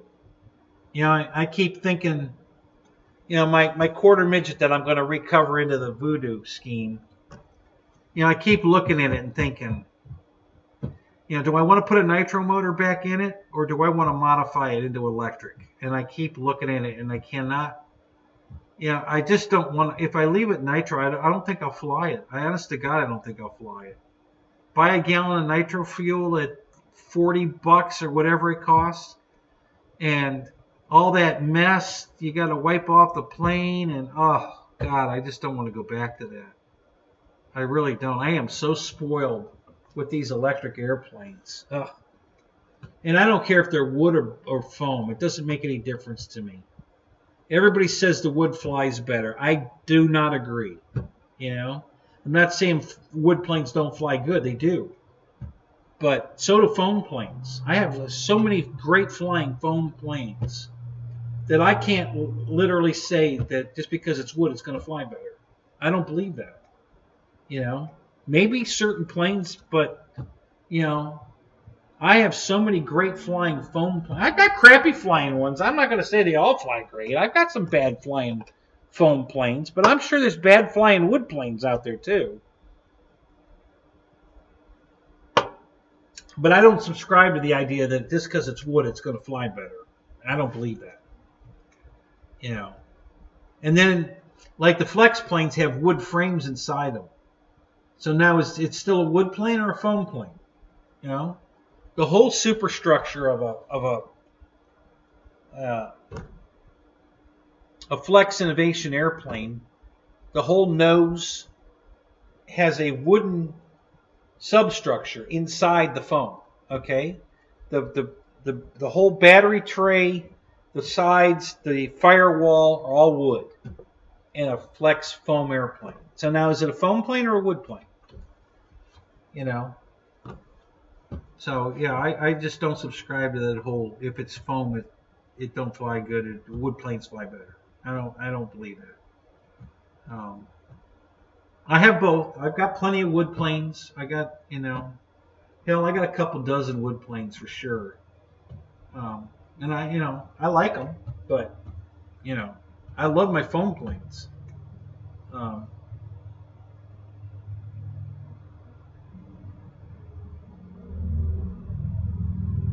Yeah, right. Some of them have Kevlar or carbon fiber in them. Yep. Yeah, you make them even stronger. So, you know,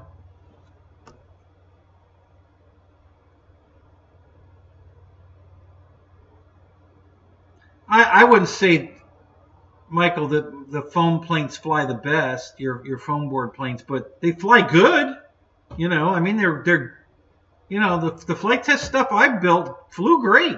I mean, you know, they fly good, and they're cheap. So like I was saying, you don't have to spend money to have fun in this hobby. You're the perfect example of that.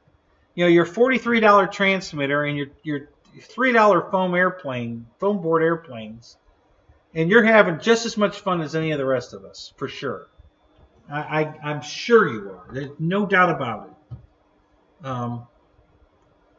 You know, I got spoiled because of the detail in the foam planes. That's what, you know, the wood planes don't have the detail that a foam plane has. All the little rivets, the body, the panel lines, and, you know, when we used to scale up a wood plane, It was a lot of fucking work, you know. We used to take sewing pins and break them off so there was just a tiny little bit of the pin part, and then glue them into the foam to put rivets on airplanes. Okay, that's how we would make a rivet. Is we use a pin, a sewing pin, and you know how much work that is to put 10,000 sewing pin, rivets on a plane that are already in the foam. They're already molded in. Panel lines.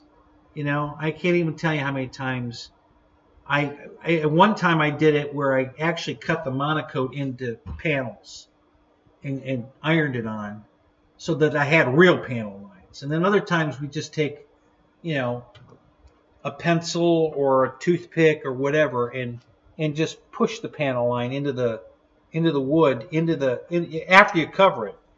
You just have to be very careful, but you can put a panel line into the monocoat through the wood with, something, sharp enough to make the dent, to carve the edge for the panel line, but not sharp enough to cut through it.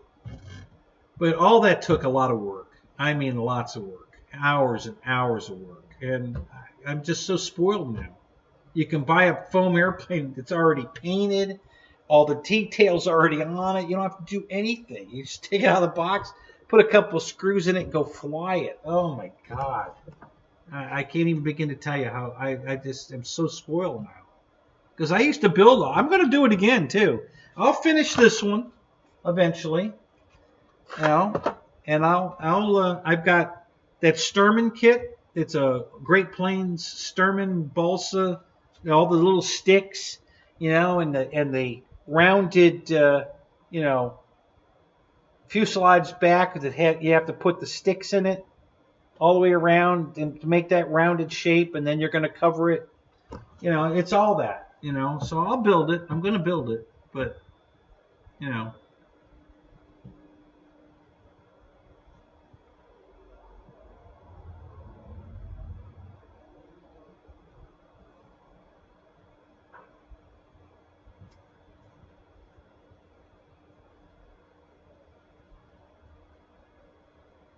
Yeah, Michael, I'm really on the fence of owning a turbine myself. I bought a turbine jet that I'm going to convert to an EDF. So it'll be able to do both. I'll be able to take the EDF out and put a turbine in if I ever decide to do the turbine thing. But I'm not sure I'm going to do the turbine either. It's cool and everything. Sounds cool and looks cool. But when you start figuring out the price of jet fuel, and how much you're going to go through per flight. I figured it out. You're going to go between $6 to $10 worth of Jet A every flight. So, that's $60 to $100 a weekend. If you go, say you go 10 flights on a weekend. It's $60 to $100 every weekend in fuel. That's just not appealing to me. I'm sorry. As much as I want to fly a jet, a real turbine, that's a deal breaker for me. I mean, it really kind of is. That's why I'm making it both EDF or turbine, because even if I get a turbine, I won't fly it as a turbine that often. Special events, maybe. But it won't be a weekly flyer for me because I can't afford the fuel bill. It's ridiculous. I can buy a $60 battery pack and fly it for 5 or 6 years every weekend. So now it's pennies a weekend instead of tens of dollars a weekend. So yeah, there's a big price curve there. I'm not very happy about. I didn't know they went through that much fuel. When I saw the size of the fuel tank in the jets that are out at my field, I was like, holy shit. How much fuel does that hold? Like 2 liters. And I'm like, holy crap. That's one flight? Oh, yeah. Wow. Yeah, it's exactly what it's a Sterling kit. You're right, Michael. That's exactly what it is. It's a Sterling uh, Stearman, um, and it's all balsa. It's just wood. There's nothing in the box but wood, and you have to sand it and glue it and massage it and all that to make it like this. To make an airplane out of it, and it's a lot of work. So I did the same thing. I already started the back. I did round off the back here, and I sanded through right here. So that's going to need a little repair right here. It's not a big deal. It's an easy fix. It's balsa wood. But yeah, same thing. This was just as square as the front, and I already did the sanding on this to turn it into a nice rounded fuselage. And now I have to do the same thing, which I'm going to take a knife and whittle this first to get a head start on it, because it's just sanding it's going to be way too much work. So I'll knock it down with a knife or a cheese grater type thing, and then sand it from there. Lyndon, I have that airplane. I love it. The Tiger Cat's an awesome airplane. One of my favorites. As far as best looking, scale-ness, everything, it's top two. I have a Yak 130 from Ready to Fly that is awesome also. So as far as scale and everything and flying and everything, these are two of my very favorite airplanes, that Yak and that Tiger Cat. So yeah, I absolutely love that airplane. It's a beautiful flyer, a beautiful lander. The landing gear on it's incredible. Just scale and functional. So yeah, I love that airplane. If you're thinking about buying one, I highly recommend it. Highly. You'll be very happy with that airplane. It's pricey. I bought mine before the price went up. But it's a beautiful airplane. Oh, I have zero complaints on that one. It's just an all-around beautiful airplane.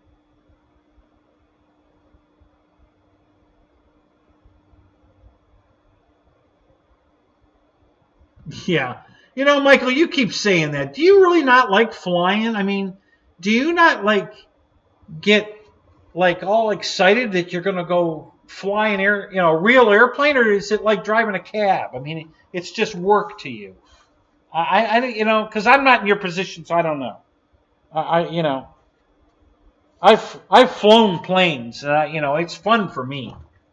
My one friend has a Cessna 150 Aerobat. So I've flown that, and I flew a Cardinal, a Cessna Cardinal, and I flew a Twin Barons for a few hours. So I've got some flight time that was fun for me. But I know yours is a job, so is it not fun for you to fly the real planes? It's just a job? I don't know. I can't wrap my head around that. I mean, I drive a bus for a living. I like driving the bus. I mean, it's fun. It doesn't feel like work. I enjoy driving the bus. For me, it's fun.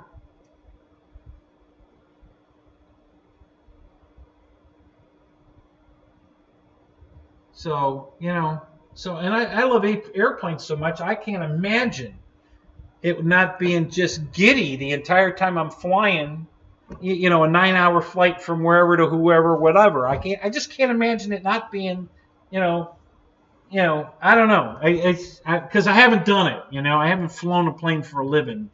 So I don't know. But, when we go flying it for fun, it's fun. So I don't know. I can't relate. I just know when I'm driving the bus, it doesn't feel like work. The bus does not feel like work to me. That's why I do it, because, my working days are over. I want to enjoy what I do now. And I enjoy driving the bus. It's fun. So,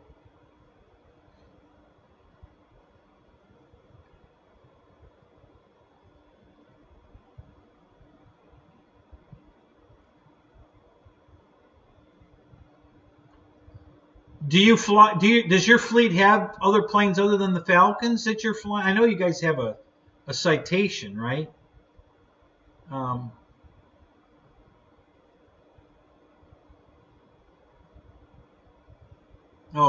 yeah, that's a helicopter. Yeah, yeah. I have not flown in a helicopter yet. I want to, but I haven't had the opportunity yet to go for a ride in a helicopter.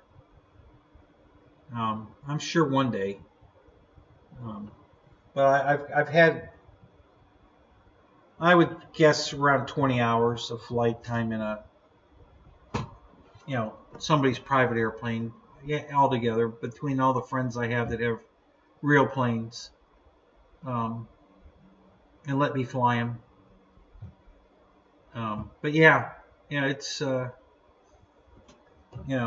just I'm just cars and airplanes are my life. God, I just love them both. So I don't know. I know you talk about it like it's a job, because it is a job for you, flying airplanes. But it's just hard for us laymen's that don't fly for a living to think that's work. It just doesn't seem like that would be work to me. You're flying a real damn airplane for a living, and it's a cool airplane at that. So yeah, it's just hard to wrap my head around that.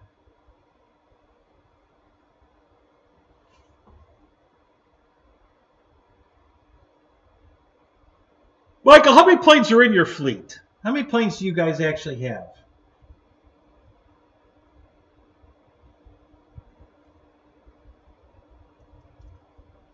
Let's get back to the other stuff. We don't need this camera on. Let's put the cool camera back on.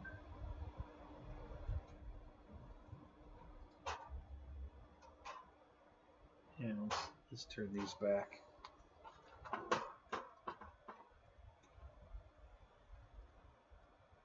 That's the wing. Yeah, that's the wing. Oh, okay. I'm covering up my tarmac here with an airplane wing. Let me move that. I'm gonna do my repair video probably tomorrow, where I'm gonna fill that. I did this once before. I don't know if you guys were watching when I did this, but let me go back to this camera for a second. So I cut that hole in the wing, that notch here. The wing was perfect. I cut that on purpose because I wanted to show you a way of repairing. And the reason I did that is because if you look at this side, I'll show you. You see here, I hit a pole and put that gash in the plane. So I took that gash and I heated it up in boiling water to get it to, because it was all crushed, and got it back into shape, and then I glued it back into place, and it's fine. I mean, I could make it pretty. I didn't get around to making it pretty yet, because when I finish this one, I'm going to make them both pretty at the same time. So it just needs a little sanding, a little feather fill here.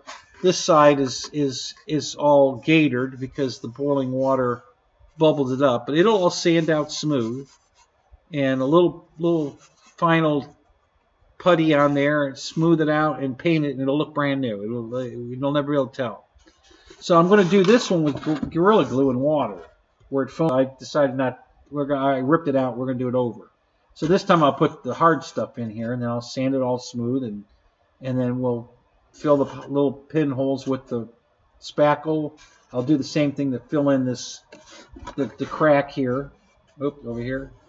And sand it all out, and then I'll paint it, and it'll look brand new. You'll never be able to tell. So that's a project I'm going to do a video on here, probably tomorrow.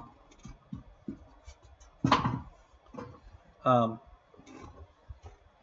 I did it once before, but it didn't. Like I said, I used the wrong damn glue. I didn't know that would stay rubbery. I've only ever used glue to glue. I never used it to fill in. So when I tried using the white glue to fill it in, I was like, wait a minute. This is a Nerf ball. What the hell? That's not going to work. So,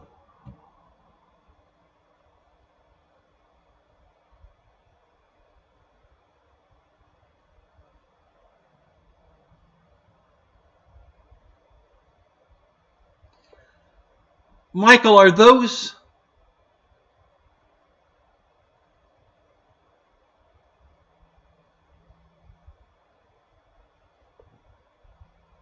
all jets? Is the King Air 350 a jet?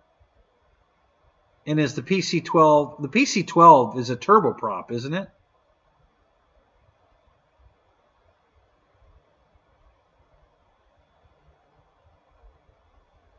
The King Air 350 is probably a turboprop.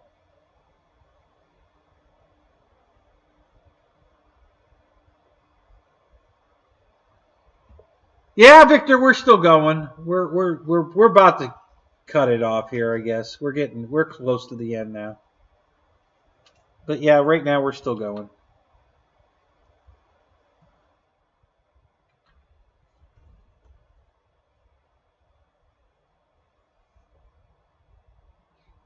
Michael's telling us about his real airplanes that he flies.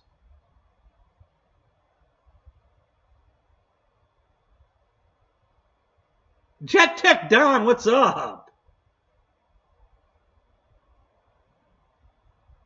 Yeah, I don't know what a King Air 350 is. Are those? I mean, I don't. You know, I guess that's different size. King Air.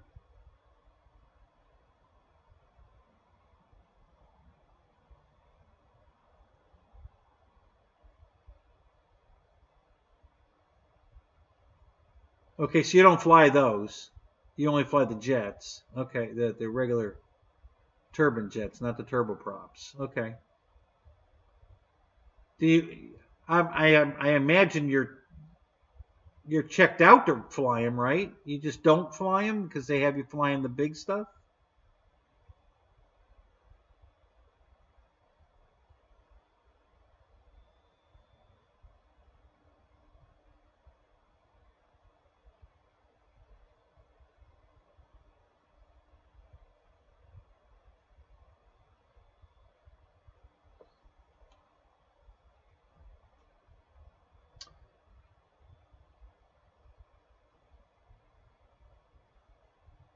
Oh, the King Air is a T-tail. The PC-12 isn't a T-tail.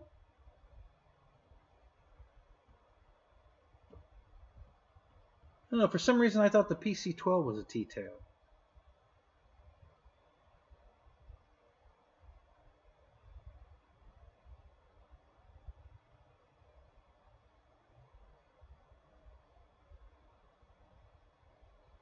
Well, I can't blame you there. You know, I wouldn't want to fly him either if I could fly the Falcon.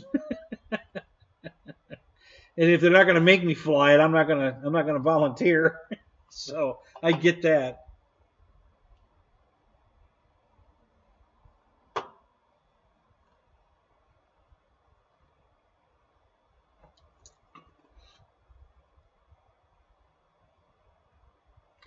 Yeah, that's what I thought. I thought the PC-12 was a single engine T-tail. That's what I thought. Okay, cool. What's that hold? 10 people? 12 people? What does that hold? Maybe only 6 people? I forget how big that plane is. It looked bigger than...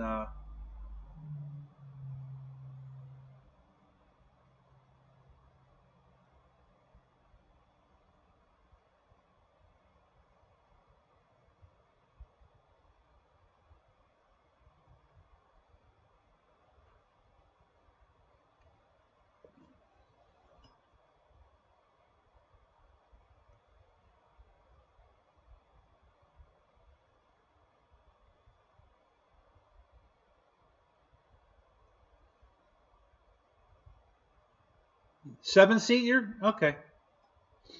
Maybe. I get it. You're not sure. Okay, that's cool. It was just kind of getting a size reference, you know, how many people it would seat. So, yeah, that's cool. Now, if you could own an airplane,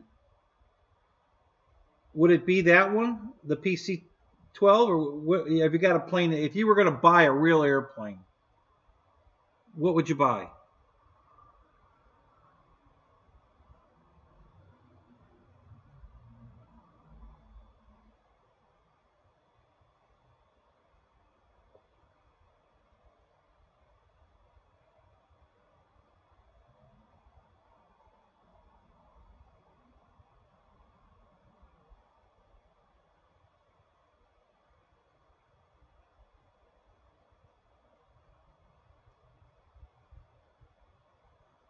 Would you really?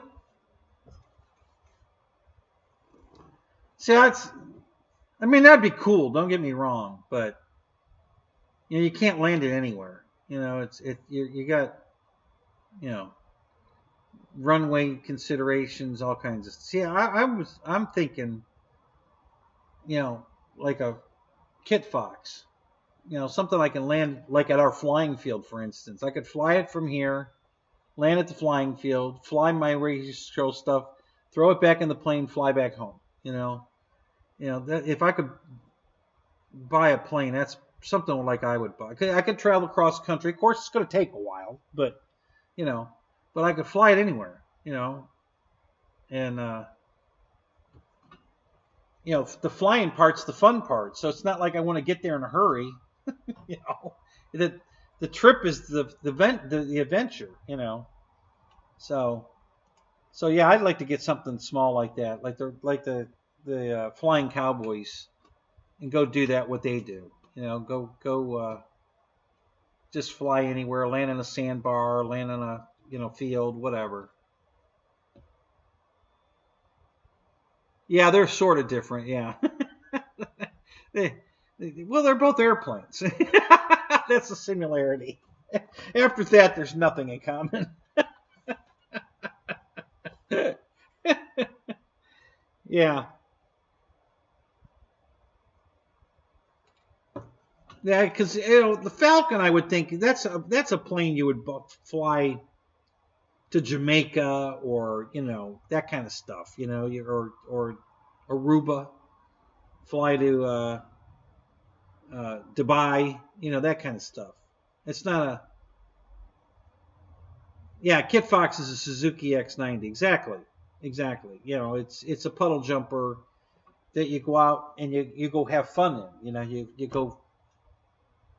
Fly to your buddy's house, you fly to the flying field, you just land it anywhere, Hey, that field there looks cool. Let's land there, Land it at a gas station, like the Flying Cowboys, they land at that one Arby's restaurant gas station, push their planes up to the pump, fill them up, push them out of the way, go inside the Arby's, eat lunch.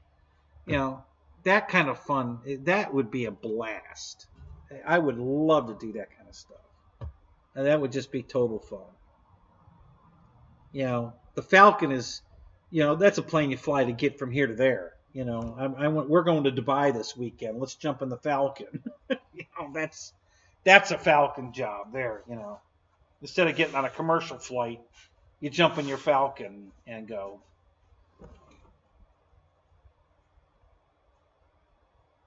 L-39 would be fun. Couldn't land it anywhere, but it would give you that fighter jet kind of feel,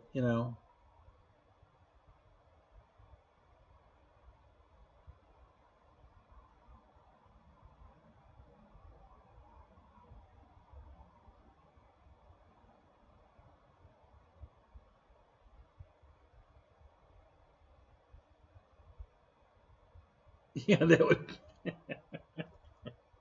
that would probably take, I don't know, what do you think? A couple of weeks to make that same trip in a Kit Fox? Not 9 hours, that's for sure. Yeah, see, me personally, I'm not going to go places like that. I'm thinking for me, what I do, my lifestyle, I don't need a plane that can fly to Amsterdam. I'm not going there, for any reason.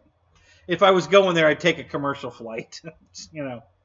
I'm thinking more, I own an airplane. What would I do with it? And going to Amsterdam and then on to Italy is not something I would do. I even if I owned a Falcon, I probably wouldn't fly it. Why would I put that kind of wear and tear on it? Literally, it would be cheaper for me to take a commercial flight to make that trip. It's not as luxurious and it's not as convenient, but you're the money saver. It'd be a lot cheaper to fly commercial than fly your own Falcon. So, I just look at it that way.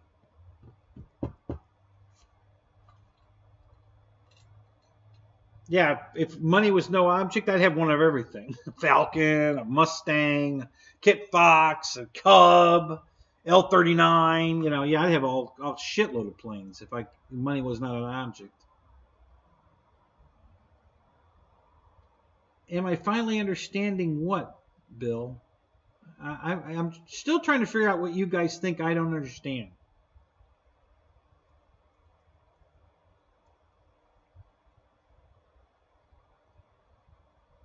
That's like I said, I'm a 6-year-old. Explain it to me. I don't understand what you guys think I don't understand.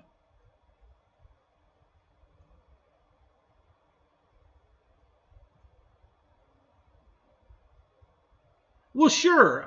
Right, Michael. I understand that. But that's not what we're talking about here. You know, I mean, if you had $800 million, you can do whatever you want. Yeah, I thought you went to bed, Bill. You're back. So that's cool.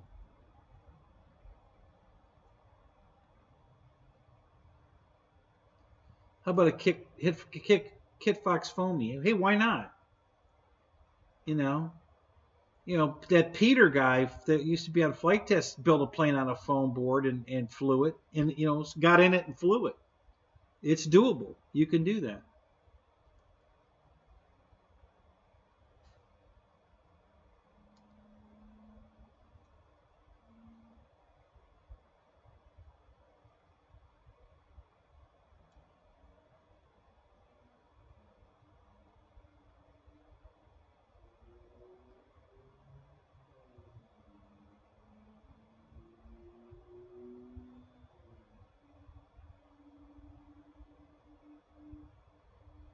Right, Michael. Exactly. It's not the guy's first million. Right.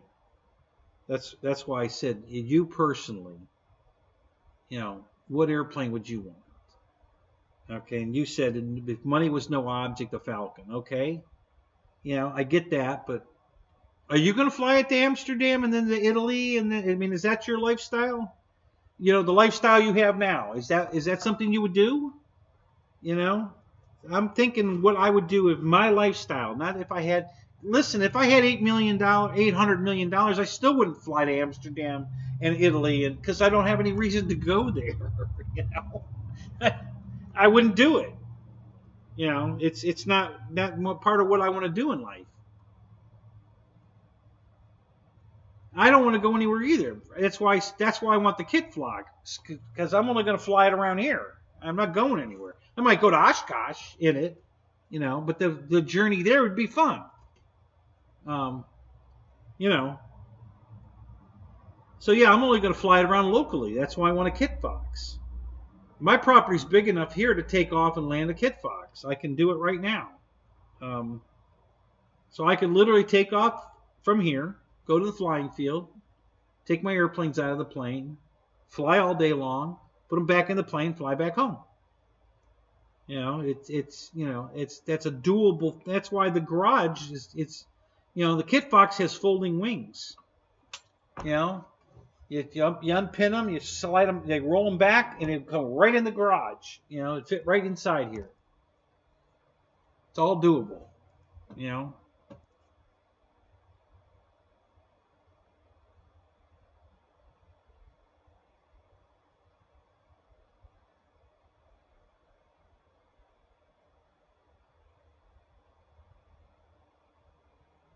Wow, that's nice.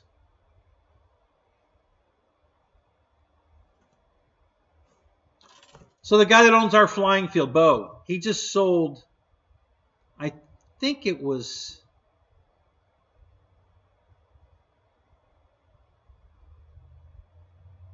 I don't know, it was either 2 or 4 acres of his property, of his 600 acres.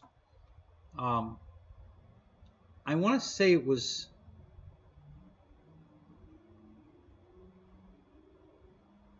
I don't think it was 10 acres. I think it was less than that.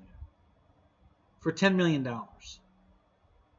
So it was a piece of property next to where his houses are, between his houses that he has.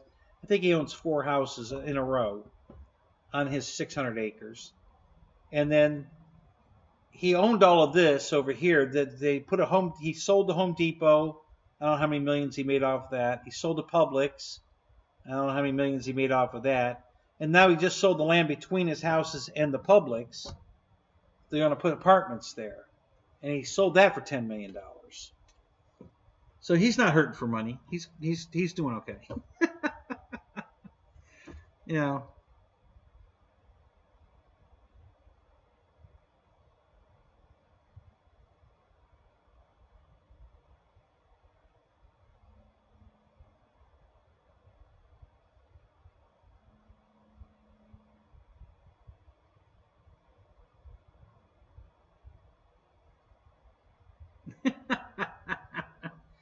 Yeah, see, Michael, now that's funny that you say that, you know, but see, I could do the same thing in my Kit Fox. I could fly it to Bigfoot and land right there at the event. You know, I could land right on our runway that we fly our models off to, taxi it to the end, park it over there, put a tarp over the wing. Now I've got my tent for the weekend. Literally, I could do that. If you fly your Falcon there, you're going to have to go to the airport and then get a ride from the airport to the event and all that. Which is fine because I know you got $800 million, so you can do that. Even if I had $800 million, I'd still fly my Kit Fox there and land on the runway at the event. That'd be way cooler.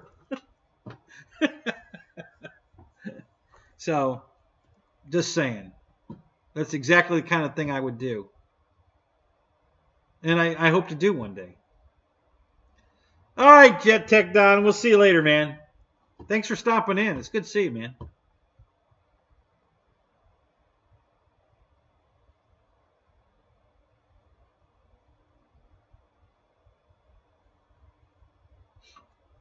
Even if I had $800 million, I would still take the Kit Fox and fly it to Bigfoot. I wouldn't take the Falcon. You know, because it'd be more fun.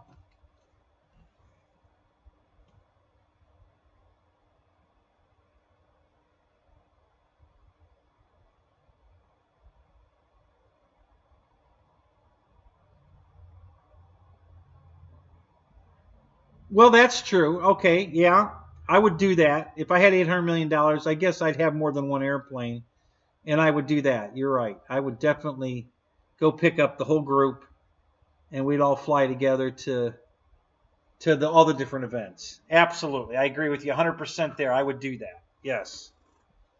You know,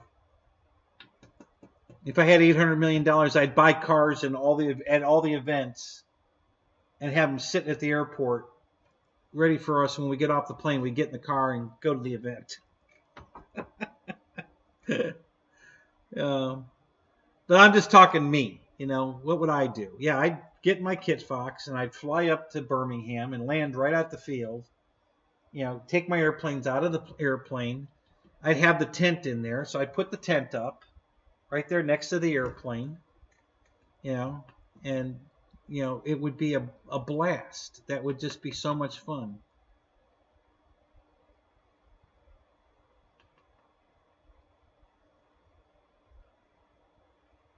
What's that? Cash Monkey Garage? Was that supposed to be garage? Cash Monkey Garage? Instead of Gas Monkey Garage? I guess that's what the pun was supposed to be.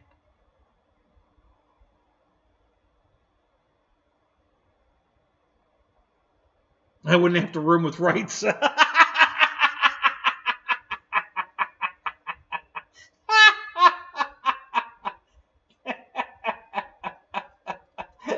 Okay, you win.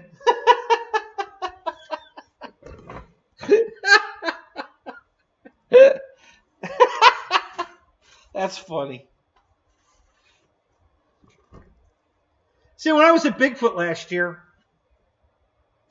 I hated going to the hotel. I didn't want to go to the hotel. I wanted to hang out at the event until, you know, because we were flying all night long.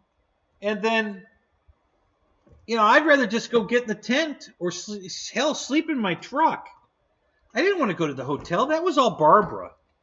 You know, I wanted nothing to do with that. That's not what when I go to something like that, I want to be there. I want to stay there. You know, I don't want to miss any of the fun. I mean, when, you know, Paul McNeil and I both got pretty upset when Nate and the other guys were crashing airplanes into the pole on purpose.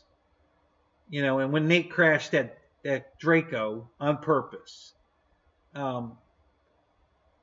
Neither one, me or Paul, didn't enjoy that. So we got our crawlers and we went over to the crawler track, and we played over there for a couple hours because I didn't want to watch them do that. I wasn't getting any enjoyment out of that.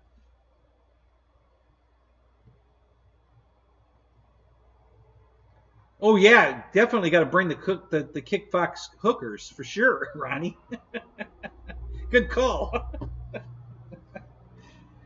So me and Paul went over there and we had a ball. We were having a blast over there on the crawler course while they were destroying airplanes.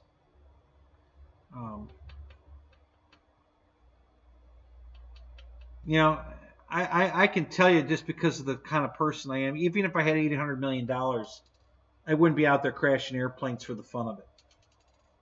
I'm just too... I'm a lot like you, Michael. I mean, you know I don't fly all the flight test planes that you do, but I'm very frugal. I don't spend money that I don't need to spend. I'm very, very frugal with my money. So, you know, buying airplanes just to go out and crash them would not be something I do, even if I had $800 million. I still wouldn't do it. I couldn't do it. It's not in me. There would be no joy in that, to be able to do that just because I can. I'm not going to get any joy in that. I'd buy all those airplanes, but I wouldn't crash them.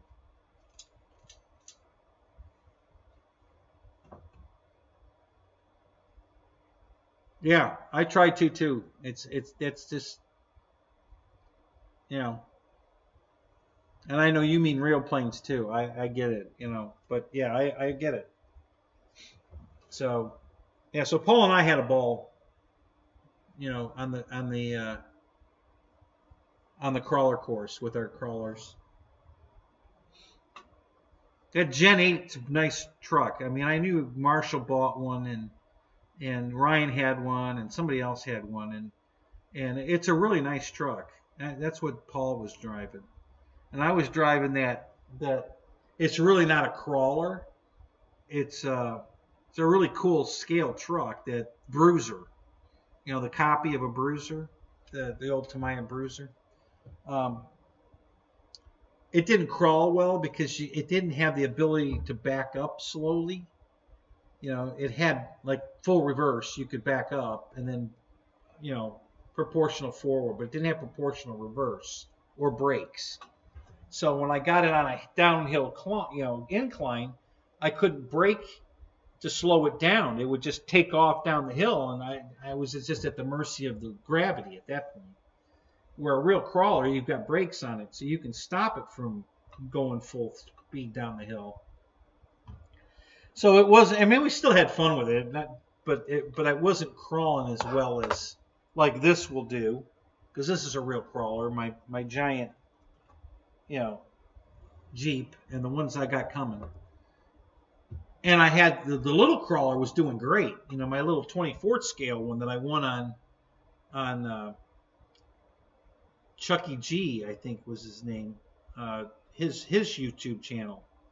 I won that little 24th scale one from Horizon, and that thing was a ball. I was having a blast with that over there because I could crawl it. I could do exactly what we were talking about, you know.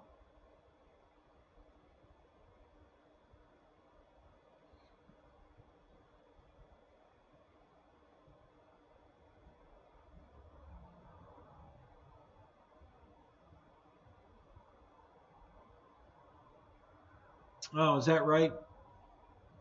It's raining there, Mike? That sucks. I hate the rain.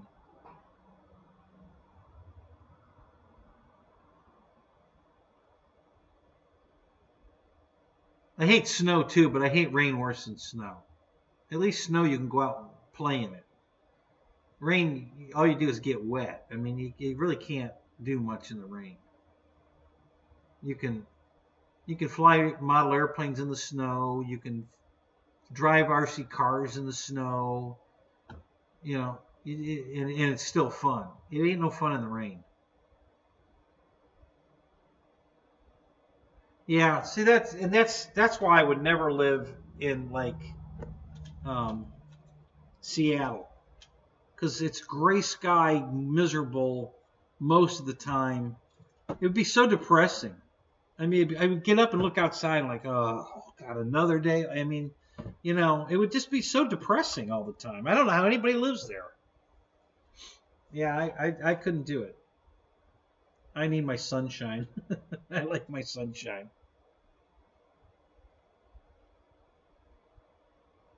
The day today was different. It was a beautiful day. It wasn't very hot. The winds were gusty, but not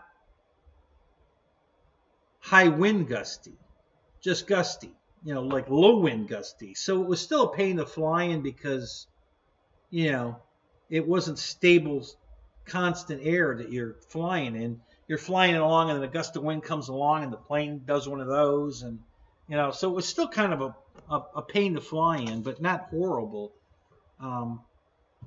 But it was a good day overall. You know, it was a nice, comfortable day out there. It wasn't real hot. It wasn't humid at all. And the inconsistent winds just made it a little, you know, bothersome to fly. But, you know, I flew all the flex planes today, so they were easy to fly. And then my F4 flies really good, so it flew good, but it was, you know, it was a little pitchy, you know, because it doesn't have any stabilization in it. And when a gust of wind caught it, it would, you know, bobble a little bit. No big deal. It flies okay. It's not no big deal, but I like a steady wind. I don't care how fast the wind's going. If it's steady, then it's predictable. The gusty stuff is unpredictable. That's when it gets goofy.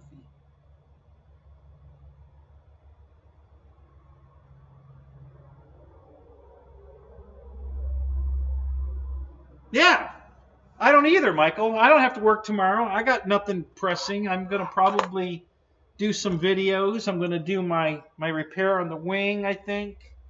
I'm going to clean some more of the bedroom out for Deb's stuff so I can get her shit moved in. Full of drugs? Me? No, I don't have any drugs, dude. I don't do drugs. I've never done drugs in my life. Never even tried it. Yeah, so I have tomorrow and Tuesday off every week. I'm off Sunday, Monday, Tuesday. I work Wednesday, Thursday, Friday, Saturday. So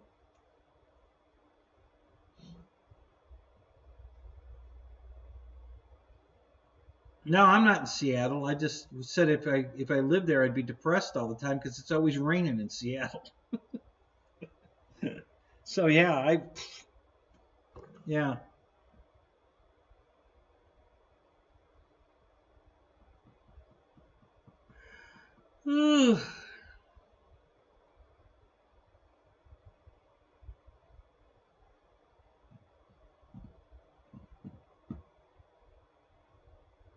My problem is figuring out which to do first because I have so much shit to do. The steps to the house are falling apart. I got to rebuild those before I break my neck. They're just going to collapse, and so I really need to fix that. So I got to do that. The ceiling's falling down in the bedroom, so Deb's having a conniption because she thinks it's going to fall on her, and it probably will if I don't fix it. So I got to fix that.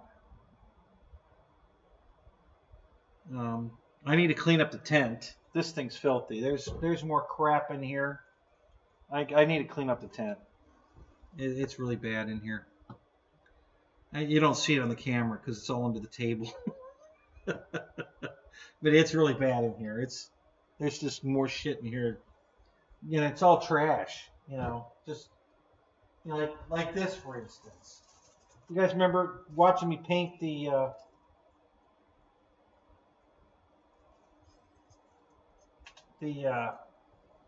canopy for the T28? You know, I took the yellow canopy and painted it white. Well, here's all the tape from it. So I still haven't thrown it away. It's laying on the floor here. I need to throw this away. I got to get a garbage can in here and throw all this trash away. You know, I haven't done that yet. So I got to clean this up.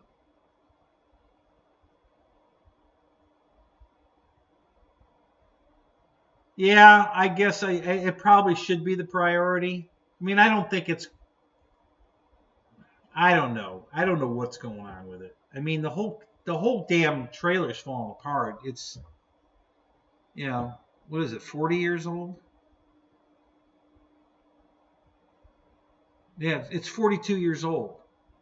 You know, it's done. It's done its time. It's. I've been, you know, for 10 years, for 9 years now. I've been, you know, chewing gum and duct tape, keeping the place together.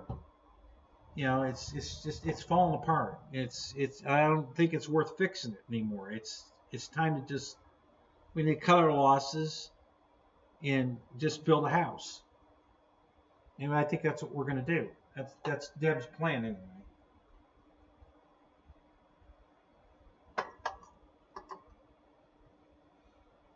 Yeah, you need to upgrade. We talked about putting a brand new trailer on the property, but that doesn't go up in value. It goes down in value. It's, you're throwing money away. I really don't want to do that. It's an option. And we haven't ruled it out. But I would rather build a house.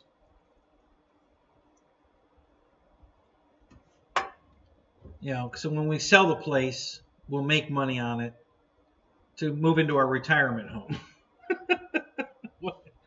Now, hopefully, you know, whether we retire here or move somewhere else, we might move closer to Disney, and I might go back to driving buses for Disney.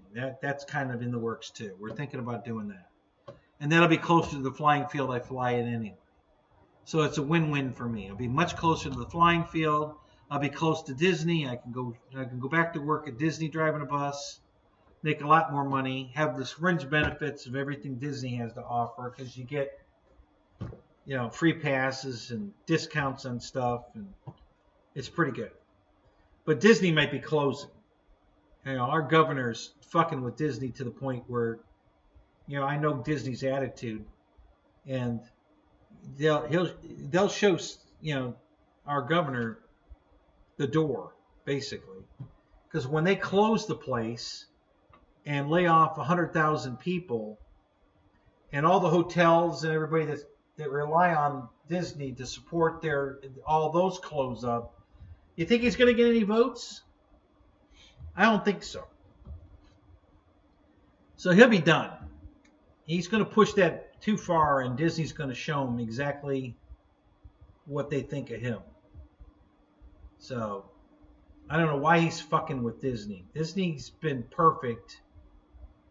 They're paying millions of dollars in taxes and stuff for the state, and that was, Walt did that on purpose because he didn't give a crap if Disney wanted their own fire department and all that. You know, that was like, you know, okay, that's fine. You guys can do whatever you want. You know, and in return, what Disney does is they register all the vehicles, even though they don't drive on public roads. They can't leave Disney property. None of the vehicles can leave Disney property, but we're still paying they're paying all the road taxes to put license plates on every single vehicle that Disney owns. Christ, they have 400 buses alone, plus all the other vehicles they have, and they've got license plates on all of them. And they can't drive them on public roads. They can only drive them on Disney property. So that was the deal that Walt made with the state of Florida. You know, you let me do what I want to do, and you take care of the roads, and I'll pay you license plate fees every year on all the vehicles we have on the property. And the state of Florida said, okay, that works for us. Now, our governor says, no, it's not good anymore. We're not going to do that. Okay. All right. It's been working for what? 1970. Well, 50 years are we talking? Yeah, it's only been working for 50 years, but now he don't want to do that anymore. Well, okay. Whatever.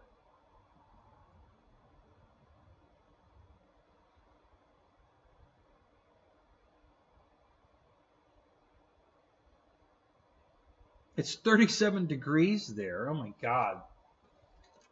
It's 72 here. I don't need the heat on.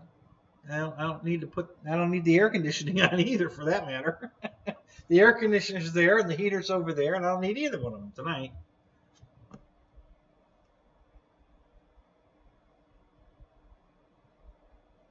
Yeah, Michael, that's true. You know, and a lot of it, we were only able to get citizens insurance, which is not insurance at all. I don't even know how they get away with that. I don't think Citizen ever pays a claim. You know, all those people that got put out down there in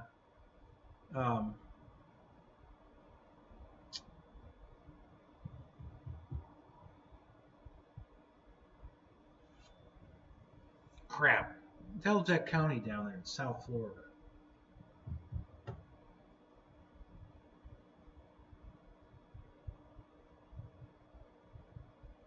I can't think of it. Let me look.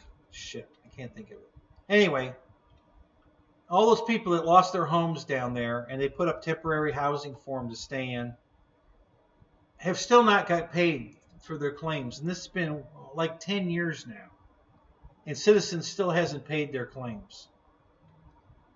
So, you know, it's just, Citizens is the worst company in the world. And that's Florida's provider.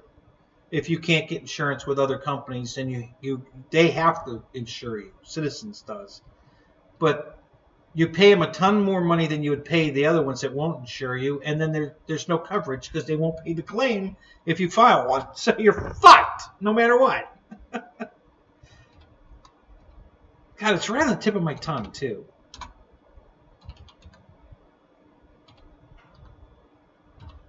Homestead? Is that it?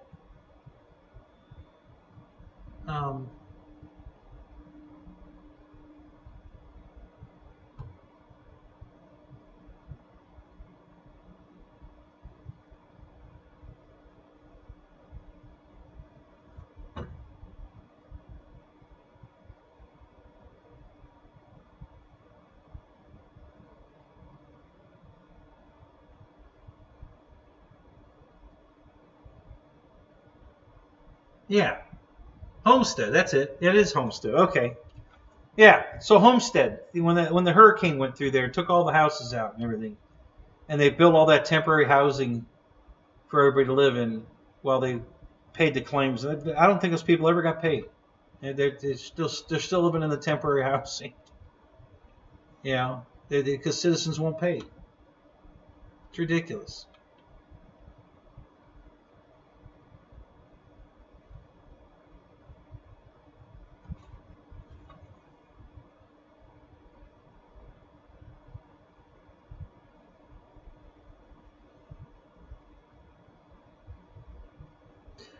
Well, Michael, that's exactly why we haven't ruled it out. You're right. You know, you're absolutely right. Because if we pay cash for the trailer, we don't have to insure it. And since the insurance, depending on, we're going to have to figure out who we can get insurance with first. If we can get real insurance through a real company, then it might be worth building a house. But if we can't, then yeah, it'd make more sense to pay cash for a trailer and not insure it because they're not going to pay the claim anyway. So screw it. You know, we just take our chances. What's up there, Dad's RC? Good to see you, man. You made it. You made it in. Look at that. You made it. We stayed on long enough for you to get in. So it's sunny there now? That's good. We had a sunny day today. Yeah, it's 1 o'clock in the morning here. No, it's 2 o'clock in the morning. I'm sorry. Another hour went by. I didn't even catch that. Yeah, it's 2 o'clock in the morning here.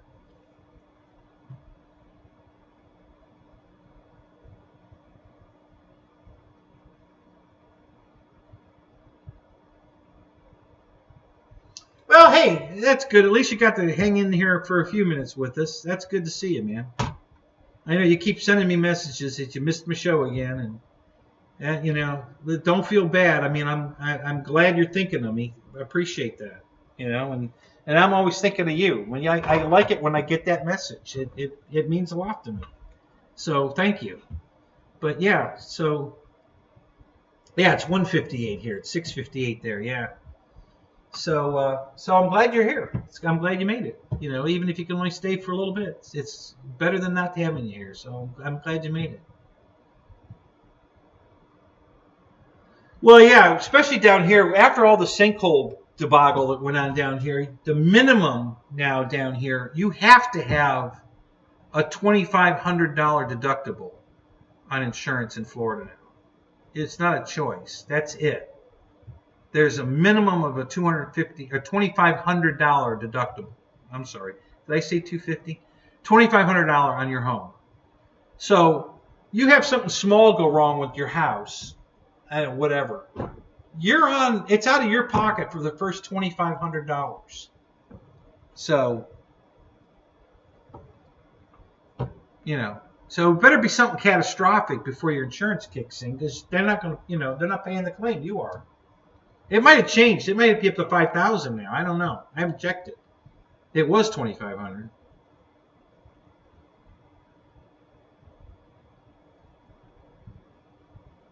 It might, you know, like I said, Michael, we haven't ruled it out. It might make sense. We're going to look into it. We have not ruled. We had one already picked out, but it's already it's brand new, but it's 5 years old, brand new, and they still want list price for it. And I'm like, well, Christ, the damn thing needs a new roof on it already, you know, and we're not paying full price for this thing.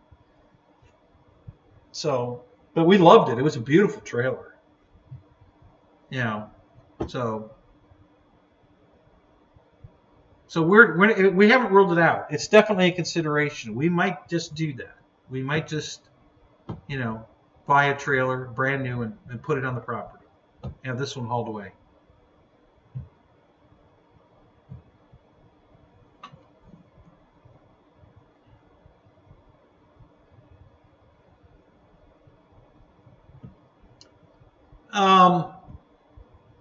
Just a quick FYI, in case you're into that or not. I don't know. Do you have any RC car stuff, crawlers, anything like that, Dad? So do you do any of that? Well, it's not even not finding beautiful ones, Michael. There's repos all the time. They repo trailers. You know, just like a car. You know, you get it, they deliver it, and you don't pay for it. They come and take it away, right? And then they sell them on eBay. Go on eBay and look. You know, repo trailers. They're all over the place. And they're cheap. So, yeah, we could do that. And there were some beautiful ones on there we looked at. So, you know, there's always that also. You have an Arma truck? Okay. Well, right now, Horizon's got 2 vehicles on sale for $150 off each. They're both only $99. Okay, one of them is the little brother of this. I'll show you what I got here. I'm popping the bumper off of it. This thing's so damn heavy, it's hard to pick it up. Okay, so this one here, and let me change my screen. We'll go back to this. Well, all right, this is all right. So this one here is the FMS 1/6 scale. This thing's big. This is Barbie doll G.I. Joe size, okay? This is a big sucker. But they have its little brother on sale right now for $99. It's $150 off. $99. It's a crawler, so it does that slow, you know, crawly stuff. It's got all the detail of this one, just like this does. It's got a shovel and an axe on this side that you can take off, and it's a real shovel and a real axe that it's on it. It's got detail everywhere. The hood opens.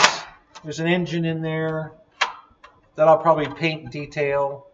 The suspension's incredible. It's you know, it's got a nice suspension. So they have the little brother right now, and I've already ordered it. I'm getting one. For $99, how can you not grab that? I mean, That's a shitload of fun for 99 bucks. So you can get it looks identical to this. It's just half the size. It's 12 scale. 99 bucks. And then they have this little Suzuki Jimmy, they call it. It's a Suzuki Jimmy. I don't think it's FMS though. It's another brand, but you know the light, all the lights work: turn signals, backup lights, brake lights, headlights, everything. I think it even has high beam, low beams, and all the doors open, the seats fold down. I mean, it's fully functional.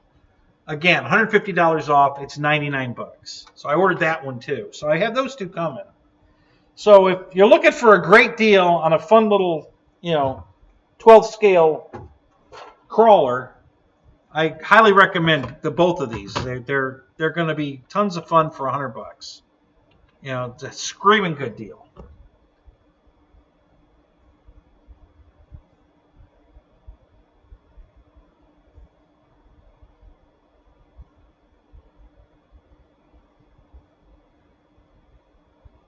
Is that right? They still haven't reopened that? I thought we got past all that.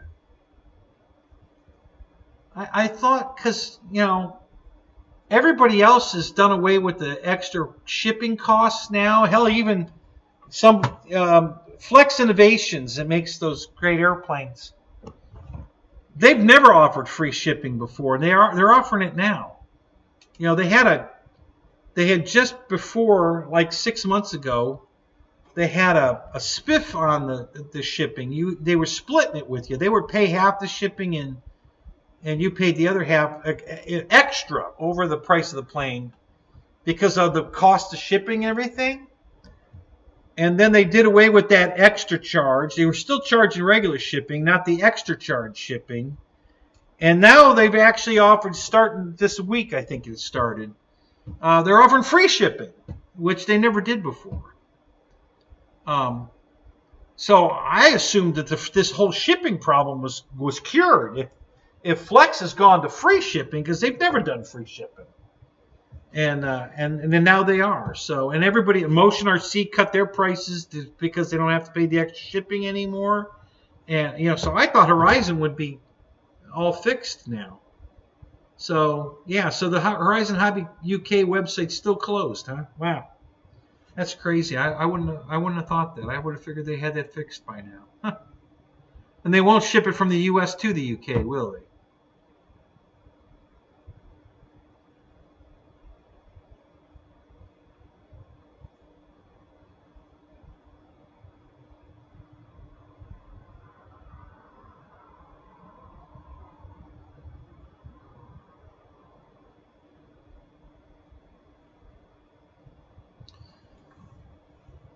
I'll check that out. So I have a question, Mike. What does EU stand for? I always wondered that. Is that England? Is that what is the EU? UK, and then there's the EU. What do those two mean? United Kingdom, is UK, right? What's EU? Oh, European Union. Okay, well, what the hell is that? I'm not familiar with that. What does that mean? What's the European Union? Oh, there's Horizon Hobby in Holland? Oh, I didn't know that. That's interesting.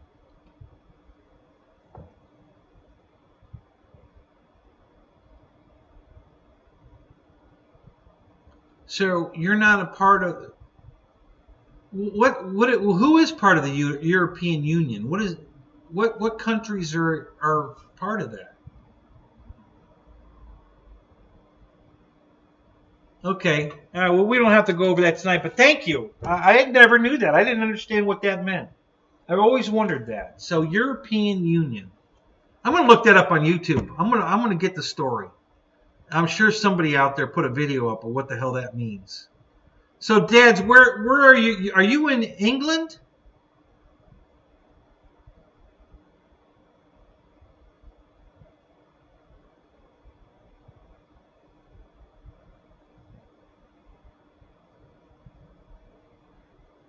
They hate you?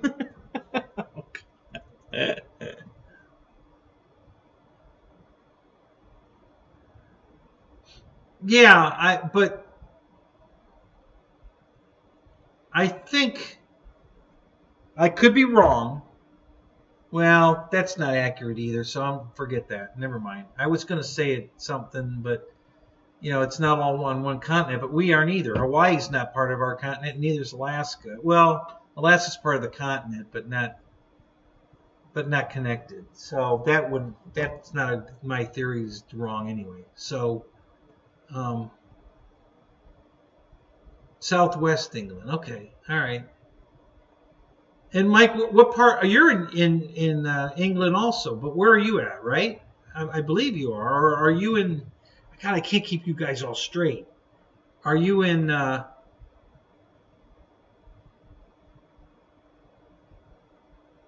Somebody's in. God, not Australia. The one next to Australia. What the hell is that one? I forget.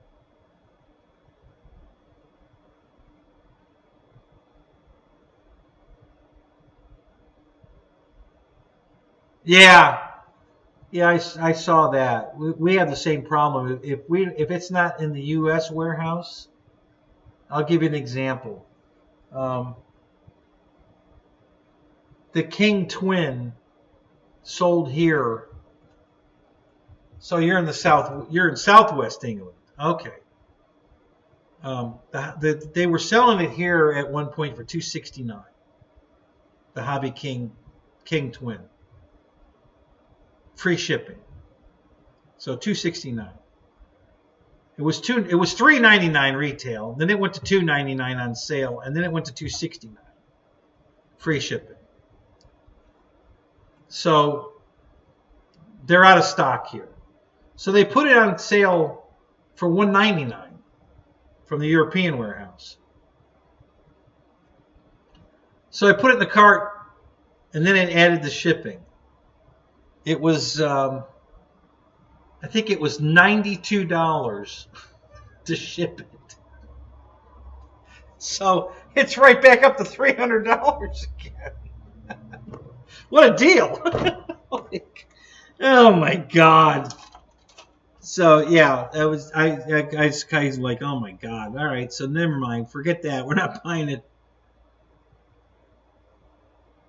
Oh, so you're down on the foot of England, okay? Yeah, but what's the other country down there next to Australia that I can't think of? Where Bruce Simpson is? Fuck. It's right on the tip of my tongue. What the hell?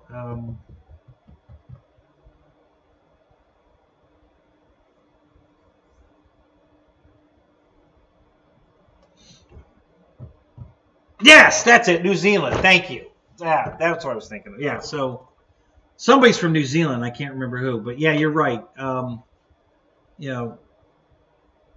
Juno's from Australia, and then one of the guys is from New Zealand. I can't remember which guy's from New Zealand at the moment. But yeah, you guys are all over the world. It's hard to keep track of you. I try, but it's trying to remember who was where is pretty tough. And then the time zones are crazy too. So anyway.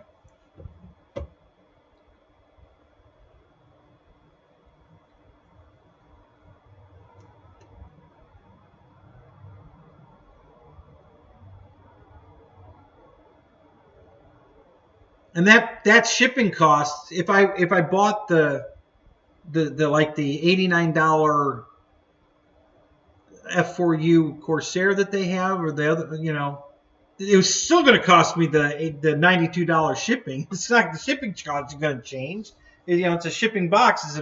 So yeah, it would cost more than the plane. You're right.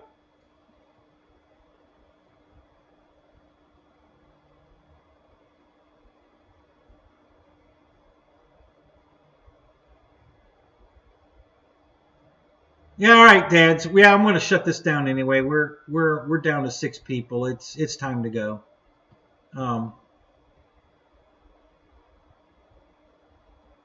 Soho? I don't think that's in England. Isn't that China? Soho? Randy. All right, so good night, dads. We'll see you. And hey, the rest of you guys, hey, thanks for hanging out with me. That was fun. It was a good night. We're gonna cut this off. We'll see you guys tomorrow when Fred's fly-in. If you guys are coming to fly, I don't know how many of you guys are flying. I know Randy does. And if I don't see you before Thursday, I'll see you then. All right, guys? So all of you have a good night. We'll catch you all later.